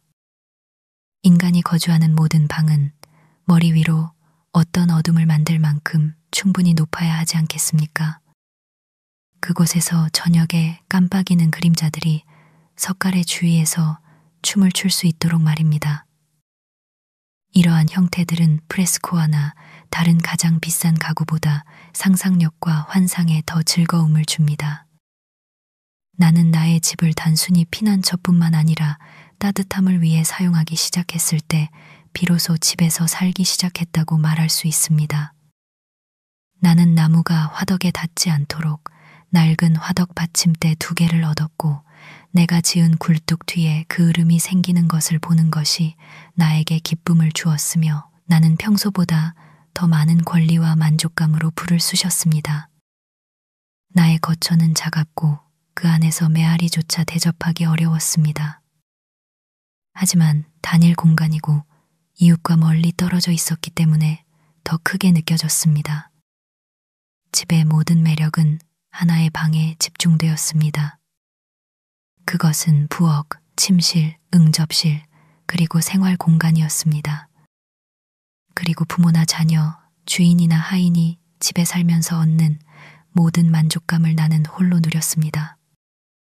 카토는 한 가정의 주인은 그의 시골 별장에 기근을 즐겁게 기다릴 수 있도록 기름 저장고와 와인 저장고, 많은 통을 가지고 있어야 한다. 그것은 그의 이점, 덕, 그리고 영광이 될 것이다 라고 말했습니다. 나의 지하실에는 감자 1통, 바구미가 들어있는 완두콩, 야기쿼트, 그리고 선반에는 약간의 쌀, 당밀 1주전자, 그리고 호밀과 인디언 곡물, 각각 1팩이 있었습니다.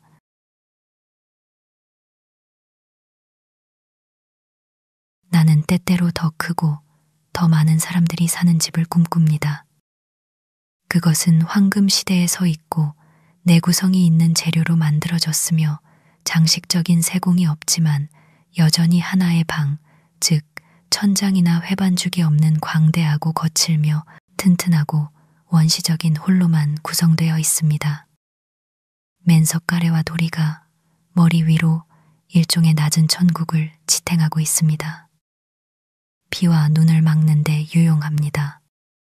그곳에서는 당신이 문턱을 넘을 때 오래된 왕조에 엎드린 사투르누스에게 경의를 표한 후 주요 기둥들이 당신의 경의를 받기 위해 서 있습니다. 동굴 같은 집으로 지붕을 보려면 장대의 횃불을 높이 들어야 합니다. 어떤 사람들은 벽난로에 살고 어떤 사람들은 창문 구석에, 어떤 사람들은 긴 의자에, 어떤 사람들은 홀의 한쪽 끝에, 어떤 사람들은 다른 쪽 끝에, 그리고 원한다면 거미들과 함께 석가래 위에 높이 살 수도 있습니다. 건문을 열면 바로 안으로 들어서고 형식적인 절차는 끝나는 집입니다. 지친 여행자가 더 이상 이동할 필요 없이 씻고 먹고 대화하고 잠들 수 있는 곳입니다. 폭풍우 치는 밤에 도달하고 싶은 그런 피난처이며 집의 모든 필수적인 요소를 포함하고 있지만 가사를 위한 것은 아무것도 없는 곳입니다. 당신이 집의 모든 보물을 한눈에 볼 수 있고 사람이 사용해야 할 모든 것이 제자리에 걸려 있는 곳입니다.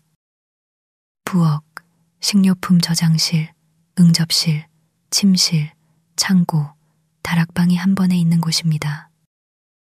당신이 통이나 사다리처럼 필요한 것, 찬장처럼 편리한 것을 볼 수 있고 냄비가 끓는 소리를 들으며 당신의 저녁 식사를 요리하는 불과 빵을 굽는 오븐에게 경의를 표할 수 있는 곳입니다. 그리고 필요한 가구와 도구들이 주요 장식품인 곳입니다. 그곳에서는 빨래도 불도 여주인도 내보내지지 않습니다.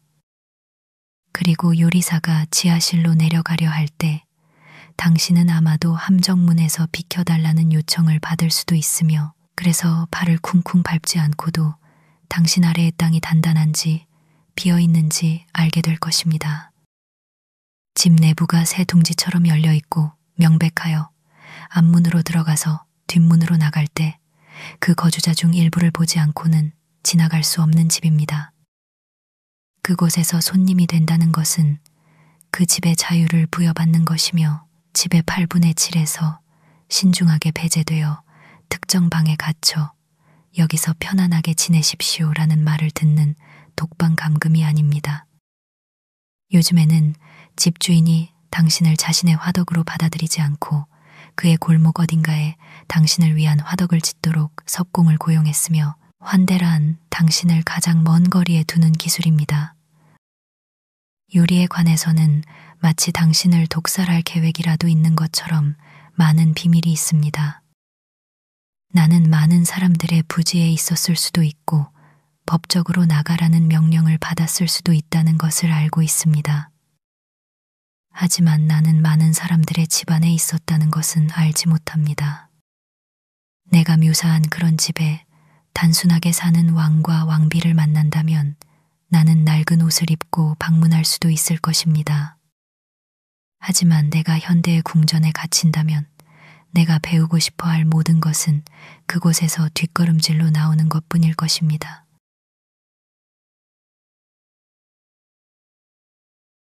우리 응접실의 언어 자체가 모든 활력을 잃고 완전히 공허한 수다로 전락할 것처럼 보일 것입니다. 우리의 삶이 그 상징들로부터 너무 멀리 떨어져 있고 그 비유와 수사법이 마치 슬라이드나 더메이터를 통해 너무 멀리서 가져와야 하기 때문입니다. 다시 말해, 응접실이 부엌과 작업장에서 너무 멀리 떨어져 있기 때문입니다. 저녁 식사조차도 대개는 저녁 식사의 비유에 불과합니다. 마치 야만인만이 자연과 진실에 충분히 가까이 살아서 그들로부터 비유를 빌릴 수 있는 것처럼 말입니다. 북서부 영토나 맨 섬에 멀리 떨어져 사는 학자가 부엌에서 무엇이 의회식인지 어떻게 알 수 있겠습니까?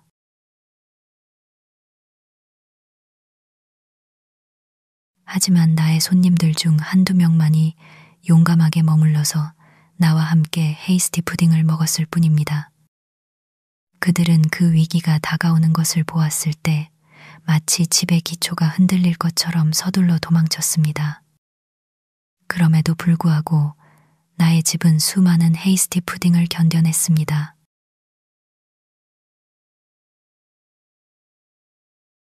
나는 날씨가 얼어붙을 때까지 회반죽을 바르지 않았습니다. 나는 이 목적을 위해 연못의 반대편 물가에서 배를 타고 더 희고 깨끗한 모래를 가져왔습니다. 필요하다면 훨씬 더 멀리 가도록 유혹했을 법한 운송수단이었습니다. 그동안 나의 집은 사방으로 땅까지 널빤지로 덮여 있었습니다. 널빤지를 칠 때 나는 망치질 한 번으로 못을 박을 수 있어서 기뻤고 회반죽을 보드에서 벽으로 깔끔하고 빠르게 옮기는 것이 나의 목표였습니다. 나는 멋진 옷을 입고 마을을 어슬렁거리며 작업자들에게 조언을 하던 한자만심, 강한 사람의 이야기를 기억했습니다. 그는 어느 날 말 대신 행동을 시도하려고 소매를 걷어 올리고 회반죽 보드를 잡고 실수 없이 흙손에 짐을 실은 후 머리 위에 널빤지를 향해 만족스러운 표정을 지으며 대담하게 제스처를 취했습니다. 그러자 즉시 그의 완전한 당황 속에서 전체 내용물을 그의 주름진 가슴에 받았습니다. 나는 추위를 효과적으로 차단하고 멋진 마무리를 해주는 회반죽의 경제성과 편리함에 다시 한번 감탄했고, 회반죽 작업자가 겪을 수 있는 다양한 사고들을 배웠습니다. 나는 나의 회반죽을 매끄럽게 하기 전에 모든 수분을 빨아들인 벽돌들이 얼마나 목마른지에 놀랐고, 새로운 화덕에 축성하는데 얼마나 많은 물통이 필요한지 놀랐습니다. 나는 실험 삼아 그 전 겨울에 우리 강에서 발견되는 강바닥 조개의 껍데기를 태워 소량의 석회를 만들었으므로 나의 재료가 어디서 왔는지 알고 있었습니다. 내가 원했다면 1~2마일 이내에서 좋은 석회암을 얻어 직접 태울 수도 있었습니다.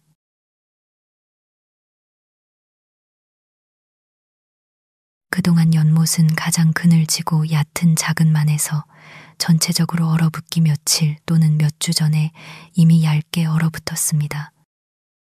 첫 얼음은 특히 흥미롭고 완벽한데, 단단하고 어둡고 투명하며 얕은 바닥을 살펴볼 수 있는 최고의 기회를 제공합니다.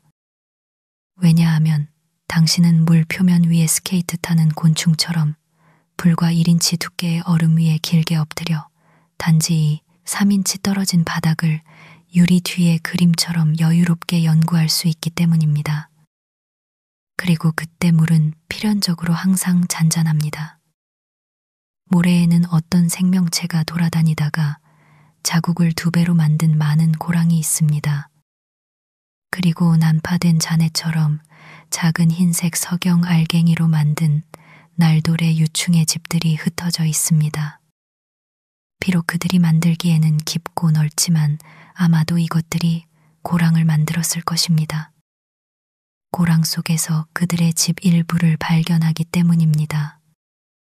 하지만 얼음 그 자체가 가장 흥미로운 대상이며, 그것을 연구하려면 가장 이른 기회를 활용해야 합니다.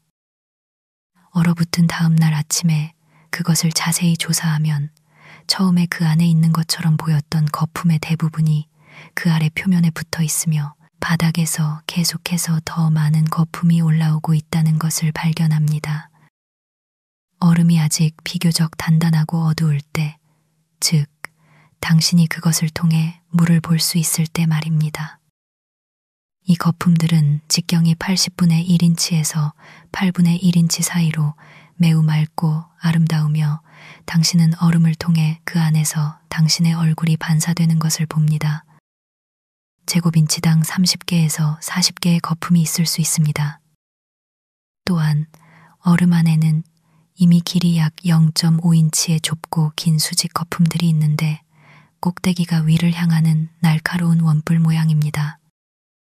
혹은 얼음이 아주 신선하다면 구슬 목걸이처럼 작은 구형 거품들이 서로 바로 위에 놓여 있는 경우가 더 흔합니다. 하지만 얼음 안의 이 거품들은 아래쪽의 거품들만큼 많거나 명확하지 않습니다. 나는 때때로 돌을 던져 얼음의 강도를 시험하곤 했는데, 깨고 들어간 돌들은 공기를 함께 가져와 아래쪽에 매우 크고 눈에 띄는 흰색 거품을 형성했습니다. 어느 날 12시간 후에 같은 장소에 왔을 때 나는 그 큰 거품들이 여전히 완벽하다는 것을 발견했습니다. 얼음 조각 가장자리의 이음새를 통해 볼 수 있듯이 얼음이 1인치 더 얼었음에도 말입니다. 하지만 지난 이틀이 인디언 썸머처럼 매우 따뜻했기 때문에 얼음은 이제 투명하지 않고 물에 짙은 녹색과 바닥을 보여주지 않았습니다. 불투명하고 희거나 회색이었으며 두께는 2배였지만 이전보다 거의 강하지 않았습니다. 왜냐하면 공기 방울들이 이 열기 아래에서 크게 팽창하고 서로 뭉쳐 규칙성을 잃었기 때문입니다.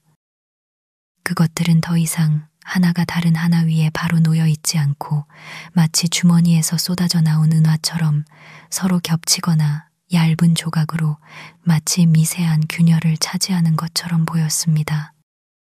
얼음의 아름다움은 사라졌고 바닥을 연구하기에는 너무 늦었습니다. 나의 큰 거품들이 새로운 얼음과 관련하여 어떤 위치를 차지하는지 궁금해서 나는 중간 크기의 거품이 포함된 얼음 조각을 깨어 꺼내어 뒤집어 보았습니다. 새로운 얼음은 거품 주위와 아래에 형성되어 거품이 두 얼음 사이에 포함되어 있었습니다. 그것은 완전히 아래쪽 얼음에 있었지만 위쪽 얼음에 밀착되어 있었고 납작하거나 아마도 약간 렌즈 모양이었으며 둥근 가장자리를 가지고 있었습니다. 깊이는 4분의 1인치, 직경은 4인치였습니다. 그리고 나는 거품 바로 아래의 얼음이 매우 규칙적으로 거꾸로 된 접시 모양으로 녹아 있었는데 중앙에서 8분의 5인치 높이까지였고 그곳에 물과 거품 사이에 8분의 1인치 두께의 얇은 칸막이만 남아있다는 것을 발견하고 놀랐습니다.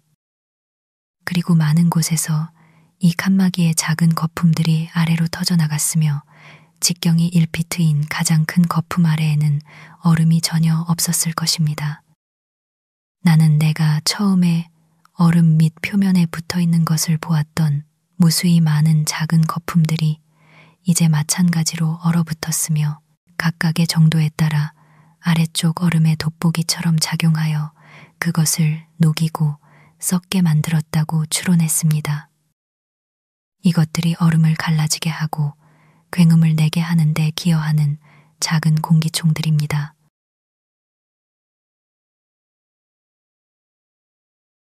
마침내 겨울이 본격적으로 시작되었는데 내가 회반죽을 막 끝냈을 때였습니다.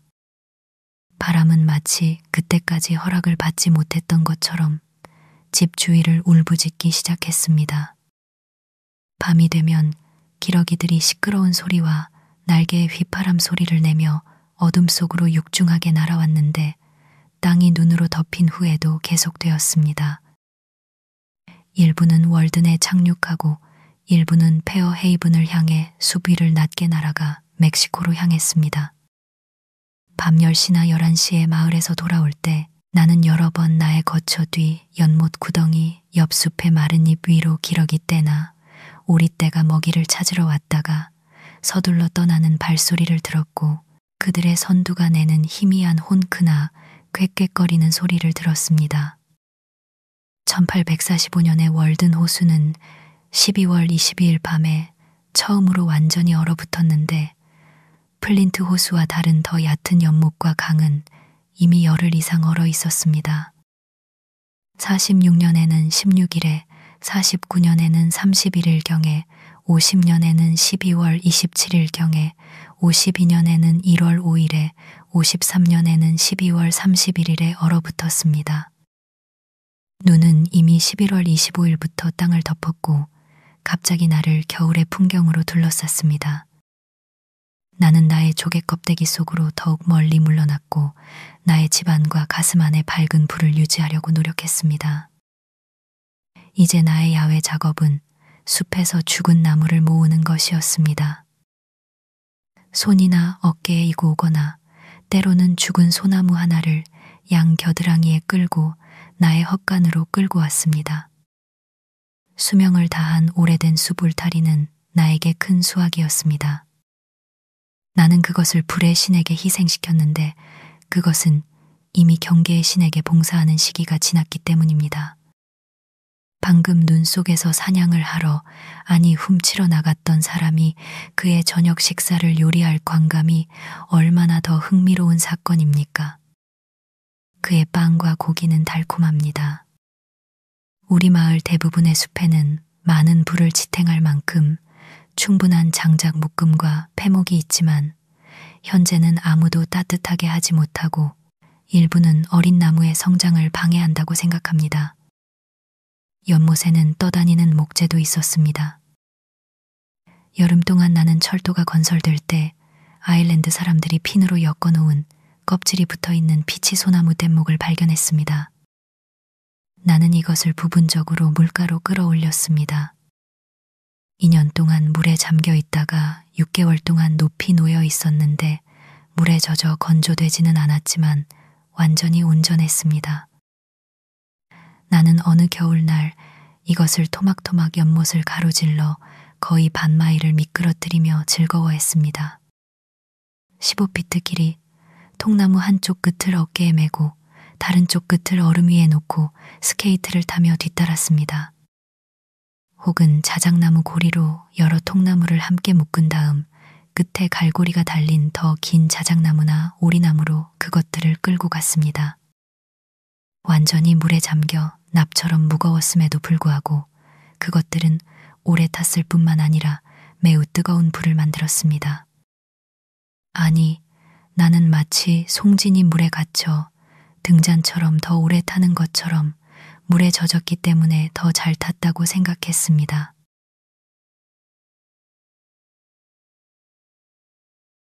길피는 잉글랜드 숲 경계 지역 주민들에 대한 기록에서 침입자들의 잠식과 숲 경계에 세워진 집과 울타리는 옛 산림법에 의해 큰 폐해로 간주되었고 사냥감의 공포와 숲의 해악 등으로 불법 침해라는 이름으로 엄격하게 처벌받았다고 말합니다.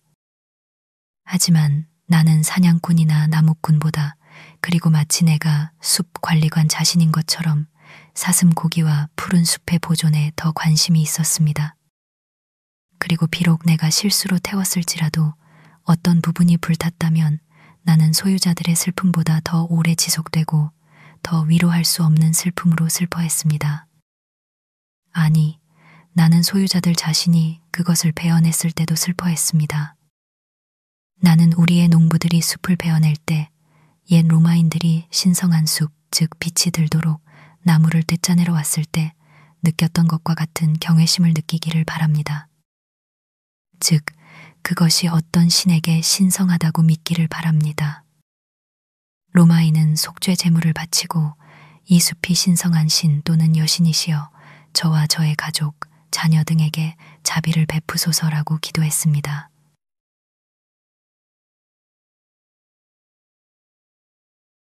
이 시대와 이 새로운 나라에서조차 나무에 여전히 어떤 가치가 부여되고 있다는 것은 주목할 만하며 그것은 금보다 더 영구적이고 보편적인 가치입니다.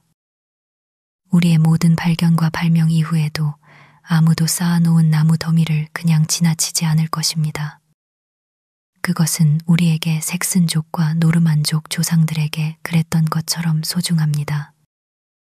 그들이 그것으로 활을 만들었다면 우리는 그것으로 총의 개머리판을 만듭니다. 미쇼는 30여 년 전에 뉴욕과 필라델피아의 닭감 가격이 이 거대한 수도파리가 매년 30만 코드 이상을 필요로 하고 300마일 거리까지 경작된 평야로 둘러싸여 있음에도 불구하고 파리 최고의 나무 가격과 거의 같고 때로는 초과한다고 말했습니다. 이 마을에서 나무 가격은 거의 꾸준히 오르고 있으며 유일한 질문은 올해가 작년보다 얼마나 더 높을 것인가 하는 것입니다. 다른 용무 없이 숲에 직접 오는 기술자와 상인들도 틀림없이 나무 경매에 참석하며 심지어 나무꾼이 베고 남은 것을 주워 모으는 특권에 대해서도 높은 가격을 지불합니다. 사람들이 뎃감과 예술 재료를 위해 숲에 의존해 온 지는 이미 여러 해가 지났습니다. 뉴잉글랜드 사람과 뉴홀랜드 사람, 파리 사람과 켈트족, 농부와 로빈 후드, 구디 블레이크와 해리 길처럼 세계 대부분 지역에서 왕자와 농민, 학자와 야만인이 여전히 몸을 덮이고 음식을 요리하기 위해 숲에서 몇 개의 나무 조각을 필요로 합니다. 나 역시 그것들 없이는 살 수 없습니다.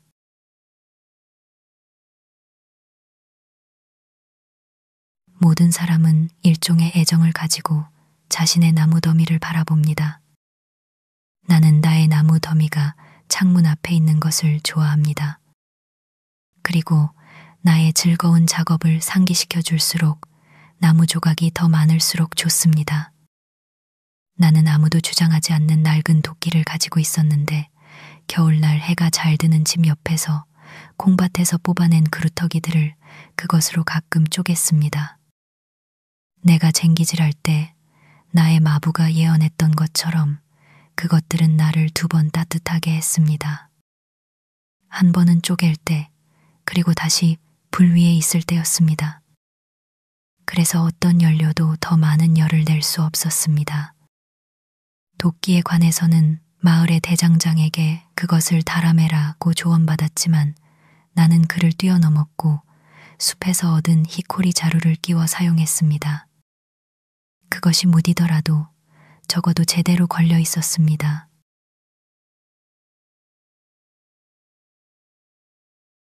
몇 조각의 기름진 소나무는 큰 보물이었습니다. 이 불의 양식 중 얼마나 많은 부분이 여전히 땅속 깊은 곳에 숨겨져 있는지 기억하는 것은 흥미롭습니다. 이전 해에 나는 피치 소나무 숲이 서 있었던 어떤 헐벗은 언덕 비탈을 탐사하러 자주 갔고 기름진 소나무 뿌리를 캐냈습니다. 그것들은 거의 파괴되지 않습니다. 적어도 30년 또는 40년 된 그루터기는 겉껍질이 모두 식물성 부식토가 되었음에도 불구하고 여전히 중심은 온전합니다. 이는 두꺼운 껍질의 비늘이 중심부에서 4~5인치 떨어진 곳에 땅과 수평을 이루는 고리를 형성하는 것으로 나타납니다. 도끼와 삽으로 당신은 이 광산을 탐험하고 쇠고기 기름처럼 노랗거나 혹은 금맥을 발견한 것처럼 땅속 깊이 박혀있는 골수 같은 저작물을 따라갑니다. 하지만 보통 나는 눈이 오기 전에 나의 헛간에 저장해 두었던 숲의 마른 나뭇잎으로 불을 피웠습니다.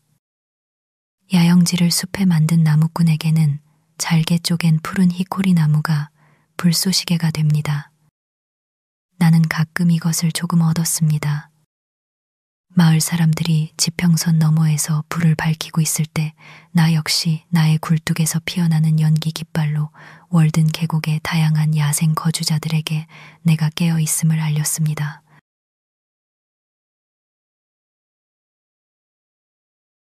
가볍게 날개 달린 연기여, 이카루스의 새여, 날아오르는 동안 당신의 깃털을 녹이네. 노래 없는 종달새이자 새벽의 사자여, 마을 위를 둥지처럼 돌고 있네. 혹은 떠나가는 꿈이여, 한밤중 환영해. 어둠 속 형상이여, 치맛자락을 거두네. 밤에는 별을 가리고 낮에는 빛을 어둡게 하고 태양을 지우네. 이 화덕에서 나의 향이여 위로 올라가. 이 맑은 불꽃을 용서해달라고 신들에게 청하렴.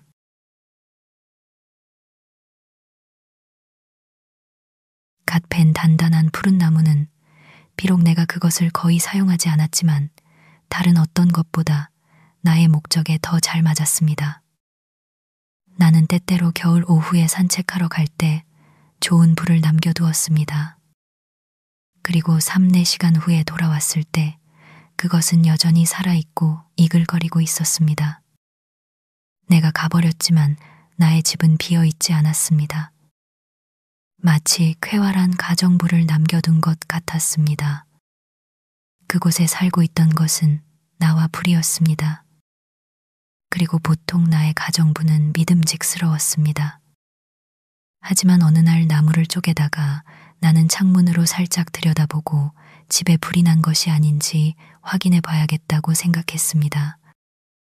내가 이 문제에 대해 특별히 불안해했던 것은 그때가 유일했던 것으로 기억합니다.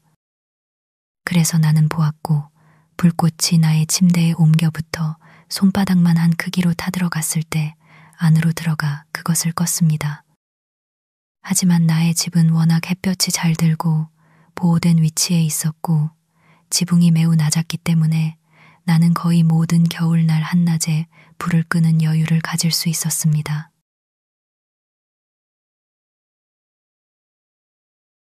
두더지들은 나의 지하실에 둥지를 틀고 3번째 감자마다 갉아먹고 회반죽을 바른 후 남은 털과 갈색 종이로 그곳에서도 아늑한 침대를 만들었습니다. 가장 야생적인 동물조차 인간만큼 편안함과 따뜻함을 좋아하며 그것들을 확보하는 데 매우 신중하기 때문에 겨울을 살아남습니다. 나의 친구들 중 일부는 내가 스스로를 얼어 죽게 할 목적으로 숲에 왔다고 말하는 듯 했습니다. 동물은 단순히 피난처에 자신의 몸으로 따뜻하게 하는 침대를 만듭니다. 하지만 인간은 불을 발견한 후 넓은 공간에 공기를 가두어 그것을 데우고 자신을 희생하는 대신 그것을 자신의 침대로 만듭니다. 그 안에서 그는 더 번거로운 옷을 벗고 움직일 수 있으며 겨울 한가운데서도 일종의 여름을 유지하고 창문을 통해 빛을 받아들이고 램프로 낮을 늘릴 수 있습니다. 이처럼 그는 본능을 한두 걸음 넘어섰고 순수 예술을 위한 시간을 조금 절약합니다. 비록 내가 가장 거친 바람에 오랫동안 노출되었을 때 내 온몸이 둔해지기 시작했지만 나의 집에 쾌적한 분위기에 도달했을 때 나는 곧 나의 능력들을 회복하고 생명을 연장했습니다. 하지만 가장 호화로운 집에 사는 사람도 이 점에서는 자랑할 것이 거의 없으며 인류가 마침내 어떻게 멸망할지 추측하느라 우리 스스로를 괴롭힐 필요도 없습니다. 북쪽에서 조금 더 날카로운 바람을 불어넣으면 언제든지 그들의 실타래를 끊는 것은 쉬울 것입니다. 우리는 추운 금요일과 대설을 기점으로 삼으며 살아가지만 조금 더 추운 금요일이나 더 큰 눈은 지구상에서 인간의 존재에 마침표를 찍을 것입니다.